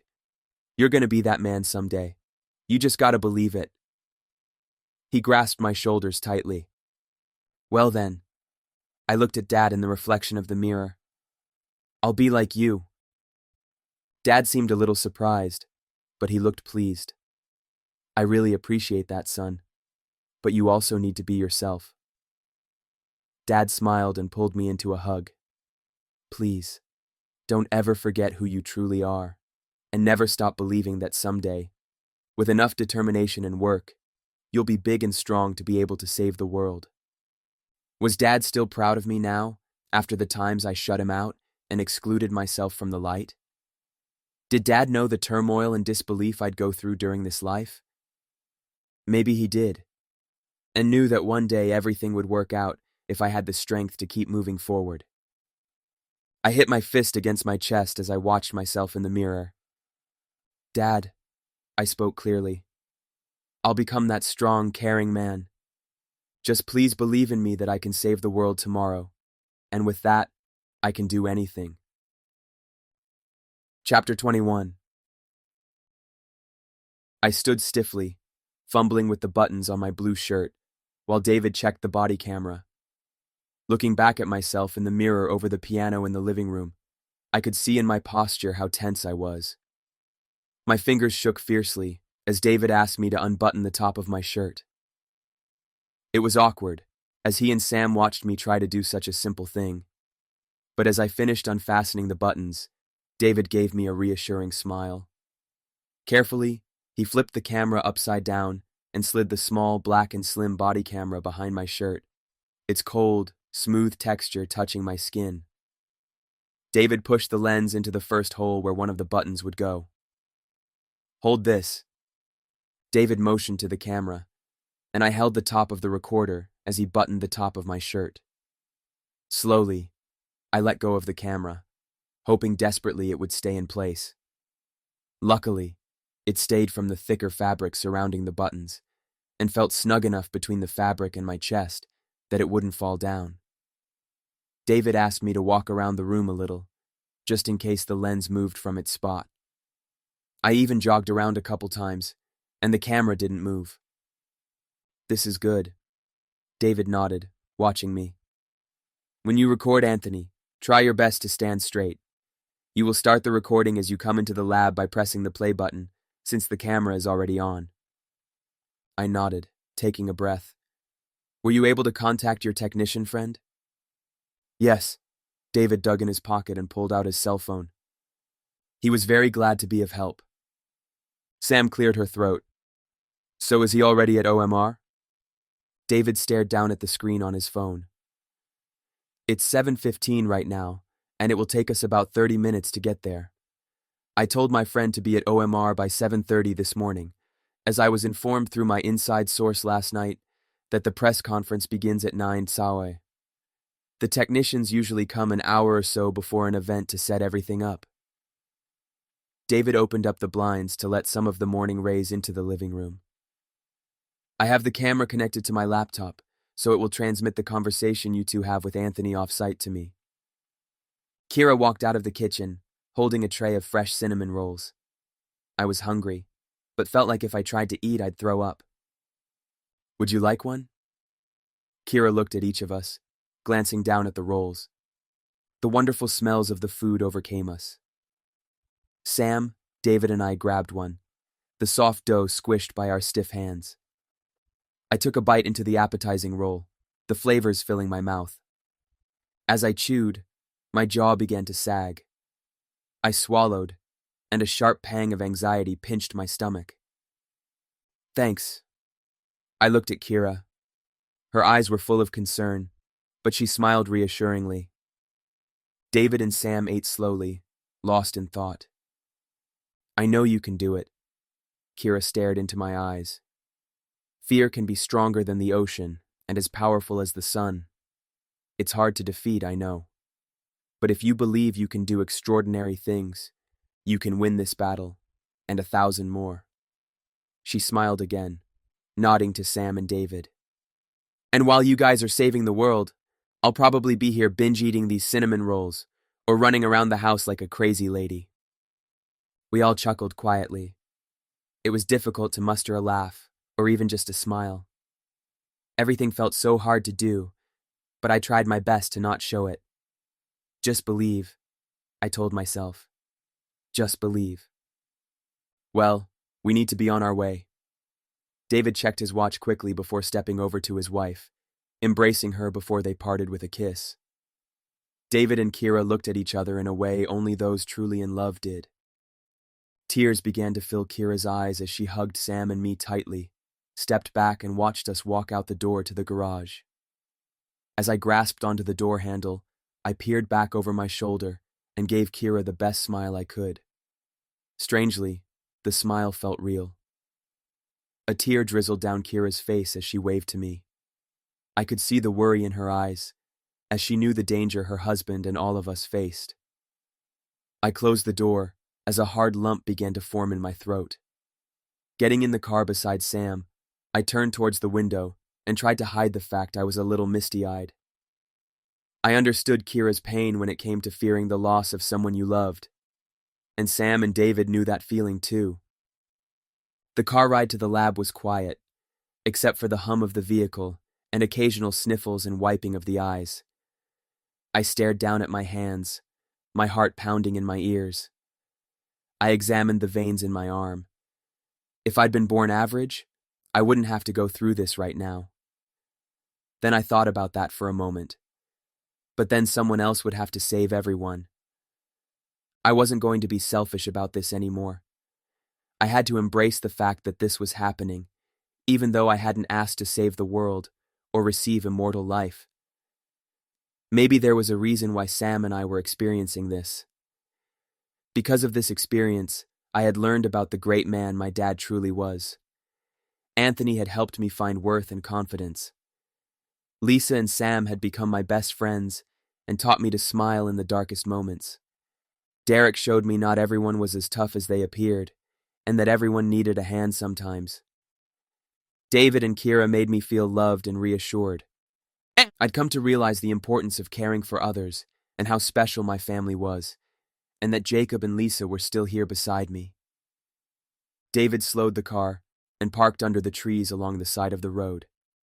I looked through Sam's window, peering through low-hanging branches. The granite walls of orthomolecular research shone in the morning light. Instantly, the faint sounds of the sirens from a couple nights ago rang in my ears. David reached over to the passenger's seat and grabbed his laptop. There were a pair of headphones and a couple other cords plugged into the Mac. David looked back at us. I'll stay right here. Let me just check to make sure everything is still connected. David flipped open his laptop and pulled up a screen that had a recording button in the corner of the page. David clicked on another tab and refreshed the page. The laptop began to hum, and on the screen appeared a check mark with the picture of a body camera with words underneath saying, "You are connected." Sam and I glanced at each other, inhaling slowly as we began to get out of the car. No matter what happens, please know I'm proud of you. David eyed both of us, patting us on the knee. We thanked him before opening the car doors. I'll be here, waiting for you. Sam and I walked side by side up the road and into the entrance of OMR. Only a couple vans were parked in the parking lot. I guess these were the vans carrying all the media equipment. "You should probably hit record now," Sam whispered to me. "Okay," I whispered back, reaching down my shirt and feeling for the play button. "Why are we whispering?" "Because it looks cool." Sam made a funny face at me. I smirked as I pressed the play button, the camera making a beep sound. Sam and I checked around for signs of any escorts. Everything was so quiet and peaceful. We pushed open the entrance doors and walked inside. Around us, technicians were busy setting up some speakers and a widescreen TV on a pedestal. The guys glanced at us and then went back to work as Sam and I passed by them. I wondered which of the technicians was David's friend. The lab felt strangely vacant and empty as we walked past the cafeteria and down the hall towards the elevator. Everything looked just the same as when we had escaped, but there was a colder feeling about the place, a dark feeling. Sam and I held our breath as we padded stiffly down the hall and rounded the corner, looking all around for Anthony. Sam's hand gripped mine tightly. "Do you think Anthony's actually here yet?" Sam looked at me, worry creasing her brow. "I don't know." I furrowed my eyebrows. "It seems to me he would be by now." We decided to head upstairs, although we weren't sure why Anthony would be up there. "Maybe we should go and check."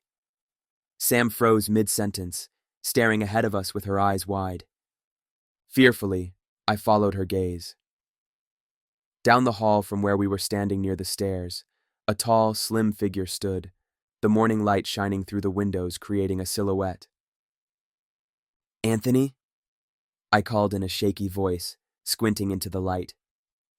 The figure began to walk towards us, slowly. Finally, he stepped into the light, revealing shiny black shoes, a gray suit, and red tie. Anthony's face finally appeared from the shadows, a somber expression on his face as he slid his hands into his pockets. His salt and pepper hair looked unkempt and longer, and a faint beard shadowed his face. He looked like he hadn't slept in days. "Hello, Sam." Anthony looked at her before averting his gaze to me. "Hello, Caiden." The cold, yet familiar way he said my name sent fear into my soul. "Speak." I marched towards Anthony, straightening my posture. Sam followed behind. Anger pumped through my veins as I clenched my fists, standing a far enough distance away from Anthony so the body camera could record his face. If I'd been standing any closer, I might have swung my fist into his jaw. "Why did you kill her?" I yelled before thinking, gritting my teeth. Sam looked surprised. "Why did you kill Lisa?" Anthony suddenly bit his lip, blinking quickly as he looked down. "Lisa. I love her. She is like a daughter to me. I would 192. Chapter 21. Never purposely hurt her, but she is going to be the ultimate example of my work. Anthony looked up at me as tears filled his dark eyes. Sometimes, in experiments, things don't always go the way you expect, Caiden. You should know that in order to succeed, we must fail, if only for a time. Lisa is a beautiful young girl, and I will bring her back to life. The fire had returned to Anthony's eyes. Trying to control my shock, I blurted, "And how will you do that?" "I have a special serum waiting for her at my desk." A few long hairs fell into Anthony's face as he took a deep breath. "Why did you leave, Caiden? How could you betray me like that?" A technician had turned the corner and was coming down the hall, speaking on a walkie-talkie. Anthony quickly gestured for us to follow him into his office further down the hall. As he closed the door behind us and walked around the side of his desk, he looked into my eyes, and I could see his tears of hurt. A pinch of guilt stung my chest. "You're killing people. We had to..." I almost brought up David. "We had to escape and figure out how to save the kids from you." Anthony's face turned pink as he stood at the side of his desk. His eyes became hard. Any death I have been responsible for has all been worth it. His eyes softened again. Now, I can change the future of mankind. A smile pulled at his lips. You're twisted, I rasped. Anthony suddenly lurched forward and grasped my shoulders, digging his nails into my skin. I loved you like a son, Caiden. Tears streamed down his face. You were the son I never had. I wanted us to build this stronger world together and have you by my side. I believed you loved me like a father. 193. Project, HELA, and I was honored. My heart ached, and I swallowed the lump of emotion in my throat. I'd hoped you would see me that way too, until you destroyed everything I cared about. Anthony ground his teeth. All I've ever wanted was for this cruel, filthy world to be cleansed of its sins and pains. Now, my dreams of a perfect reality are coming true. The weak and ill will be wiped of this earth for a greater cause, while the strong and unbreakable will populate this earth and never die. Everyone will see me as their God, a savior that saved this world from death and decay. Anthony's shoulders slumped, and he let out an exhausted sigh. This is all for my sister. She and the ones who have already passed on will be happy that no one else will have to suffer their same terrible fate. Sam and I glanced at each other incredulously, hardly believing the twisted logic in Anthony's mind. Anthony lowered his eyes. I know killing for answers is wrong, but oh, the knowledge I've found in doing so. Anthony grinned at me. Those who have passed on have not died in vain, but have served the greater good in my plan to form this new earth. I am so thankful for them. My body tensed up. The color drained from my face as Anthony clutched my shoulders again, staring into my eyes. I'd never felt so scared. Anthony had gone mad. Ah, Caiden, you and I are so alike. Anthony released me and turned away, staring out his window. You may not see it, but we both crave to be seen and acknowledged for our existence, no matter how much we try to fade away. We know we were created for so much more, and our hearts demand for us to break free and soar high above the shallow expectations we've 194. Chapter 21. Been taught to cling to. Anthony frowned, looking back at me. I've been so good to you, Caiden. I've helped you realize your full potential. Anthony's words were cunning, but not so convincing. Dad appeared in my mind. I remembered the writing in the file Dad had written just a day before his death about Anthony's plan. I fear for my life. Were you also good to my father? I asked, glaring at Anthony. Anthony swallowed, his eyes tearing up again. A vein in his neck began to pulse. I loved Alan. He was the brother I wished I had. Anthony whispered, turning towards the door. What happened to my father? I said, my voice becoming higher and louder. I think you know, Sam yelled, shaking her head as she reached for my hand. Anthony spun around in a flash, his face red, and his eyes nearly bulging from his head. He deserved it, Anthony yelled, spit hitting my face. What, suicide? I yelled back. Alan knew the consequences. Anthony looked at me ominously. He betrayed me. I began to feel faint. So you killed him? Yes, I killed him. Anthony curled his lips. Alan was a fool to stand in my way. He knew the power we had to change the world. There was no way I was going to let him stop this marvelous plan of ours from succeeding. Are you going to stand in the way? Like your father? Sam's mouth hung open, her eyes filled with terror. I was paralyzed. Time seemed to stop as silence fell between Anthony and me. My mouth grew dry and sharp pins poked at my eyes. The fluorescent light overhead cast frightening shadows upon Anthony's face. Anthony killed... Dad? I was speechless. I can see you two are inexplicably dumbfounded. Anthony closed his eyes and raised his chin as he smoothed his jacket. He rolled his shoulders back. Since you know too much now, I can't have you getting away, right? I believe you will try to stop me, just like your father. Anthony leaned over his desk. I need you both to stay here with me so I can continue to synthesize my vaccine by using your blood, Anthony said. What about all the kids you have here? I stuttered. Anthony shrugged his shoulders. I'm sorry, they're expendable. His voice was void of emotion. He leaned over and pressed the intercom on his desk. Security, he called, staring at something behind me. I looked to my right, realizing Sam wasn't there anymore. I spun around. Sam had backed towards the door we'd come through, hand gripping the door handle as she stared at Anthony with terror in her eyes. She looked at me, her eyes pleading. Sam, my dear. Anthony heaved a sigh, staring at Sam. Don't look at me as if I'm the monster. Just then, Sam threw open the door and bolted down the hall. Sam, wait, I shouted to her. Suddenly, 2 burly security men came through a door by the wall near my right and stood on either side of Anthony, hands rested on their holstered guns. Get the girl, she's heading downstairs. Anthony nodded his head to the security guard on his left. The man charged out the door after Sam, raising his gun. No! I screamed, starting towards the door. Anthony caught my shoulder, his necktie swinging into my face. I've got something better planned for you, son. I turned and bit hard into Anthony's hand. He grunted and released me, but the other security guard caught me by the shirt and pulled me into a chokehold. I slipped my arms underneath the security man's and dug my nails into the man's arms, scratching furiously.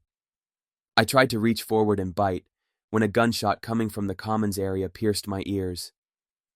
No, not Sam, not her. Please. Sam, I screeched, lashing out with all my might, kicking the man in the stomach with the heel of my shoe. He groaned and loosened his grip on me, stumbling backwards into Anthony's desk. I pushed free from his hold and darted forward, but the guard caught me by the ankle, causing me to land on my face. Game over, kid. The man swore at me and grasped my other leg.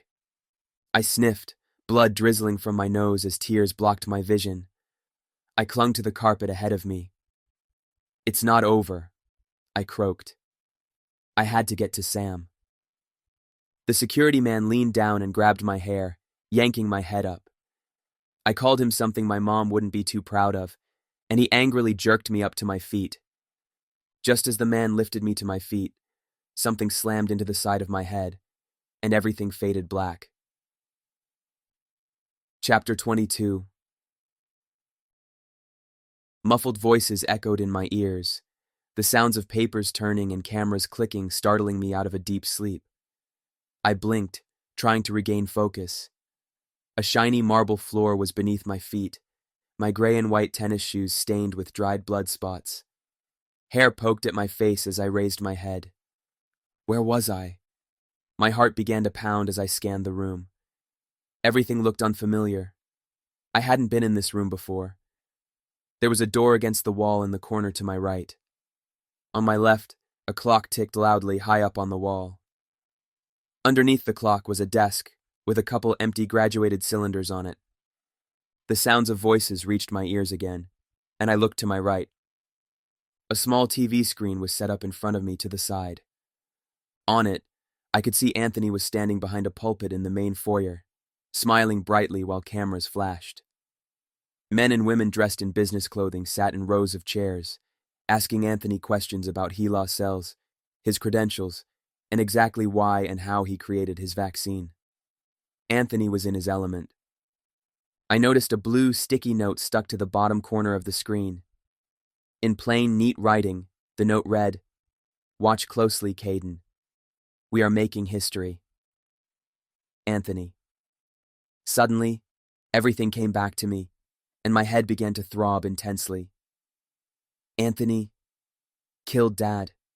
The guard shot Sam. David. Where was he? I muttered to myself, trying to pick up the pieces of my broken thoughts. I scrambled to feel for the camera in my shirt. but I couldn't move. Looking down, I realized I'd been strapped tightly against a chair, my arms pinned back. No! I gritted my teeth, breathing heavily as I tried to break out of the straps. No! I yelled, using all of my strength to force myself up. I stood with the chair dragging behind me for a few seconds, but was overcome with dizziness and sat back down. Frustrated, I flexed my chest and tried to create more pressure against the straps, hoping they'd snap. I tried everything I could think of, but nothing worked. Slumping forward into the seat, I hung my head, forced to listen to Anthony's words. Sam was dead. David probably was too. We had failed. I was going to be held captive here, forever. So many people were going to die because of me. My salty tears fell onto the marble, reflecting my shadow from the bright lights above. My vision grew fuzzy as I closed my sore eyes, the time in the morgue flashing through my mind. "I'm sorry, Dad," I cried quietly. "I let you down. I can't save the world. I'm just a kid who doesn't know what he's doing." I sniffed and licked my dry lips, the taste of old blood from my nosebleed filling my mouth. I threw my head back in despair, my wet, sweaty bangs shrouding my eyes. "Please, God, pick someone else to save these innocent people," I shouted in agony as my voice cracked, sounding hoarse. "Please, I can't do this." The blinding lights above me seemed to spin, around and around. Everything felt like a nightmare I couldn't wake up from. "I don't want to be immortal. I want to die." I clenched my fists as tight as I could, staring into the light as black spots began to cloud my eyesight. "I'm sorry." My throat ached as I leaned forward and brought my gaze towards the TV screen. My shoulders hung in defeat and my eyes drooped. "Anthony, if you could say one thing to your sister Erica now, what would you say?" A woman asked Anthony through the screen. Anthony stayed quiet for a moment, his eyes averted to the podium. Finally, he looked up. "Everything I do is out of my deep love for you, Erica. You are the light in my life. You have inspired me to design something that will bring forth eternal life and happiness. Thank you." Murmurs were heard throughout the crowd. I felt so sick. Anthony had the people wrapped around his finger. The technician, I sat up a little. Did he get the recording from David? Did the camera break? Did David not get the conversation Sam and I had with Anthony? I frowned, a heavy depression wrapping around me like a thick blanket. It was all too possible the recording could have failed.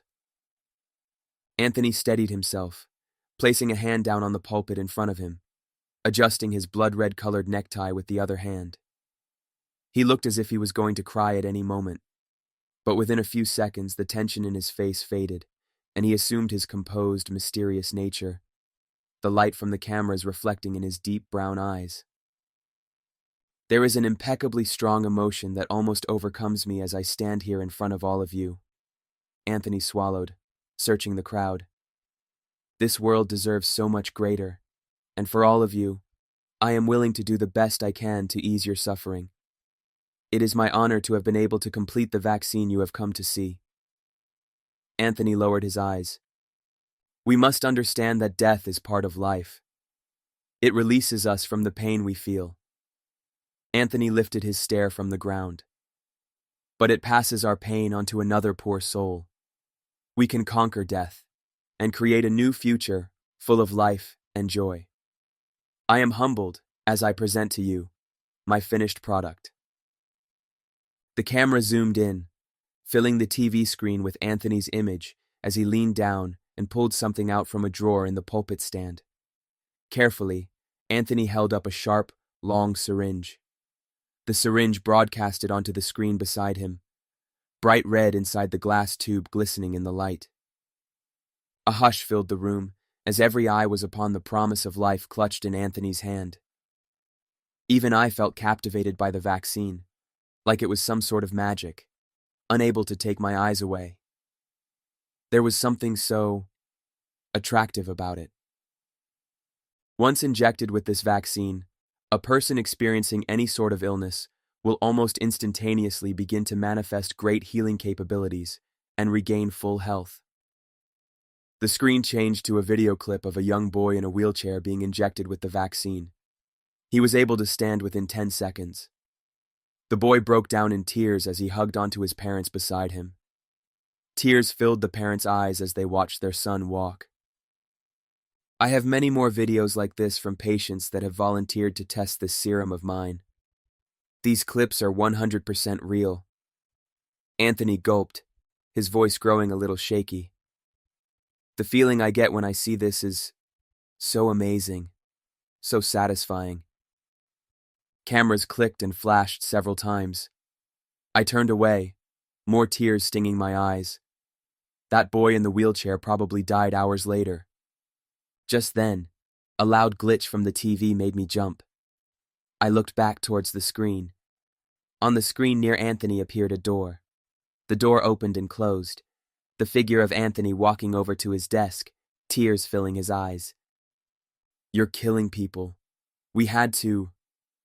My voice in the recording paused. "We had to escape and figure out how to save the kids from you." A sudden burst of whispers spread throughout the crowd, everyone staring at Anthony with strange looks on their faces. And Anthony looked truly frightened as he realized what was on the TV screen. He stuttered, spitting out his words frantically. "Stop this video!" he shouted. It isn't real." Technicians began to scramble around, searching for and checking cords to the TV. The recording continued to play. "Any death I have been responsible for has all been worth it. Now, I can change the future of mankind."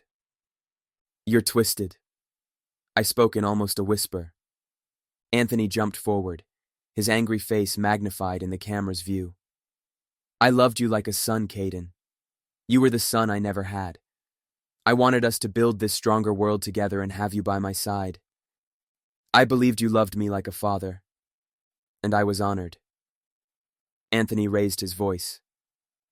I swallowed hard.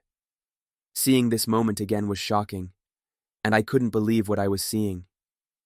A miracle had happened, and the recording was playing right in front of everyone. "I'd hoped you would see me that way too, until you destroyed everything I cared about." My voice was hard. All I've ever wanted was for this cruel, filthy world to be cleansed of its sins and pains. Now, my dreams of a perfect reality are coming true. The weak and ill will be wiped off this earth for a greater cause, while the strong and unbreakable will populate this earth and never die. Everyone will see me as their God, a savior that saved this world from death and decay. Anthony's shoulders slumped as he let out a long sigh. This is all for my sister. She and the ones who have already passed on will be happy that no one else will have to suffer their same terrible fate. I know killing for answers is wrong, but oh, the knowledge I've found in doing so. Anthony sounded giddy. Those who have passed on have not died in vain, but have served the greater good in my plan to form this new earth. I am so thankful for them. The people in the crowd were frozen with horror. Anthony scurried across the podium and lurched towards one of the plugs near the TV screen, yanking it out, but the recording continued to play. "Ah, Caiden, you and I are so alike." Anthony stepped back, his arms relaxing as the camera picked up his face again. "You may not see it, but we both crave to be seen and acknowledged for our existence, no matter how much we try to fade away. We know we were created for so much more, and our hearts demand for us to break free and soar high above the shallow expectations we've been taught to cling to." Anthony frowned, turning towards the camera more.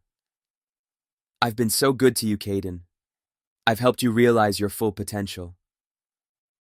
"Were you also good to my father?" I asked. Anthony began to breathe heavily as he ran back up to the microphone, sweat glistening on his forehead. "I'd like everyone to leave now, please. This conference is officially over." No one stood or left. I loved Alan. He was the brother I wished I had. Anthony spoke quietly, turning away towards the window. "What happened to my father?" I demanded, my voice sounding higher and louder. I think you know, Sam yelled. Anthony spun around briskly, his face red and eyes building. He deserved it, he yelled. What, suicide? I yelled back. Alan knew the consequences, Anthony glared. He betrayed me. I order you all to leave this instant, Anthony yelled, grasping the neck of the microphone, desperation and fear in his voice. I spoke in a shaky voice. So you killed him? Yes, I killed him. Alan was a fool to stand in my way. He knew the power we had to change the world. There was no way I was going to let him stop this marvelous plan of ours from succeeding. Are you going to stand in the way? Like your father? What have you done, Dr. Churchill? A man called to him from the crowd, his voice full of disbelief.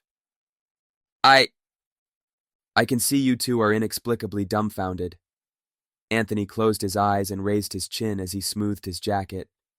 He rolled his shoulders back. Since you know too much now, I can't have you getting away, right? I believe you will try to stop me, just like your father. Anthony leaned over his desk. I need you both to stay here with me so I can continue to synthesize my vaccine by using your blood. What about all the kids you have here? I stuttered. Anthony shrugged his shoulders. I'm sorry, they're expendable. He leaned over and pressed the intercom on his desk. Security, he called. The camera swung right and then spun around. Sam stood against the door Anthony had led us through, her hand grasping the door handle as she stared at Anthony with a terrified look on her face.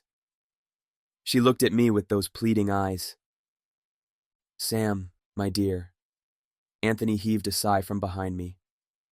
Don't look at me as if I'm the monster. Suddenly, Sam threw open the door and raced down the hall. Sam, wait! I shouted. Suddenly, another door burst open, and the camera quickly panned right. 2 security men came through another door and stood on either side of Anthony, hands rested on their guns. Get the girl. She's heading downstairs. Anthony nodded his head to the security guard on his left. The man charged out the door after Sam, raising his gun. No! I screamed. The camera bumped sharply. The camera spun again, Anthony's necktie swinging into the lens. I've got something better planned for you, son, Anthony said quietly. The fight I had with Anthony and the security man was hard to see clearly, but everyone could see the distress I was in. Some gasped as they saw a quick view of the floor, followed by a loud slap. A swinging arm came into view. A loud thud was heard before the camera swerved sideways and was still. I must have been knocked out by Anthony, and the security guard caught me before I fell again. The camera continued to record as it passed through an open door before the screen switched to white, static coming loud from the speakers. Silence filled the main foyer. Anthony had moved off to the side of the pulpit, but had met a wall of reporters. I beg of you, do not believe what you have seen, he yelled, his voice more shrill than I'd ever heard before. I believe we've seen enough. A loud voice from the audience broke the silence. 2 policemen, a chief inspector and an assistant, came up the middle aisle, stepping up onto the platform, each grabbing one of Anthony's arms. You don't understand. I am doing the greatest thing for humanity. Anthony looked frantically around the audience. People in the audience began to rise, while the cameramen by the entrance door zoomed in on Anthony and the police.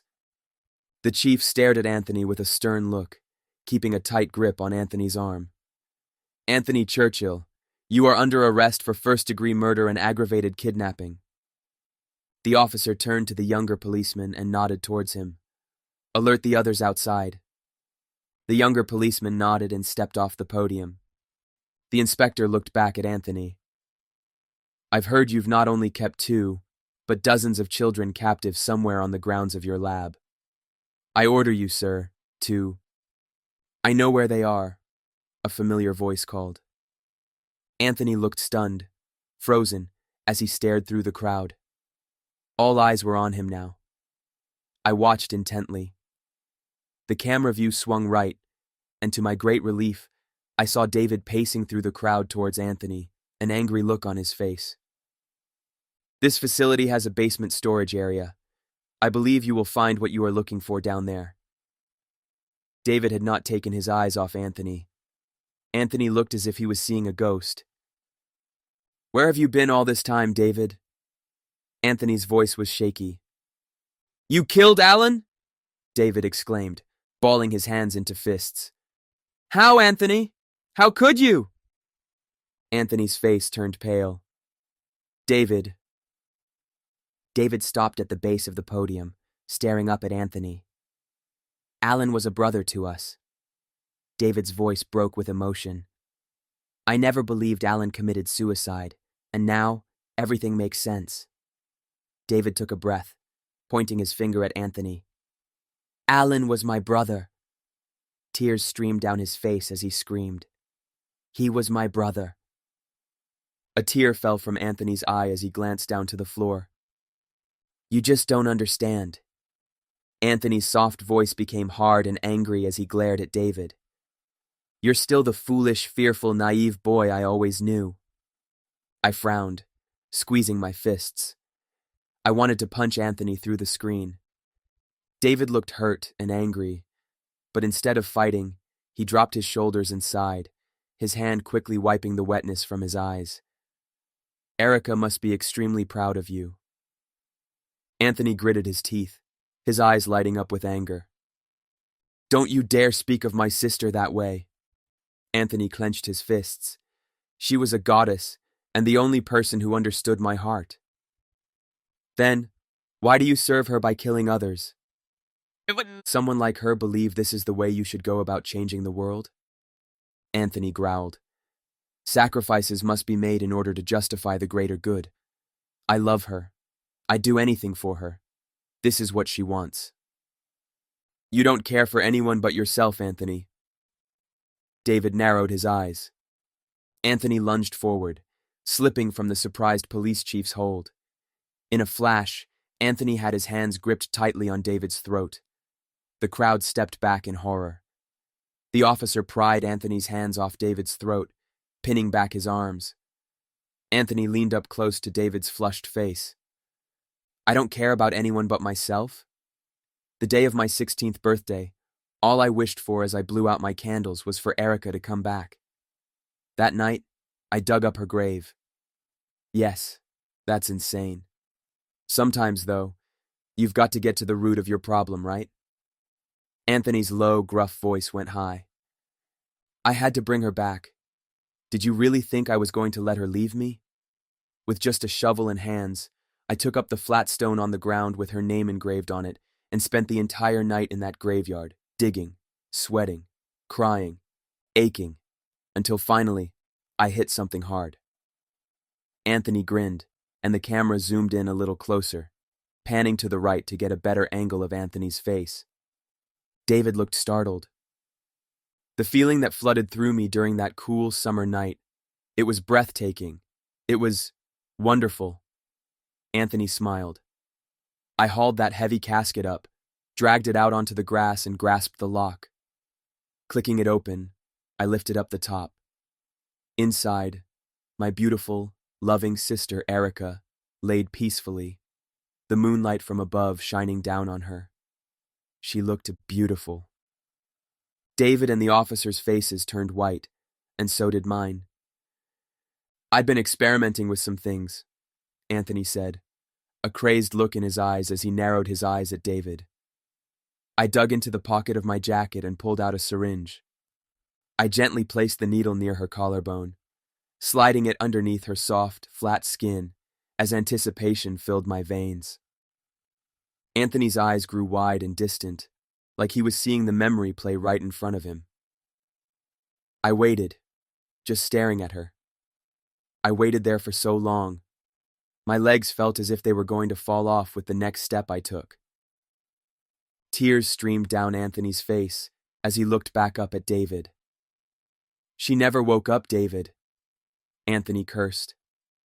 My heart fell into pieces, and I just wanted to float away with the wind. I hung my head in defeat over Erica's lifeless body, sniffling and choking on my worthless tears. Anthony had never looked so dejected. I threw the syringe onto the ground, the glass tube shattering into pieces. I clicked the top of the coffin shut and tried the best I could to lower her carefully back down to the earth. I felt heavy from sadness, but also so light and empty. Anthony sucked in a pained breath. I scooped up mounds of dirt and buried her. The sun had begun to rise in the east as I smoothed the cold piles of dirt before placing her stone down, tracing a finger through her carved name. Just as I stepped away, I glanced down at the broken syringe by my feet. A sudden new fire sparked within me, and that's when I swore an oath over Erica's grave that I would never forget her, nor her words, and do everything in my power to create a miracle that would save everyone from death. And I have done it. I have done it. A chill ran down my spine. Anthony continued, breathless. Everything I've done has been to perfect the plan to build a greater world. The officers holding Anthony back glanced at each other nervously. The crowd didn't make a sound. They all just stood there, frozen and pale-faced. Anthony, it really doesn't have to be this way, David spoke slowly. There are much worse things in this life than physical death. Forgetting to live in the moment and living life to the fullest. Not allowing our fear of the future rob tomorrow of its joy and light. David was right. His words inspired me. Anthony shook his head. You cannot stop me. Anthony gave a death stare towards David and the cops. You will regret this.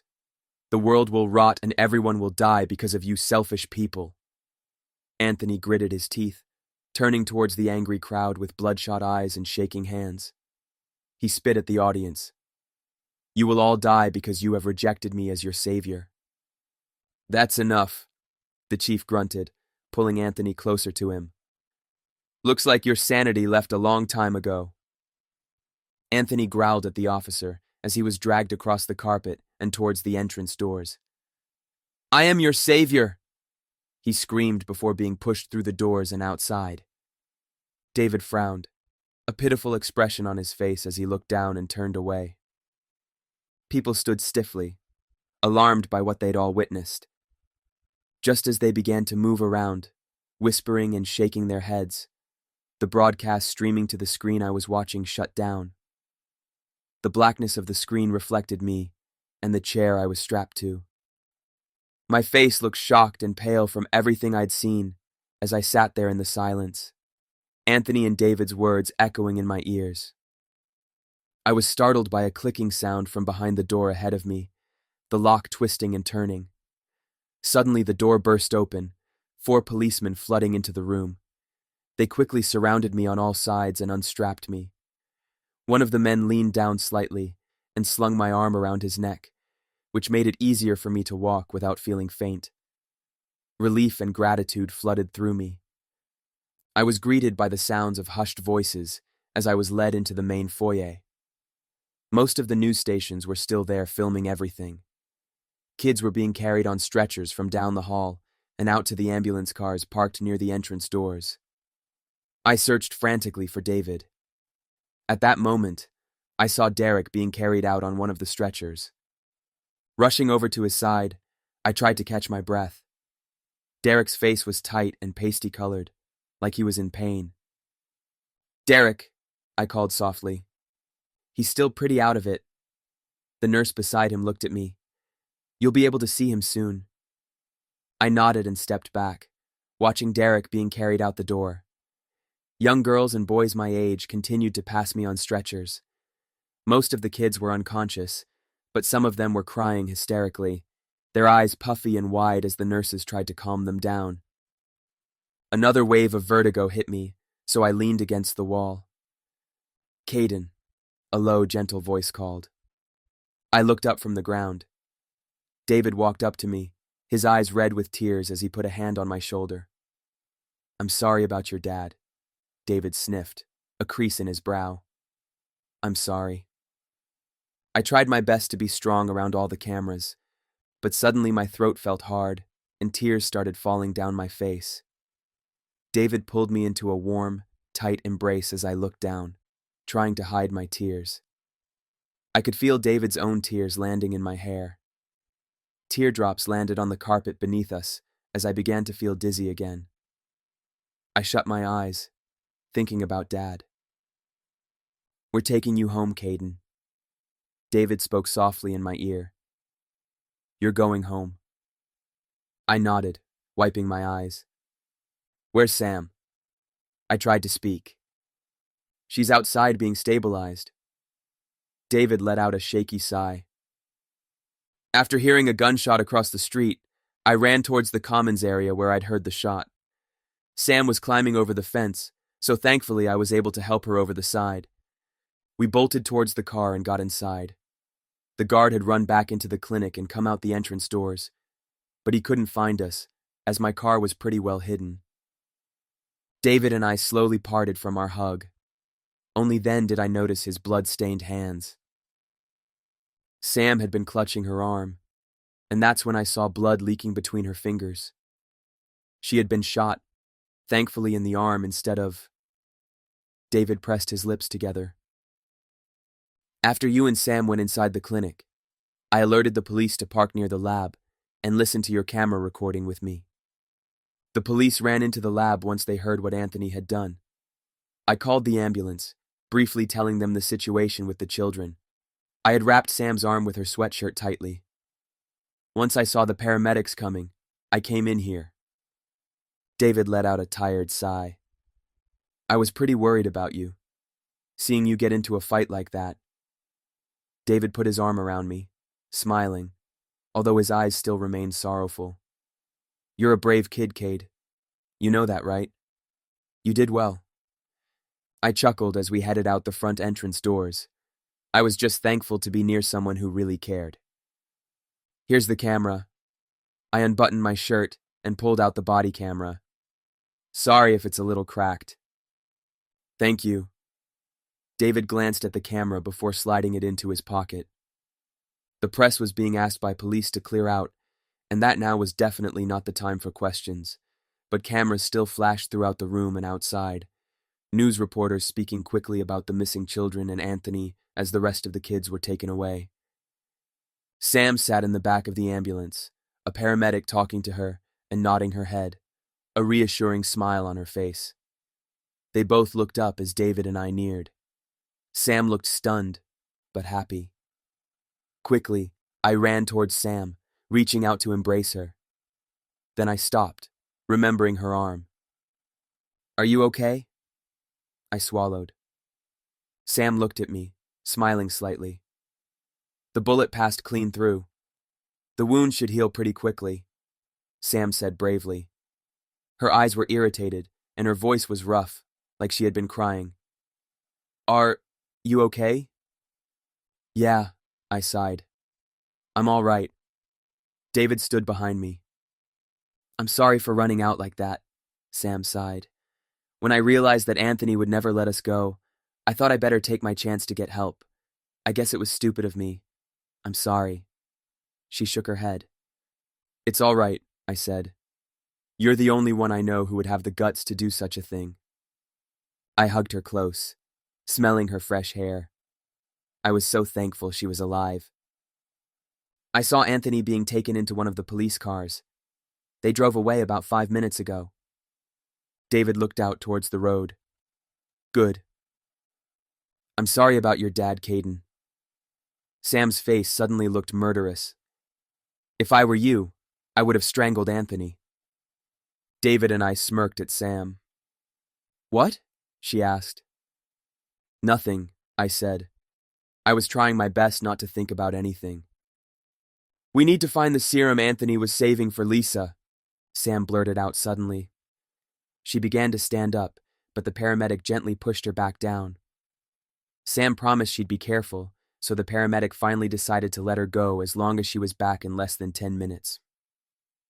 Sam, David, and I wandered through the crowds of police, paramedics, and press, trying not to draw too much attention as we walked back through the entrance doors, down the hall from the cafeteria, and towards the elevator.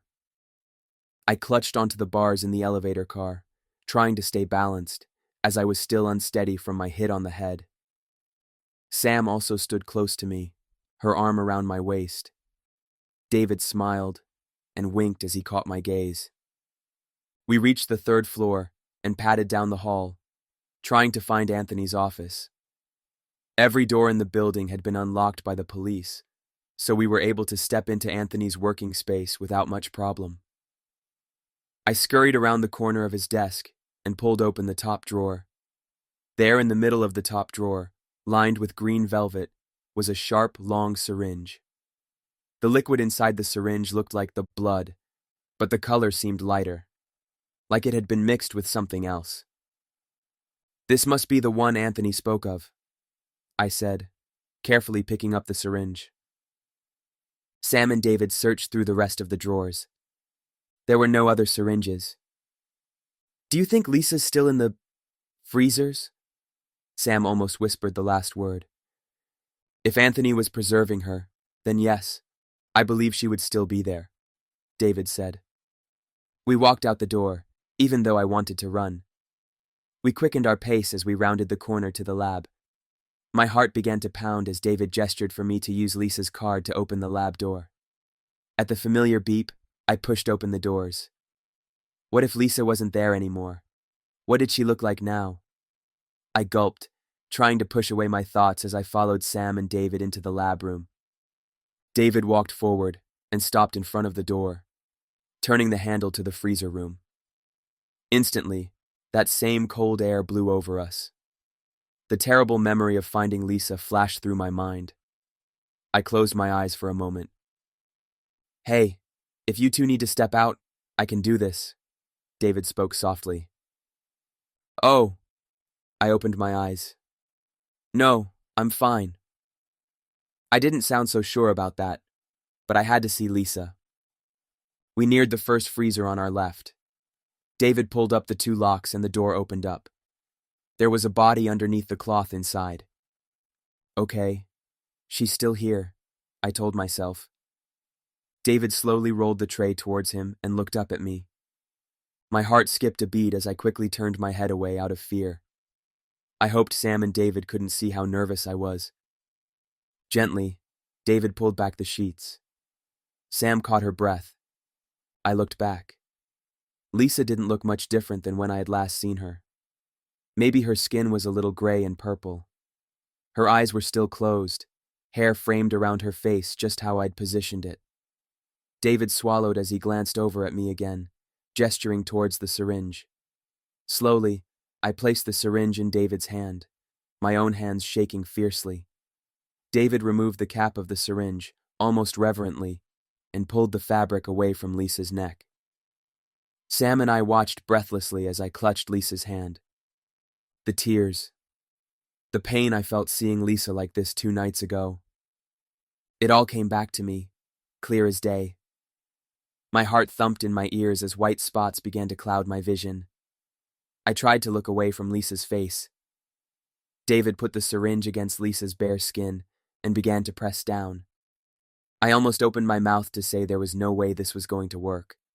But instead, I stayed silent, watching the liquid empty from the tube into her lifeless body while I tried to steady my breathing. Soon, the syringe was empty. David stepped back, capping the syringe. Sam gripped my hand even harder. We stood around the tray, waiting for something, anything. I bit my lip. Please, wake up, please. Gradually, Lisa's bony, hard, and grayed skin began to look softer, turning a pinker tone. The hollows of her face filled out a little, and her eye sockets didn't look so deep. Her white lips began to take on a deep red, and her protruding collarbones began to recede. I couldn't believe what I was seeing. For about a minute, nothing else happened. Then, Lisa suddenly gasped, opening her eyes as her chest rose up with a big breath, then down rapidly. David, Sam, and I looked at each other with open mouths and wide eyes. The syringe slipped from David's hand and shattered on the ground. Hastily, I stepped over to Lisa's side. "Lisa," I spoke gently. She began to look around, side to side, before focusing her eyes on me, blinking a couple times. "Caiden?" she whispered, knitting her eyebrows together, confusion in her eyes. I smiled, tears filling my eyes as exhilaration and relief pumped through my veins. Yes, it's me. You're going to be all right." Lisa stared at me, the rich green coming back into her eyes with that glint of gold.